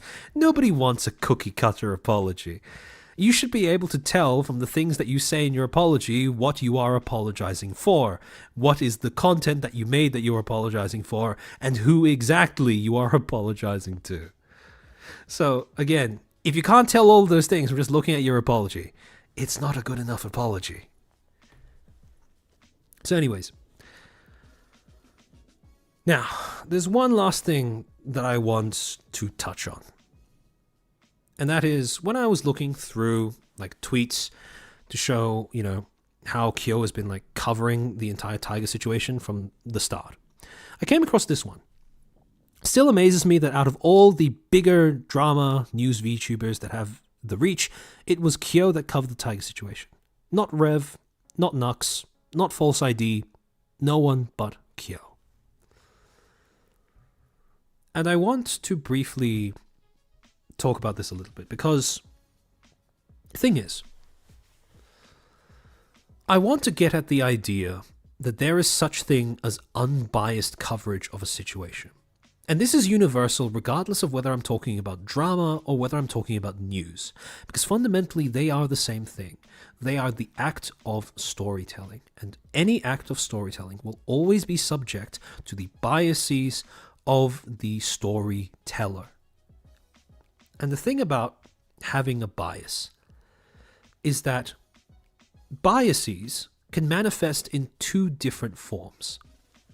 And I want to just make that distinction between the two very clear. Just because you don't have bias in your coverage of something doesn't automatically mean that you are also free of bias when you are choosing what to cover. Regardless of what you make, regardless of how much you try to reduce your personal biases, you will always have at least a little bit of bias, if not in your coverage, then in your selection of what to cover. Everyone has bias, and that is normal because we are all humans. The thing about False in particular, and this is something I want to point out because he's viewed as a news channel, right? He is still just a creator. Regardless of whether you're talking about False or the whole of TVS, right? TVS is not a corporation. It's a bunch of creators that are like-minded and working together on the same channel and towards the same goal. And that's it. And the thing is, when you are thinking about people, right, humans, it is natural to have bias because we only exist on Earth for a limited amount of time. And as a result, we have to make sacrifices and choices when it comes to the things that we select to spend our time on. Fundamentally, that is the reason behind all biases, because we have a limited amount of time and we want to choose what to spend our time on. And I'll be honest, it did come to my attention that I believe False did make an initial video that has now been taken down on the Tiger allegations when they first came out. Do I think that False should make a follow-up video? The answer is, what I think is irrelevant. Because what happens on False's channel, what kind of content he makes, is his prerogative. I try not to dictate how other people should spend their time. And I ask that you refrain from doing so as well. Because that is a big ask. And let's say, at the end of the day, right? Let's say that you are itching for coverage of the Tiger situation, and False has not chosen to cover it for whatever reason. Instead of harassing him or attacking him for refusing to cover it, go over to Kyo, because he has. Sub to Kyo, like his video where he talks about the Tiger situation. Comment on the video to give it an engagement boost. And again, do that because you want to be able to reward the content that you want to see more of, instead of trying to attack the content that you don't wish to see. Because let's say you go over to False's channel, you dislike his video, you comment on it, that still counts as engagement, it still boosts it in the algorithm. So don't engage with the content, or don't engage with creators who are not making content that you don't like, or who are failing to make the content that you want. It's to just go to other creators that are making the kind of content that you want and reward them for that instead, right? And let's say in the future there is another situation that Kyo isn't covering that, but False is. Then do the same thing. Go over to False's channel, sub, comment, like the video, etc. And then even further in the future, let's say there's a situation that neither of them are covering. Try checking out Lydia Nekazawa. Go to her channel. Maybe she has a video on it. Do the same thing. Sub, like, comment. And if at the end of the day you sit down, you look at your list of subscribed channels and you go, oh shit, I'm subbed to all of the VTuber news channels now. Congratulations. You've now diversified your sources of information. You are no longer reliant on any one creator to give you information on what is currently happening. You've gone from being a passive consumer to being an active watcher. This is the audience version of due diligence. Regardless of whether you are watching news, regardless of whether you are viewing drama. Sure, due diligence isn't your job, but I promise you that due diligence will be your benefit. And that about sums up the planned portion of this particular stream. I really appreciate you guys showing up to watch it. Again, if you want to support this kind of content that I'm making, same thing applies, right? Sub, like, comment, subscribe, the usual. It's overdone, but there's a reason for it. I'm going to switch over to the more loose, rambly kind of like commentary. You're welcome to stick around for that if you want, but if you don't, I understand as well. So, anyways. DN, Rima, Salvi. I haven't watched Salvi's stuff, so I wouldn't know. But DN and Rima definitely, to some extent, Parrot, even though I would class Parrot as more entertainment than it is news. Actually, you know what? I would also say that Parrot's content is a great, as funny as it is to say this, it is a great resource for archiving events after they happen. So while they might not be contemporary events in the same sense as like False or Kyo, they are definitely, they preserve the things that have happened in the past. So, DN and Rima as well, like they do like streams where they cover stuff. I don't know if I would call them drama tubers. I don't think so, because again, their content is characteristic of doing like, you know, more. Actually, you know what? I take that back. Technically, depending on the story that they cover and the way that they frame that story, yes, you could make the argument that some of their videos are like, I would say, good drama tubing. But for the most part, I'd say it's more like commentary instead, or commentary or some sort of. They're both like, you know, they both do education adjacent types of like content when it comes to the things that happen in the space. Parrot is at the very least holding a lot of conversations and data. Yeah, exactly. Now, there is one thing that I want to touch on briefly when it comes to this particular situation with Hex Juice. I didn't want to say this in like the scripted portion of the, well, I say scripted, but it's not really scripted. It's like the pre-prepared thing. This is going to be more like a good deal more rambly and disjointed because it's just my personal thoughts. Elara. Okay, so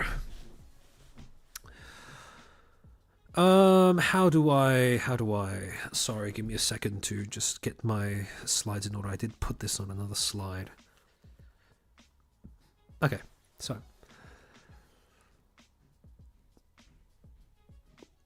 personally, okay, when I look at the way that Hex Juice has handled the situation, how do I say?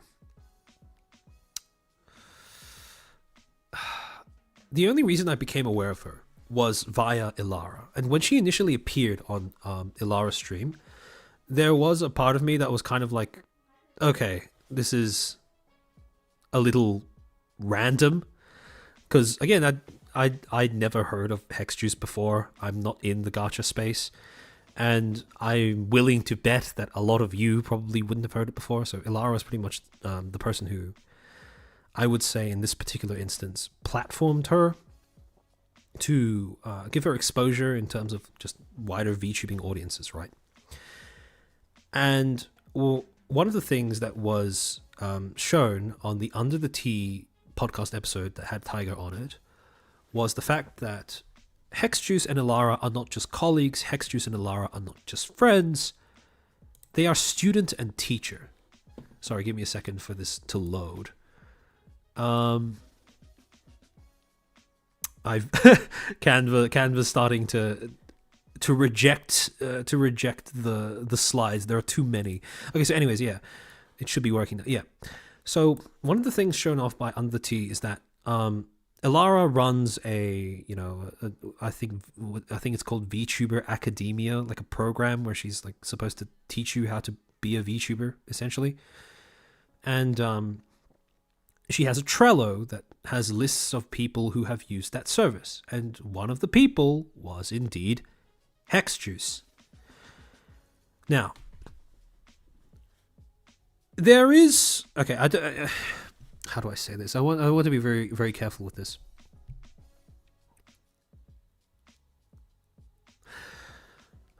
I don't want to shit on Alara or anything. Like, if you are selling a course that is supposed to teach someone how to be a content creator, right? In theory, yes, that works.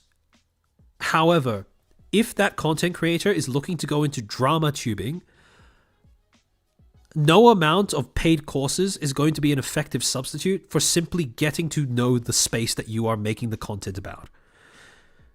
What Hex lacked in the way that she made her video was not like, you know, the editing was fine. Like, if I'm just talking about the presentation in terms of, you know, the way she spoke, the way she looked at, you know, the way that her model looked, whatever, right? All of that is fine. All of the problems in that video stemmed from the fact that she was an outsider coming in who did not know what she was talking about and had no desire to try and find out. And that is something that no amount of courses or coursework will be able to remedy. And this is like the pitfall that I see a lot of people who take these kinds of content creation courses fall into, especially when they look to make content about that space. You can't be taught to know an industry. That comes from experience, from just being a fly on the wall. But the other thing that I wanted to touch on, Sean, thank you for the 20. I'm a huge fan of False, and I completely agree with the sentiment. That said, I think people are upset because it seems like he and others are intentionally turning a blind eye to Tiger's harassment and deplatforming. Yeah, and I understand people being upset about that as well. So, again, just as how I wouldn't presume to tell False what to do with his platform, I also understand if people are frustrated when he doesn't use it to sort of like, you know, signal boost a particularly egregious example of injustice. However, again, that being said, it is a bit of a slippery slope in terms of when you make the jump to start dictating to others how they should use their platform. And that is not one that I am keen to go down. But anyways, on the topic of, like, you know, Alara being Hexjuice's mentor, I should say. The thing is, how do I say this? A lot of people have expressed that they do have at least some degree of disdain for the way that Alara does her content. And I'm going to be honest. Hexjuice is not Alara's finest work. However, that being said, I want to, before I go even further into this, I want to clarify that I do view what Alara is doing as... How do I say this? I do view what Alara is doing with her platform as something that needs to exist, because the whole point of her segment, of her streams, is to have a space where people can have a level-headed discussion about something that presents perspectives outside of what is commonly accepted. However, that being said, just because a perspective is not commonly accepted, just because a perspective is different from the norm or mainstream, does not automatically mean that it is a perspective worth humoring. And that is one of the problems that I have with the way that Alara has interacted with this situation in particular. Because, and let me just pull up this tab on OBS. Hold on, give me a second. After Hex made her video... Is this showing up? Sorry, give me a second. There we go. Okay, so after Hex made her video, Alara would start essentially going onto Twitter to try and signal boost what Hexjuice was saying. Again, like I said, not Alara's finest moment. I understand wanting the best for someone who you've taught and mentored. I understand wanting to see your students grow and succeed.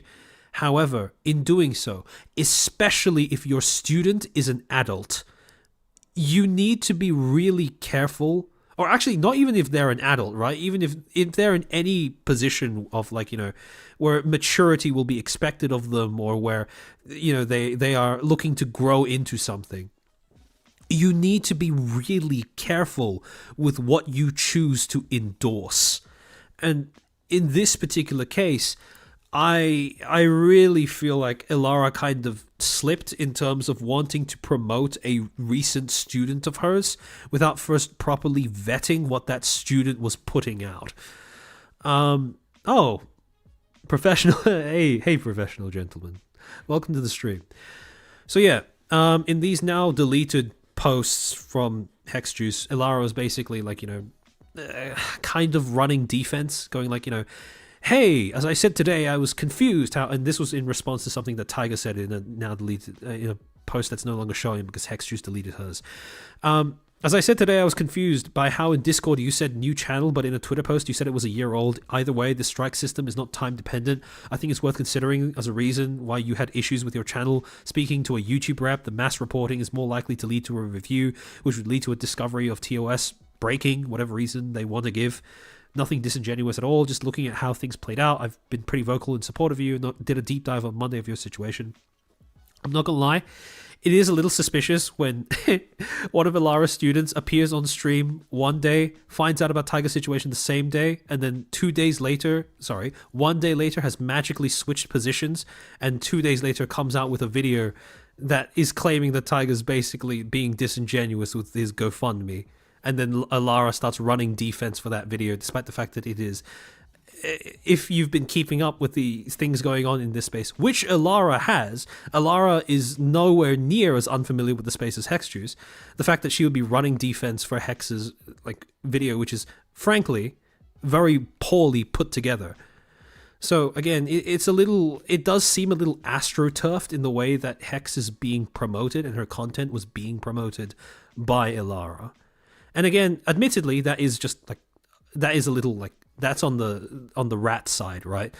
But it makes me like a little concerned because again, this is Hexjuice was not an example of good practice, and as a result, when Ilara signal boosted this, it was not great. To go on, so she continues to sort of go on a little bit about the second strike, third strike kind of thing. And again, I want to put this all down to just really wanting a student to succeed. But again, like I said, you kind of got to vet what you endorse, even if they do come from a student, right? And yeah, here's the thing that I wanted to go through as well. And this was a short clip of a now deleted stream that Ilara had, I believe on the 16th of August. And this was a clip that was also shown on the Under the Tea podcast. Let me see if the audio is working properly on OBS. Sorry, give me a second to play around with the... I don't know if the audio is working. Capture audio. Okay. Alright. I'm going to play the video. Sorry, give me a second to fiddle around with the OBS window.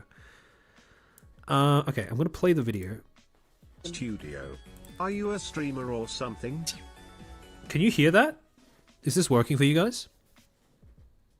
Gonna wait for a little bit while you guys reply.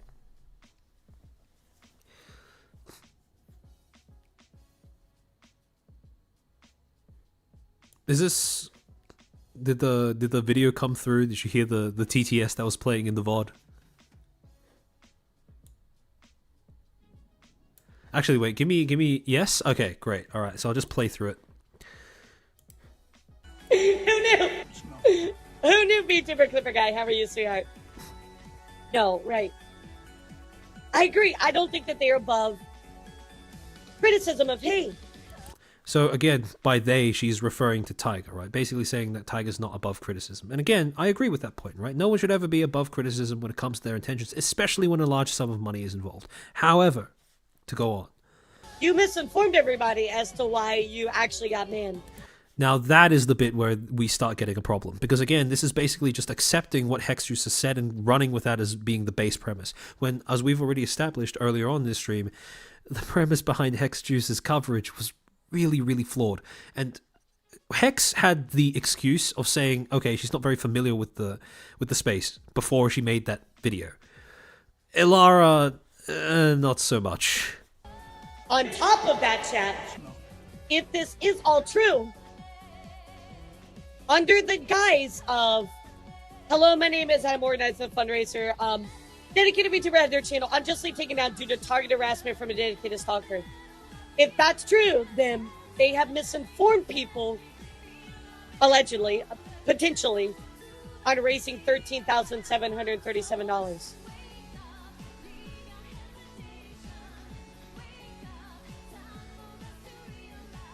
Now, I want to make it clear, the word fraud is never brought up, but holy shit was that dangerously close.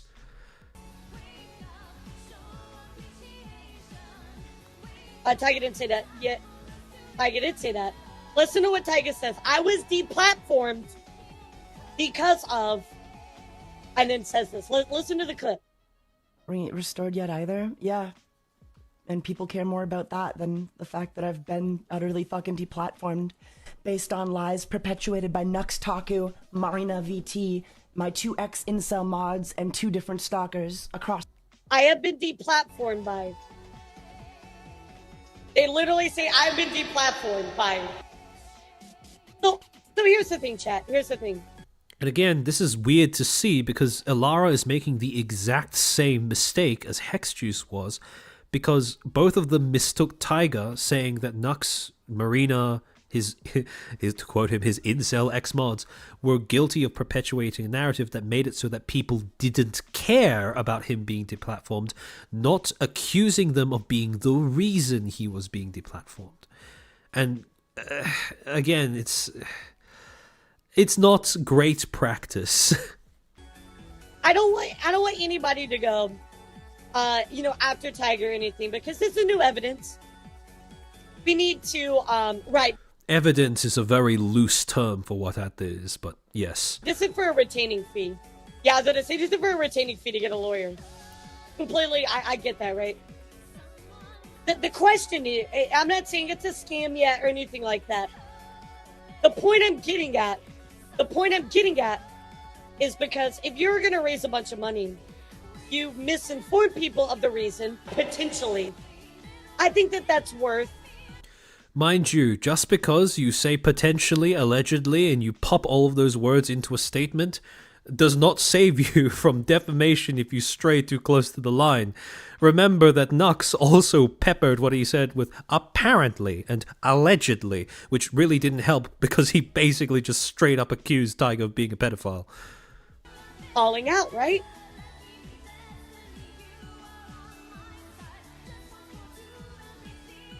Now, probably he was very, emotional about it and maybe made the wrong call, but if they did make the wrong call as to why they actually got deplatformed, it is worth watching. You know what I mean?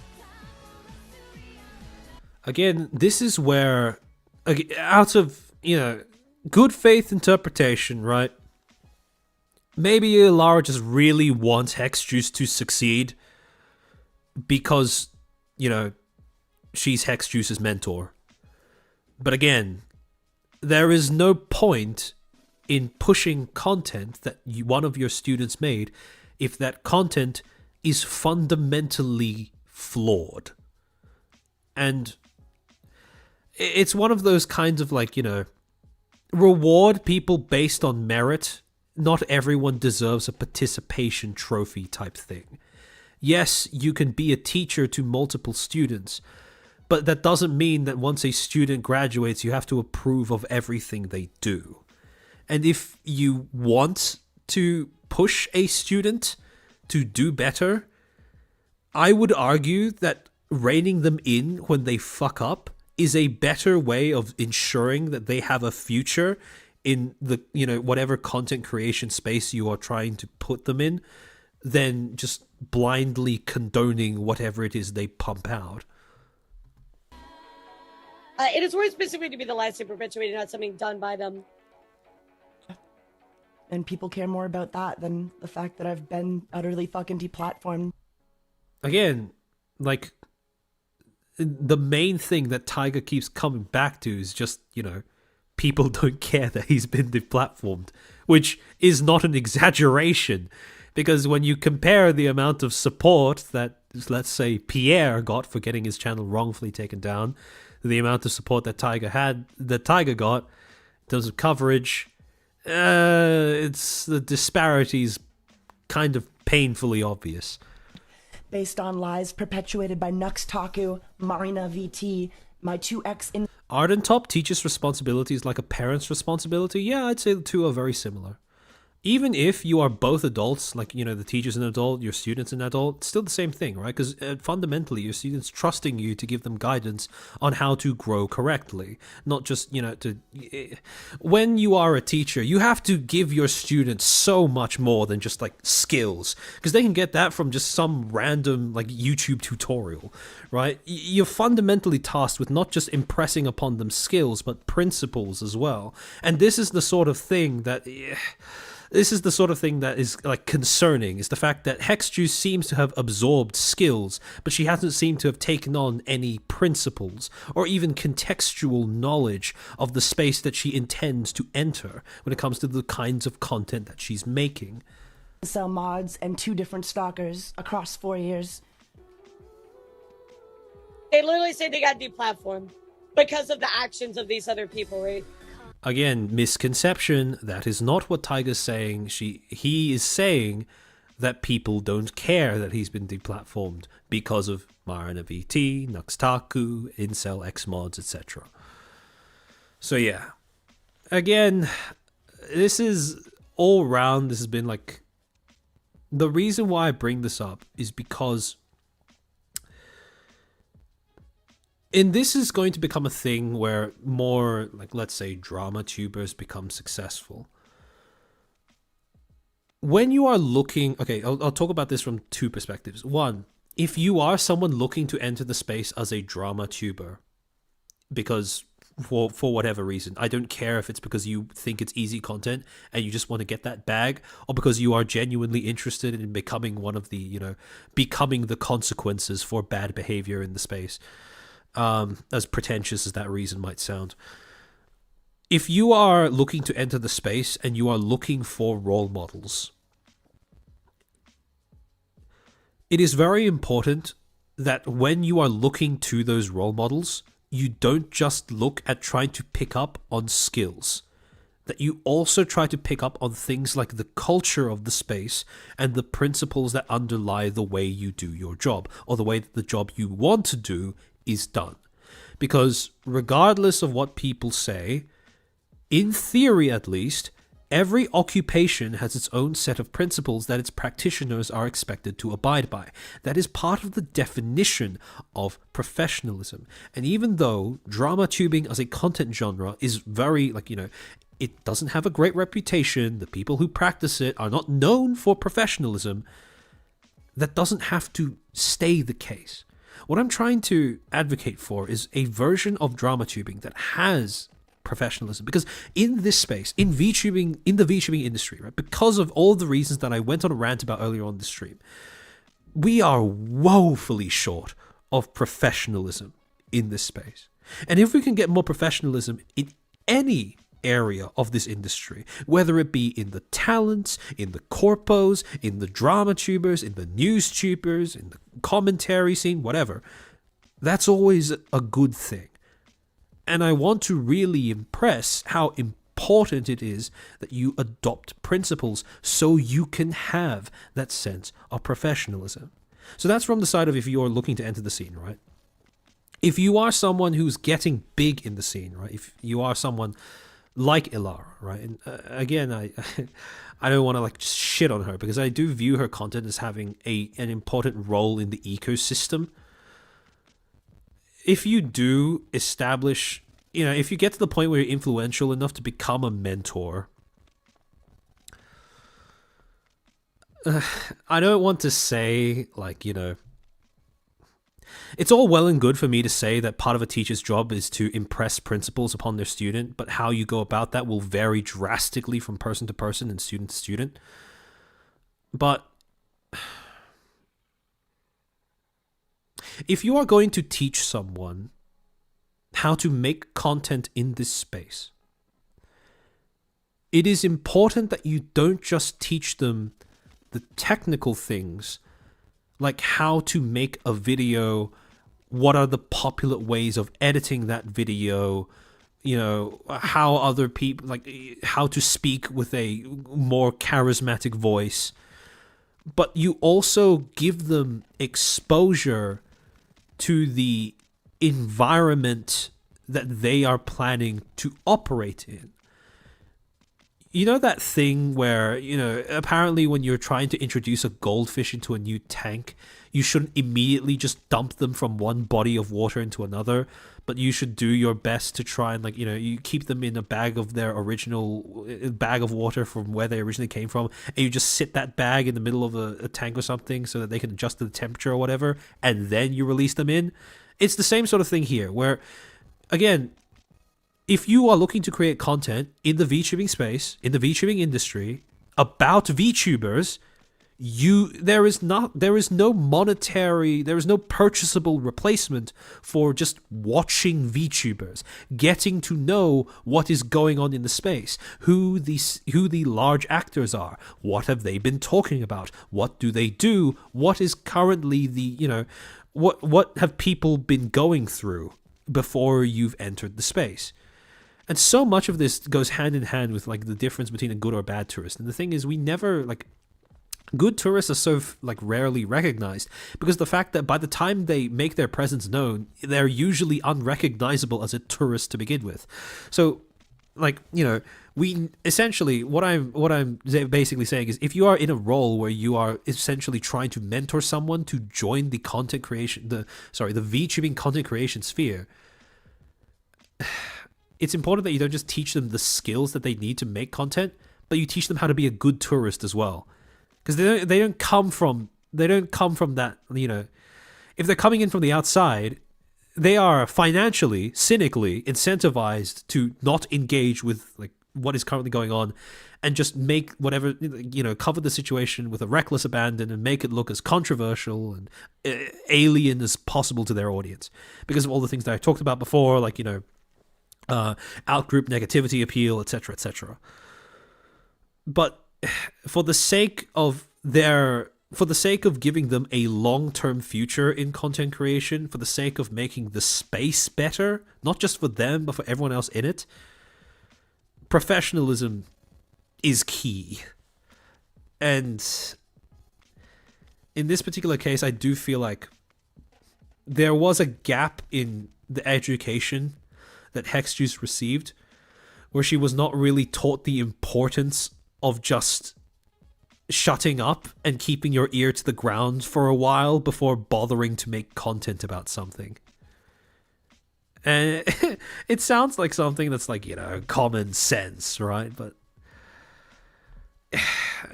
it's kind of, it's not the first thing that people tend to default to, which is a little depressing. Chris Brawl, thank you for the 20. Self-reflection time. Where do you see your content within the premises of drama tubing space you define, and are you happy with where you are? That's a good question. I think you could class me as drama tubing because when you break it down, all of my, well, for the most part, pretty much all of my content revolves around the idea that there is some sort of norm, some sort of violation that is occurring, and then I'm going in to retroactively rip everything apart and then explain, you know, while trying to give you guys a little bit of, like, media literacy, but along the way, trying to explain, you know, what went wrong and how this, you know, the implicated parties could potentially reform themselves in future. So in that regards, if you look at it that way, I think you can class my content as, like, drama tubing. In that regard, albeit drama tubing with a more educational bent, but it's still fundamentally drama tubing, because the aim, right, again, coming back to the main definition, right, there is a violation, I assign the roles, right? I take on the role of being like, arbiter, educator, voice of reason, whatever. And I designate, okay, these are the victims of, let's say like, whatever corpo is the victimizer, their talents are the victim. And then I just basically talk about how, like, I stage the conflict as I go through it with you guys.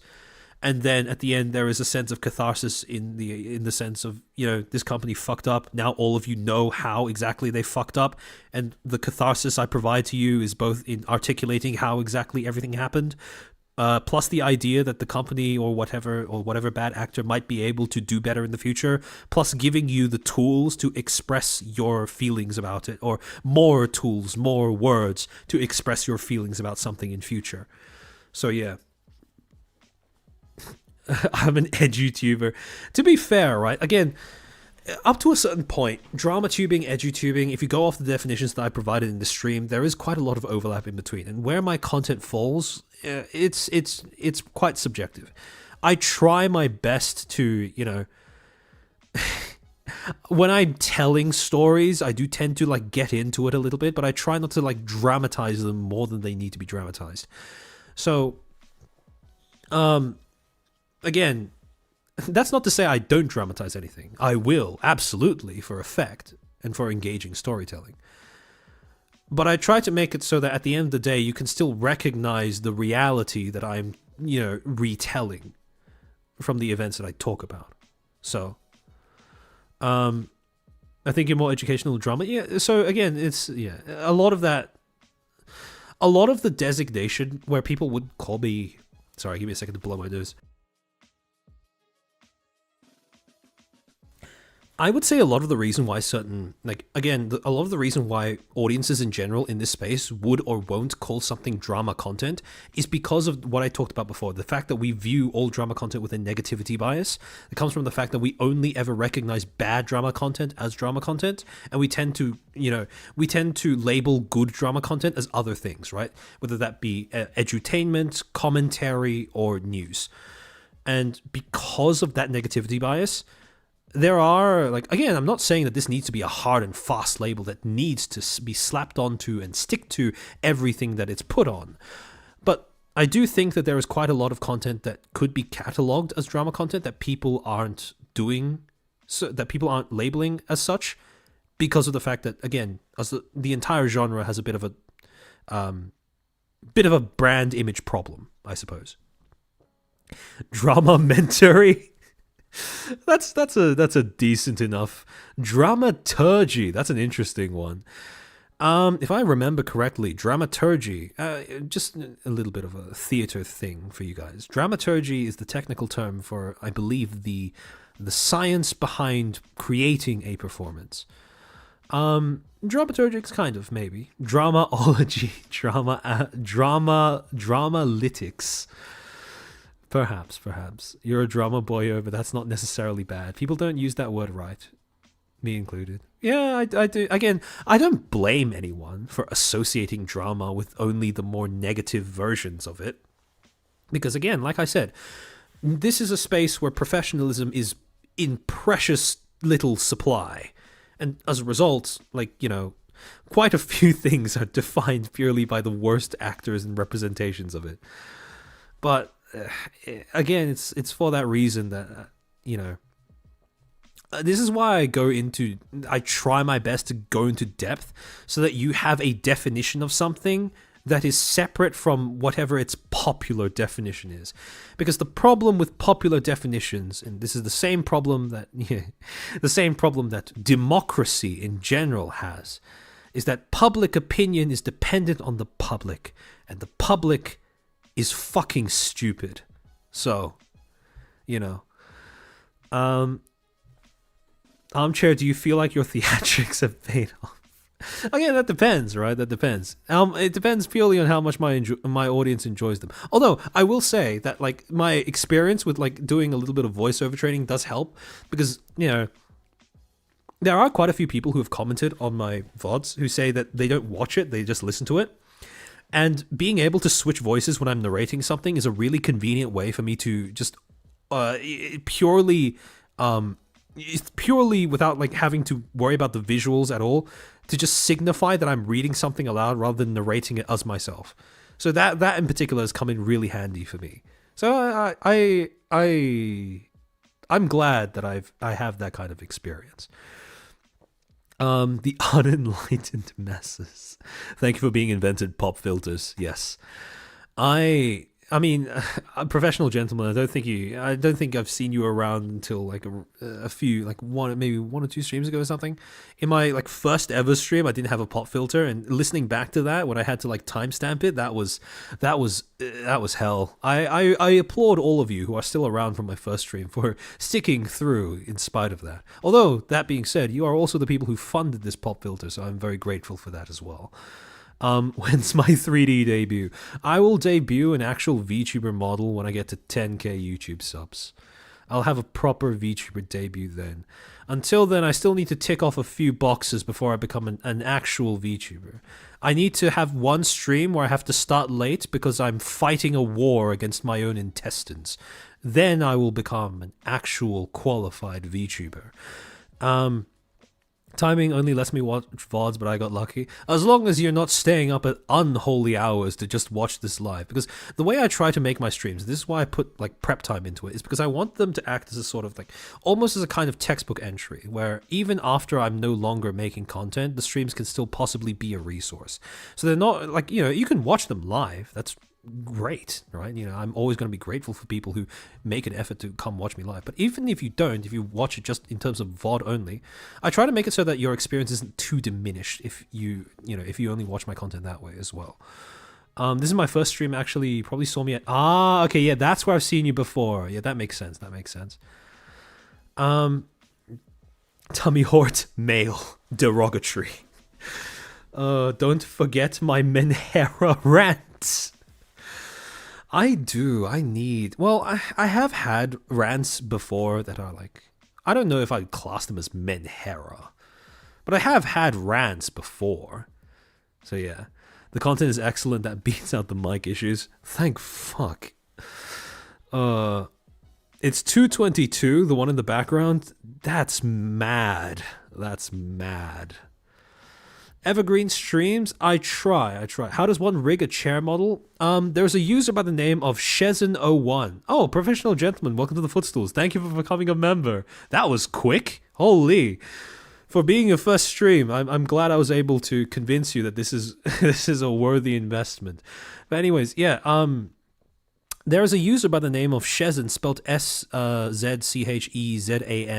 01 on Twitter, who was generous enough to create and rig an entire model all on their own and just give it to me for use for free. So that was really generous. And again, I want to save it because I want to make it a special event. And again, like I said, I've said this before, but celebrations are something that, in my opinion, should be earned. Hence why, 10k milestone, not just one random weekend. I'd rather be part of the Ottoman Empire than Footstools. That was a suggested name earlier on in my fan base, yeah. So many people are watching this stream in the early hours of the morning. I respect it. I just have no clue how you are physically capable of doing this.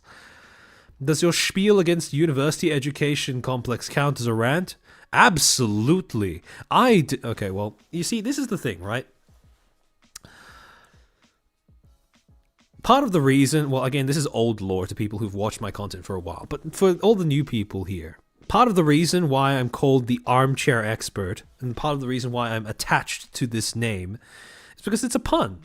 I am not actually formally qualified. I don't have a degree, because I burnt out at the stage of my degree where all that was left was the units that you had to take to fulfill an arbitrary number requirement. I had completed all of the units that were actually relevant to my area of expertise, and now I was just waiting to finish everything else, which was just like 4 subjects that are at best tangentially related to what I actually am looking to do. So again, I'm an armchair expert because I'm not qualified, and also because I'm a chair. So yeah. But I don't know if my rant would count as menhera. I am willing to go out on a leg and say I have pretty good reasons for having the grudge against tertiary education that I do. But again, you know, from the Object General, the electives and miscellaneous garbage, exactly. 11:25 p.m. Maybe I should. I'm a little too attached to the 9 p.m. EST Friday time slot at this point in time. It's very convenient for me where I am as well.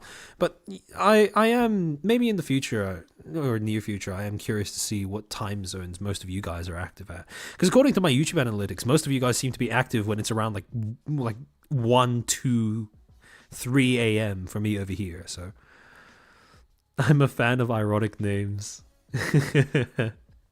I see you, professional gentlemen. I see you. Very charitable pun.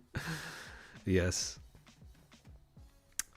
Don't worry, Menhera is a stupid buff. Kind of. Watching this stream makes me sympathetic to Kyla. How is that grinder sleb? It's okay, speaking from authority is overrated anyways. The thing is, right, it's okay, here's the thing. Too many people, too many times, right, they go for the wrong kind of authority when they're trying to commentate on something to an audience. They will go for they will go for like rhetorical authority, or they will go for like, you know, how do I say this? Punitive authority. And they won't bother with like, you know, expertise or anything like that. And again, when I say armchair expert, the expert part is also ironic. However, that being said, I do try to, like, you know, the authority that I'm speaking from purely comes from the fact that I've, you know, well, to be fair, my claim to authority is basically the fact that I got scammed. I paid tens of thousands of dollars, spent multiple years, and essentially lost a family member so that I could come over here and take all of the stuff that I was taught and give it to you for free. This is my, you know, this is me making the best out of having been hosed. And that is my claim to authority. And again, it's not expertise in like the purest sense of the word, but it is like I would say like maybe relative expertise is a better way of putting it. And that is where I derive my like quote unquote authority from. Feet reveal when Billy Aoki. I am going. If you say that again, I will have termites poured into your joints. That being said, might be in the hypothetical future where I have a subathon or something similar. Maybe. Everyone does a feat reveal though. I feel like at this stage, feat reveal is like, it's become a tradition more than it has become an event. Educational Robin Hood, except I'm the one who got robbed. Yeah, pretty much. Not totally free. YouTube says they'll pay you. That's true. YouTube does say they will pay me. However, the amount that they pay is... I don't know if you know this, but YouTube ad rev it's not a very reliable source of income. It's basically why you have these garbage tier sponsors that are able to carve out a niche for themselves, because they are just so much better than what ad revenue gives you in terms of the sponsorships that they offer. It's a curse and a tradition. Feet reveal, but it's just chair legs. Shh, Paul, you shouldn't be telling everyone that. Sean, thank you for the 5. Where the footstools, how can you expect us not to be into feet? You know what? Yeah, you're right about that. You raise a valid point. Actually, now that you've sent that super chat, let me switch over to the abduction screen so I can go back and like read all the super chats that I missed. I think there was 1 or 2 that I missed while I was going through this entire thing. Adam, give me a second to pull up YouTube. It's good side income. Yeah, for sure. I mean, I wouldn't quit my day job for this. I don't think I've earned that right just yet. But I have dreams. I have dreams. Dreams that you guys have facilitated for me.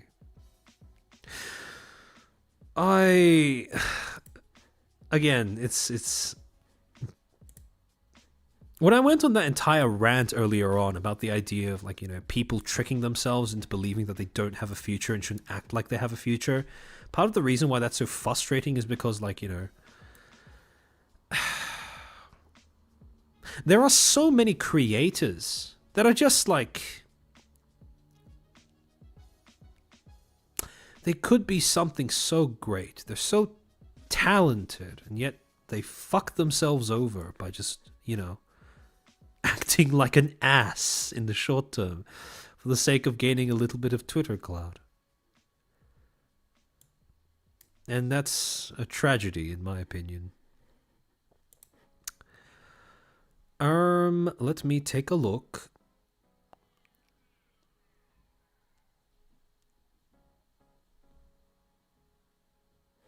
Mercurius Olicus, thank you for the 2 for armchairs glasses. The depressing thing is I already wear glasses. But look, most of the reasons why it was difficult for me to read those screenshots is a combination between the fact that the text is like a bit smaller than usual, and also because the screenshots themselves aren't great quality. Mostly because I took them. I either had to screenshot someone else's screenshot, or I had to like download it myself. So it's probably going to be better when I upload all of these. By the way, for all the people here, I have a Patreon link in description. If you join as a free member, you have access to all of the slides from my previous streams. So yeah, once I upload the slides for this one, even though this is like double the size of my usual like stream slide deck, once I upload the slides, if you go through it, you can just go through like Zoom at your leisure, and everything should be readable then. But yeah, the reason why I had difficulty seeing is not really because I don't have glasses, but just because the text itself is really small.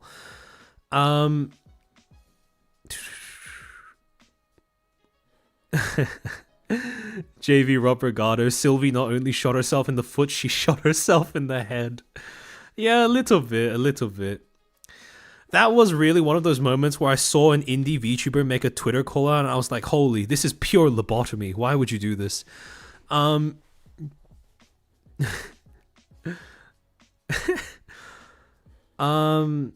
me see.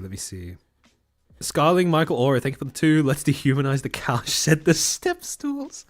Yeah. JV Robert Gatto, escapism is the reason we don't talk politics. Yeah, I would agree. I mean, I would agree with that being the reason why most people don't talk about politics. Although I will say as well, VTubing is a medium that is built around escapism, but it is also a medium where, I mean, okay, to be fair, it's not just VTubing. Any medium that is built around escapism is constantly having that particular feature being eroded by people coming in from the outside trying to push an agenda.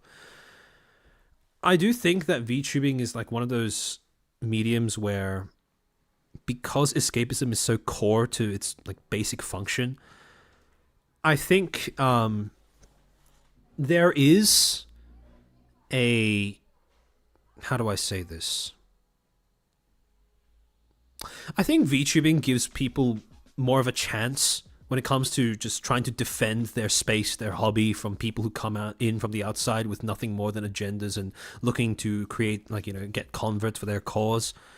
But at the same time, VTubing is also vulnerable in the sense that, like I said before, the barrier to entry is real low, right?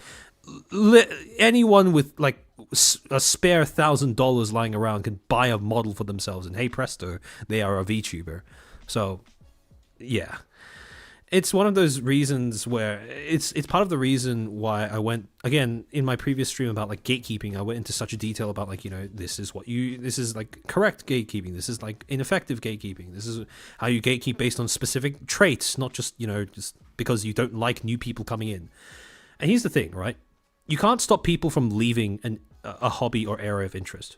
People will always just move on with their lives. That is inevitable.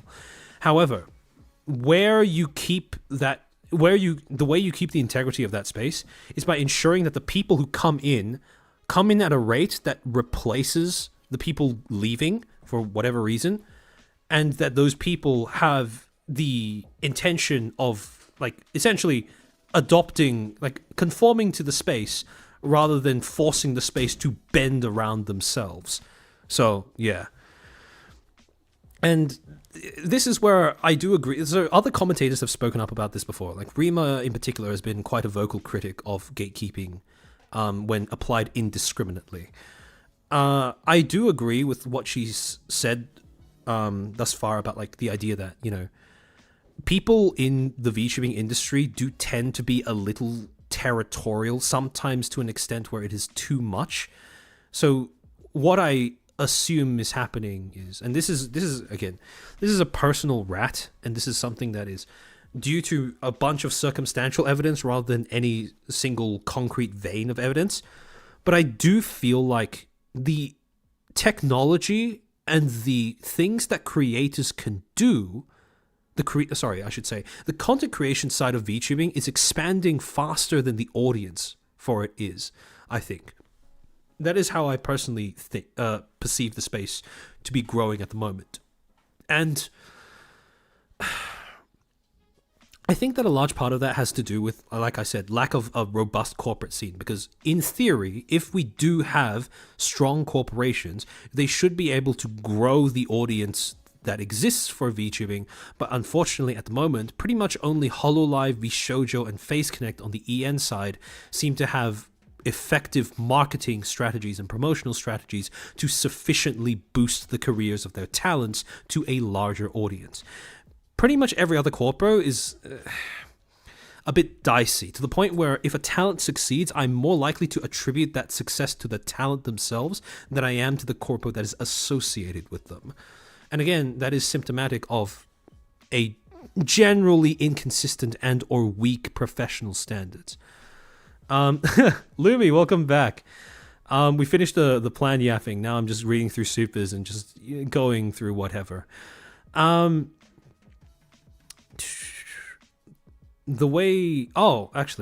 JV Robergato, thank you for the 5. The way journalists have managed to counter some people's preconceived notions has managed to create what I call anti-journalism populists. Yeah, and again, to dissect that notion a little bit more, right? And this is... I think I saw a post... I forget who it was. Oh yeah, no, this wasn't a post. So, if you don't know who Proctor Zakharov is, he's the guy who runs TVA, the Virtual Asylum. He owns the forum. And he recently had a stream where he was talking with the subject of, I believe he was bringing up the subject of legitimate journalists in the VTubing space. And I think one of the things that he said is he raised the possibility that the reason why we don't have that many like VTuber journalists, besides just, you know, False, Lydia, Kyo, and he said that, you know, he's probably, as the owner of a forum where sometimes pretty important information is posted, right? I think that would count as journalism, in my opinion, and I think he would class himself as like kind of journalist as well. The reason why he suggested that the reason why we don't have as many journalists in this space is because journalism as a whole has like suffered as an industry, where it just comes with an automatic, like it has such a strong negative connotation that no one wants to identify themselves as being a journalist. And as a result, like, on one hand, I understand that, and on one hand, like, you know, you don't have to call yourself you don't have to call yourself a journalism. You don't have to call yourself a journalist in order to do journalism. However, at the same time, the reason why that is a problem is because not all of journalism is bad. And JV, when you said that, you know, there is anti-journalism populists, you're absolutely right in that popular sentiment is very against journalists and journalism, because mainstream journalists have been making absolute idiots out of themselves. They all look like drooling, dribbling, deranged morons. But at the same time, or at least most of them, the overwhelming majority of them do, and the ones who don't keep too silent and don't bother to call out their colleagues for bad practice. But whatever.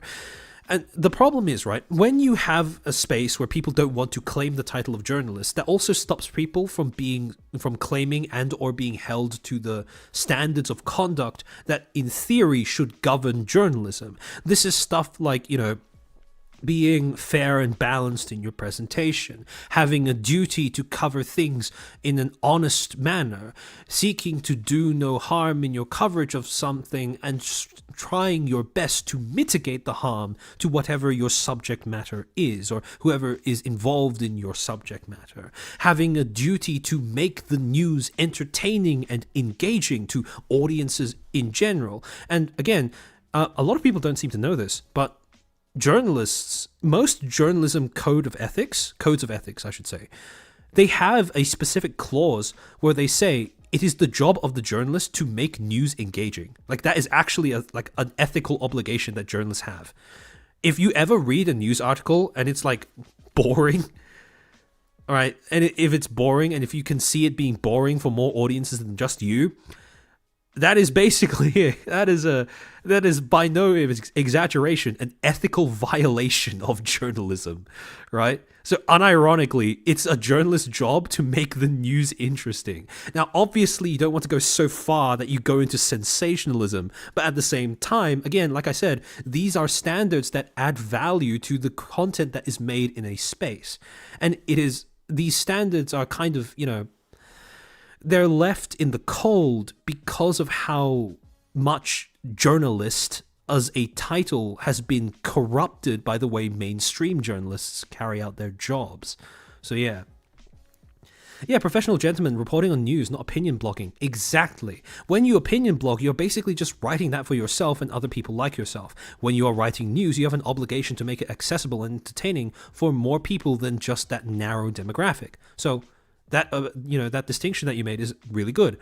Agorist, Kirsha has done good journalism on the bridge stuff, but I'd never insult her by calling her yeah, exactly. Journalist is a slur. Like, you don't call someone something that unless you genuinely dislike them. And again, I do agree that Kirsha, in terms of her coverage of bridge, is basically doing like actual investigative journalism. And the worst thing is, like, she gets the worst end of both ends of the stick. Because on one hand, her journalism will probably not be acknowledged purely because she is an anime woman on the internet. But on the other hand, being condemned to be a journalist is a thankless task. So yeah. Lumina just yap, and people for some reason like hearing me yap. That's a good thing. I mean, I don't like saying the word privilege. It's lost all meaning. It's become cringe. But like, it's a nice place to be where you can yap and people express that they're interested in hearing what you have to say. So it's a nice place to be. Spicy cat love. CoffeeZilla is the only one to reclaim that title and give it a shine. Yeah, I would. Yeah. I'm trying to think. Are there any other like really significant YouTube journalists I would shout out in particular? I don't know. I can't think of any off the top of my head besides CoffeeZilla. I suppose like Nexpo would count. Mudahar has done some things in the past that I would say go into like they go into like journalism territory, investigative journalism territory. Especially his stuff on Keffels. That was definitely like, I think that counts as investigative journalism. But yeah.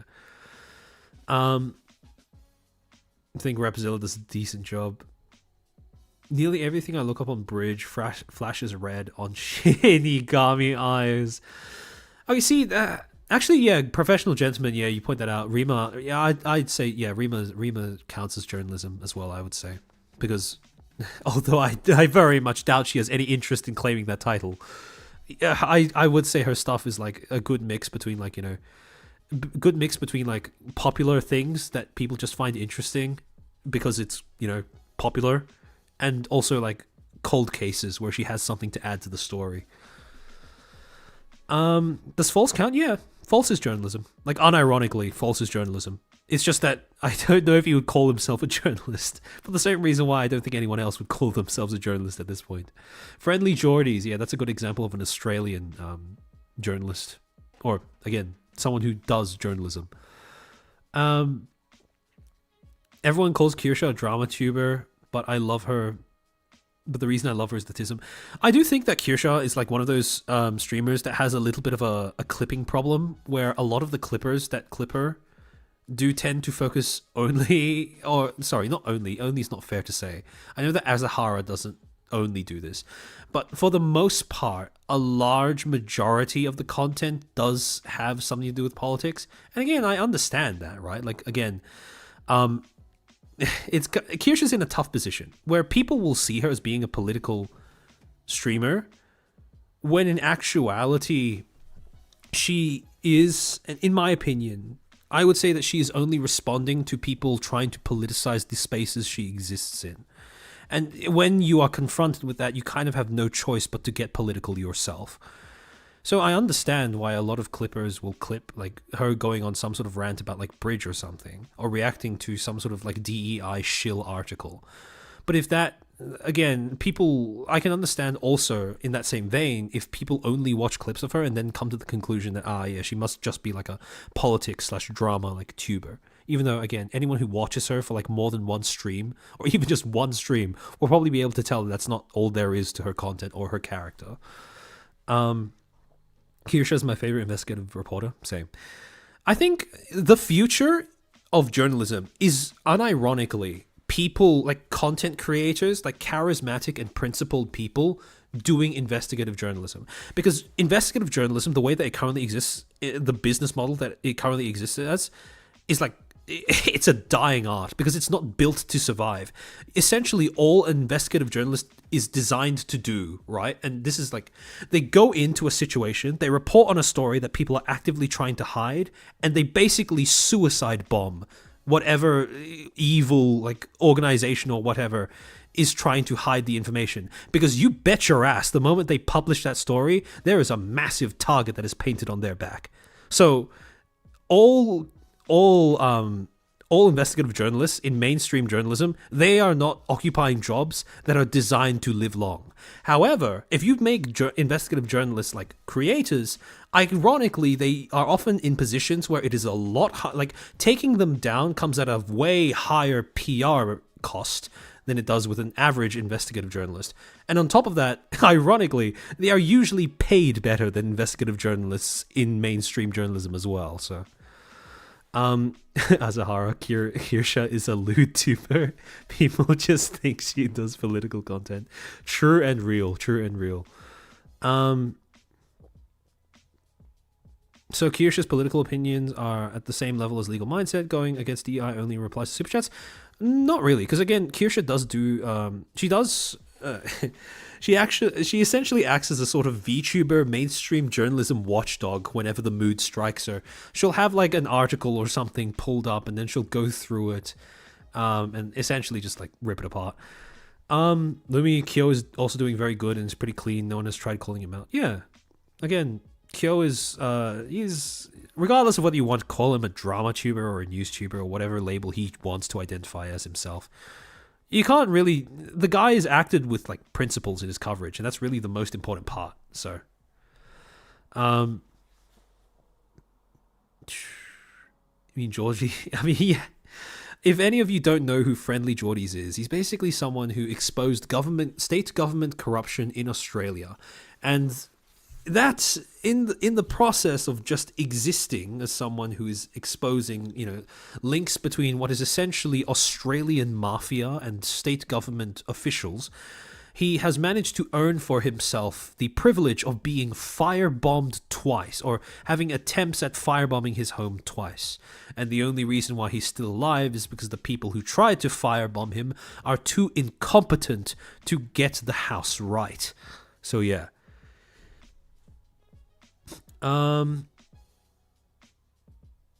Drakai? Oh, okay. He was firebombed. Yeah. Legal Mindset is law news. Yeah, exactly. So again, big reason why I'm glad that Legal Mindset joined the space, regardless of what other people's opinions on him might be, is because like we could always, because of the fact that VTubing is a growing industry, it is always a good thing to have like experts in a particular subject area be able to come in and provide some sort of opinion on like things that are going on, to provide some sort of like just generally raise the literacy level of the everyone in the space with regards to a certain subject, right? Whether it be law, whether it be media, whether it be like I don't know, like what not politics, I suppose, but like understand like international relations or whatever, or history or something like that. It's always nice to have experts hanging around the space, because they just, by virtue of existing and putting out content that makes their area of expertise more accessible, you manage to improve just, general comprehension of others in the space. Aussie here, I love him. Based. Wilhelm, sorry.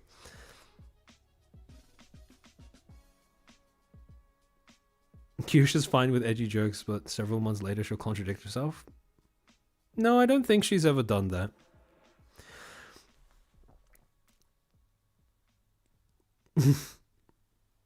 We really needed a person with legal knowledge in the scene. Oh, for sure. With the amount of companies that come in, crop up, and try to get away with threatening people with legal action on pretty baseless claims that they can follow through, I think having someone like LM around, given enough time, I feel like he should be able to act as a pretty effective deterrent to bad practice like that. So, again, whatever your stance on LM is, I personally think that he is a great addition to the space.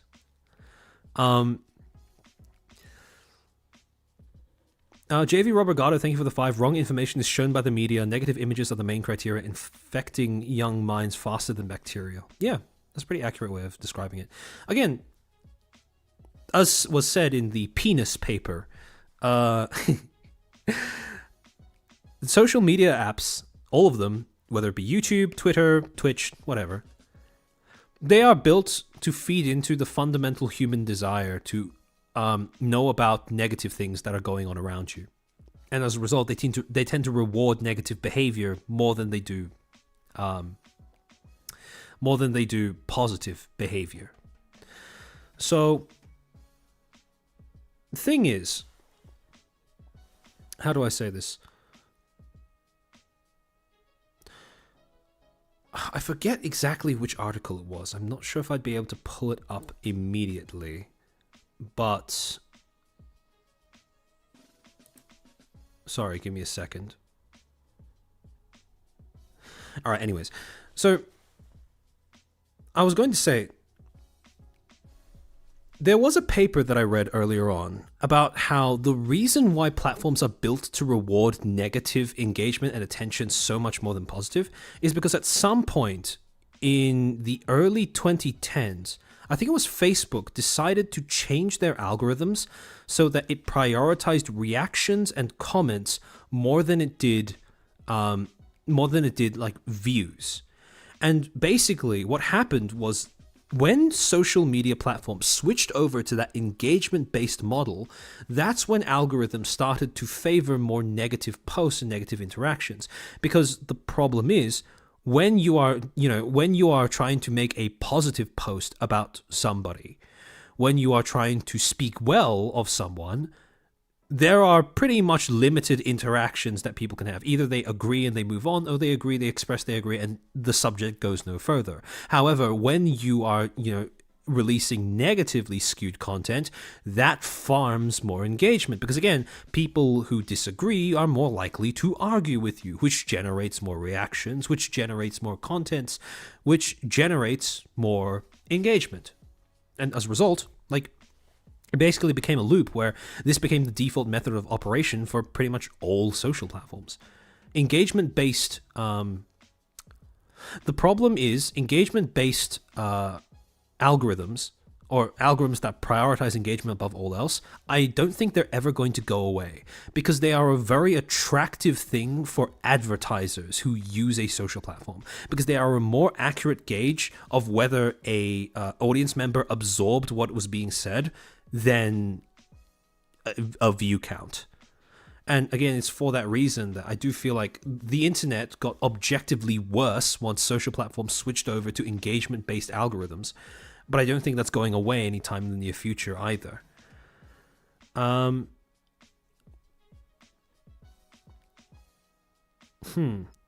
Angry posts get forwarded the most gestures to Andrew Tate. Yeah. Andrew Tate is a good example of this because, again, someone like Andrew Tate does not get big unless, one, there are social conditions that make it so that his content is appealing to people.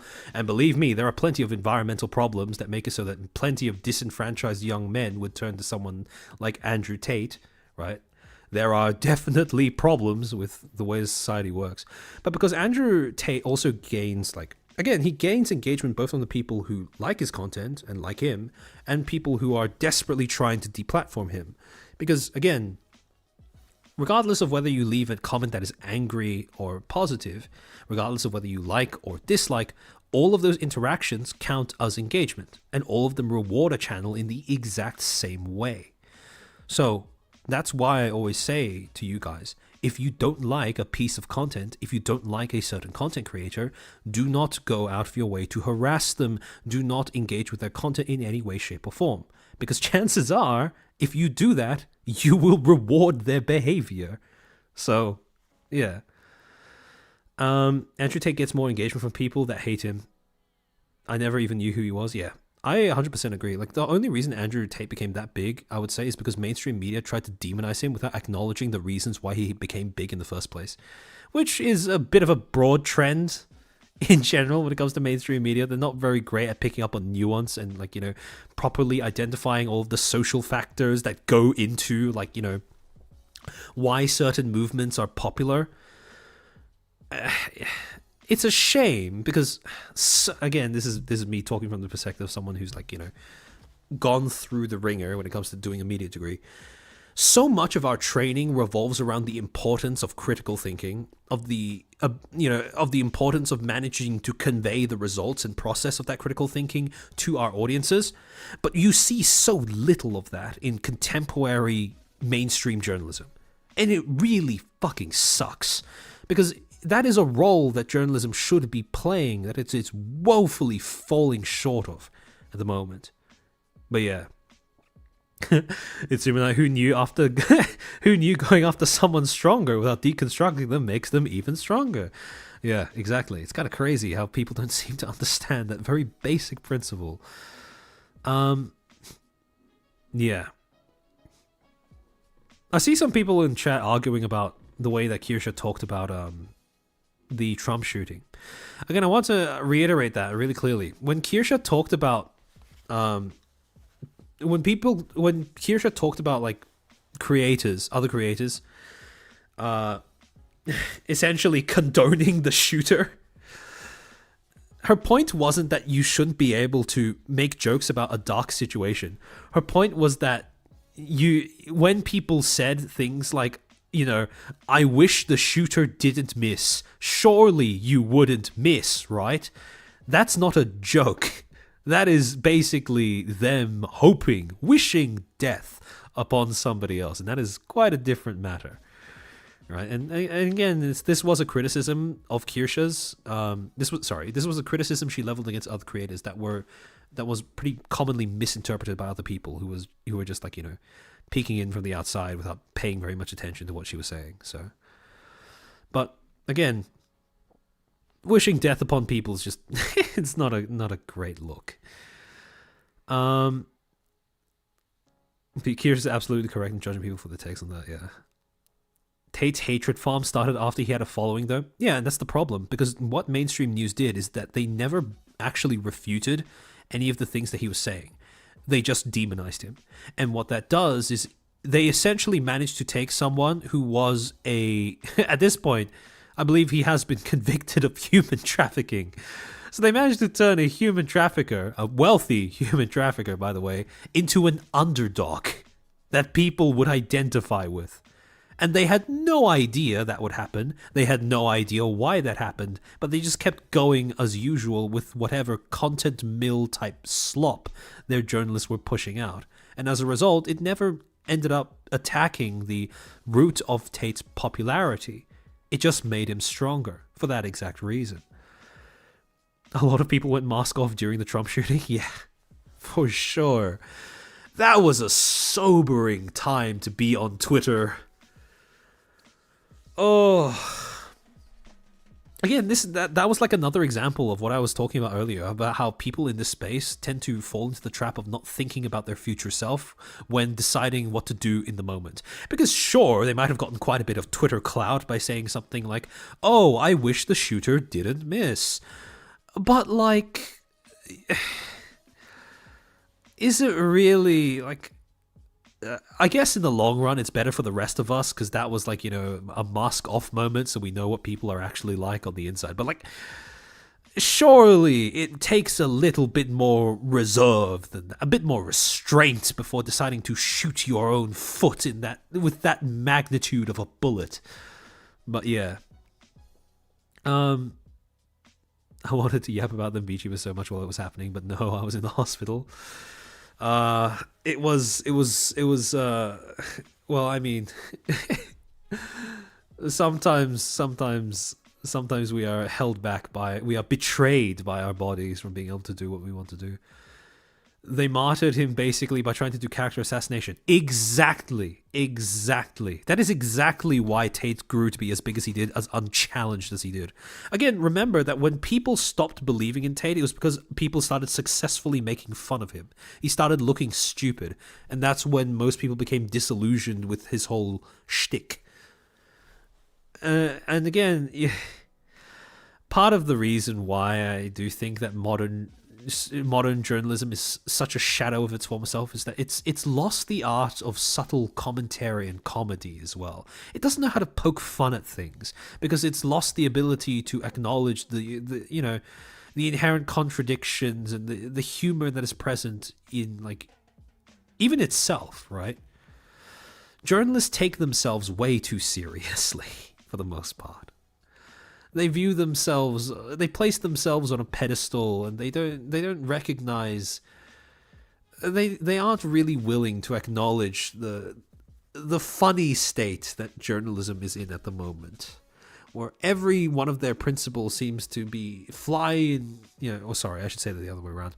Their practices seem to fly directly in the face of their supposed principles. But yeah. Everything happens when I'm not at my PC. It's like life mocks me. How am I supposed to be a professional yapper? And Nasagi has talked to me about having the same problem. And Proctor, too, to some extent, has expressed that he has the same problem, where every time they go to sleep, every time they go on vacation, and Penumbral recently had this as well. Every time all of them fall asleep or like leave the internet for some reason or other, everything falls apart in the meantime. But yeah.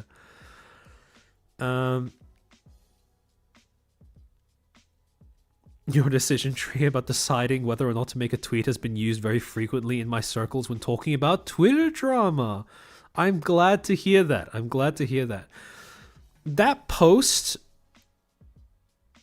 I am genuinely surprised that something like that is not more widespread, because like, and it frustrates me to see this, but like, you genuinely have like VTubers that are significant enough to the point where a corpo might look at them, or you have like even smaller indies that are doing this as well, who may in future hope to join a corpo, and they don't seem to be familiar with the idea that like, you kind of need to go through an extensive process of vetting your own tweets before you post them, because of the way that Twitter is designed as a platform. And this even extended to like a lot of corpo VTubers. And again, I remember making that post partially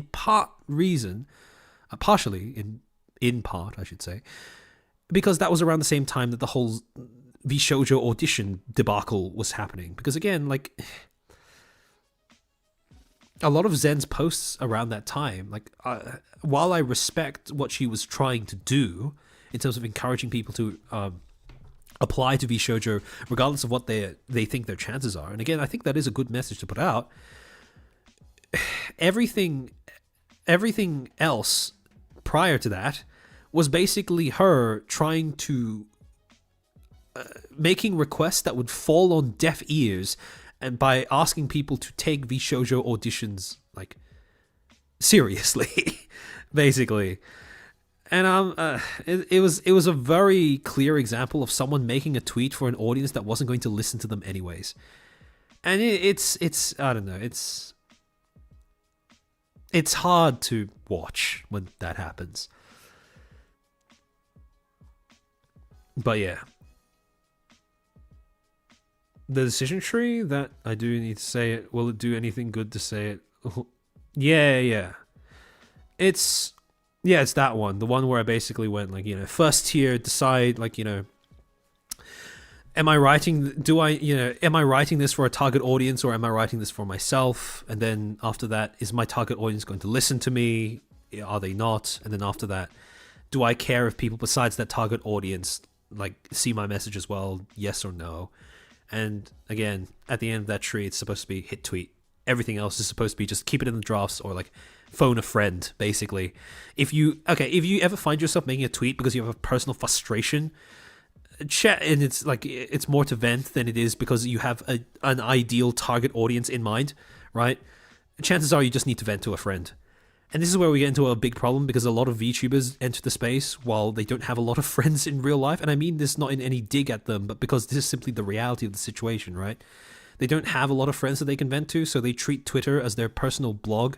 And even worse in some cases, they assume that their tweets will only be seen by people friendly towards them. And that is a fatal mistake to make on a platform like Twitter. People posting their audition videos is wild. Yeah, that's what I mean, right? These kinds of things only happen when you don't have a strong and robust corporate scene. Because if we did have one, people would know that is not what you do when you apply to a corporation. Like, I get making, like, you know, again, I get making some sort of like members post or something, again, behind like a paywall or something that you are thinking of trying for an audition or something like that. But posting your audition video, like, don't do that.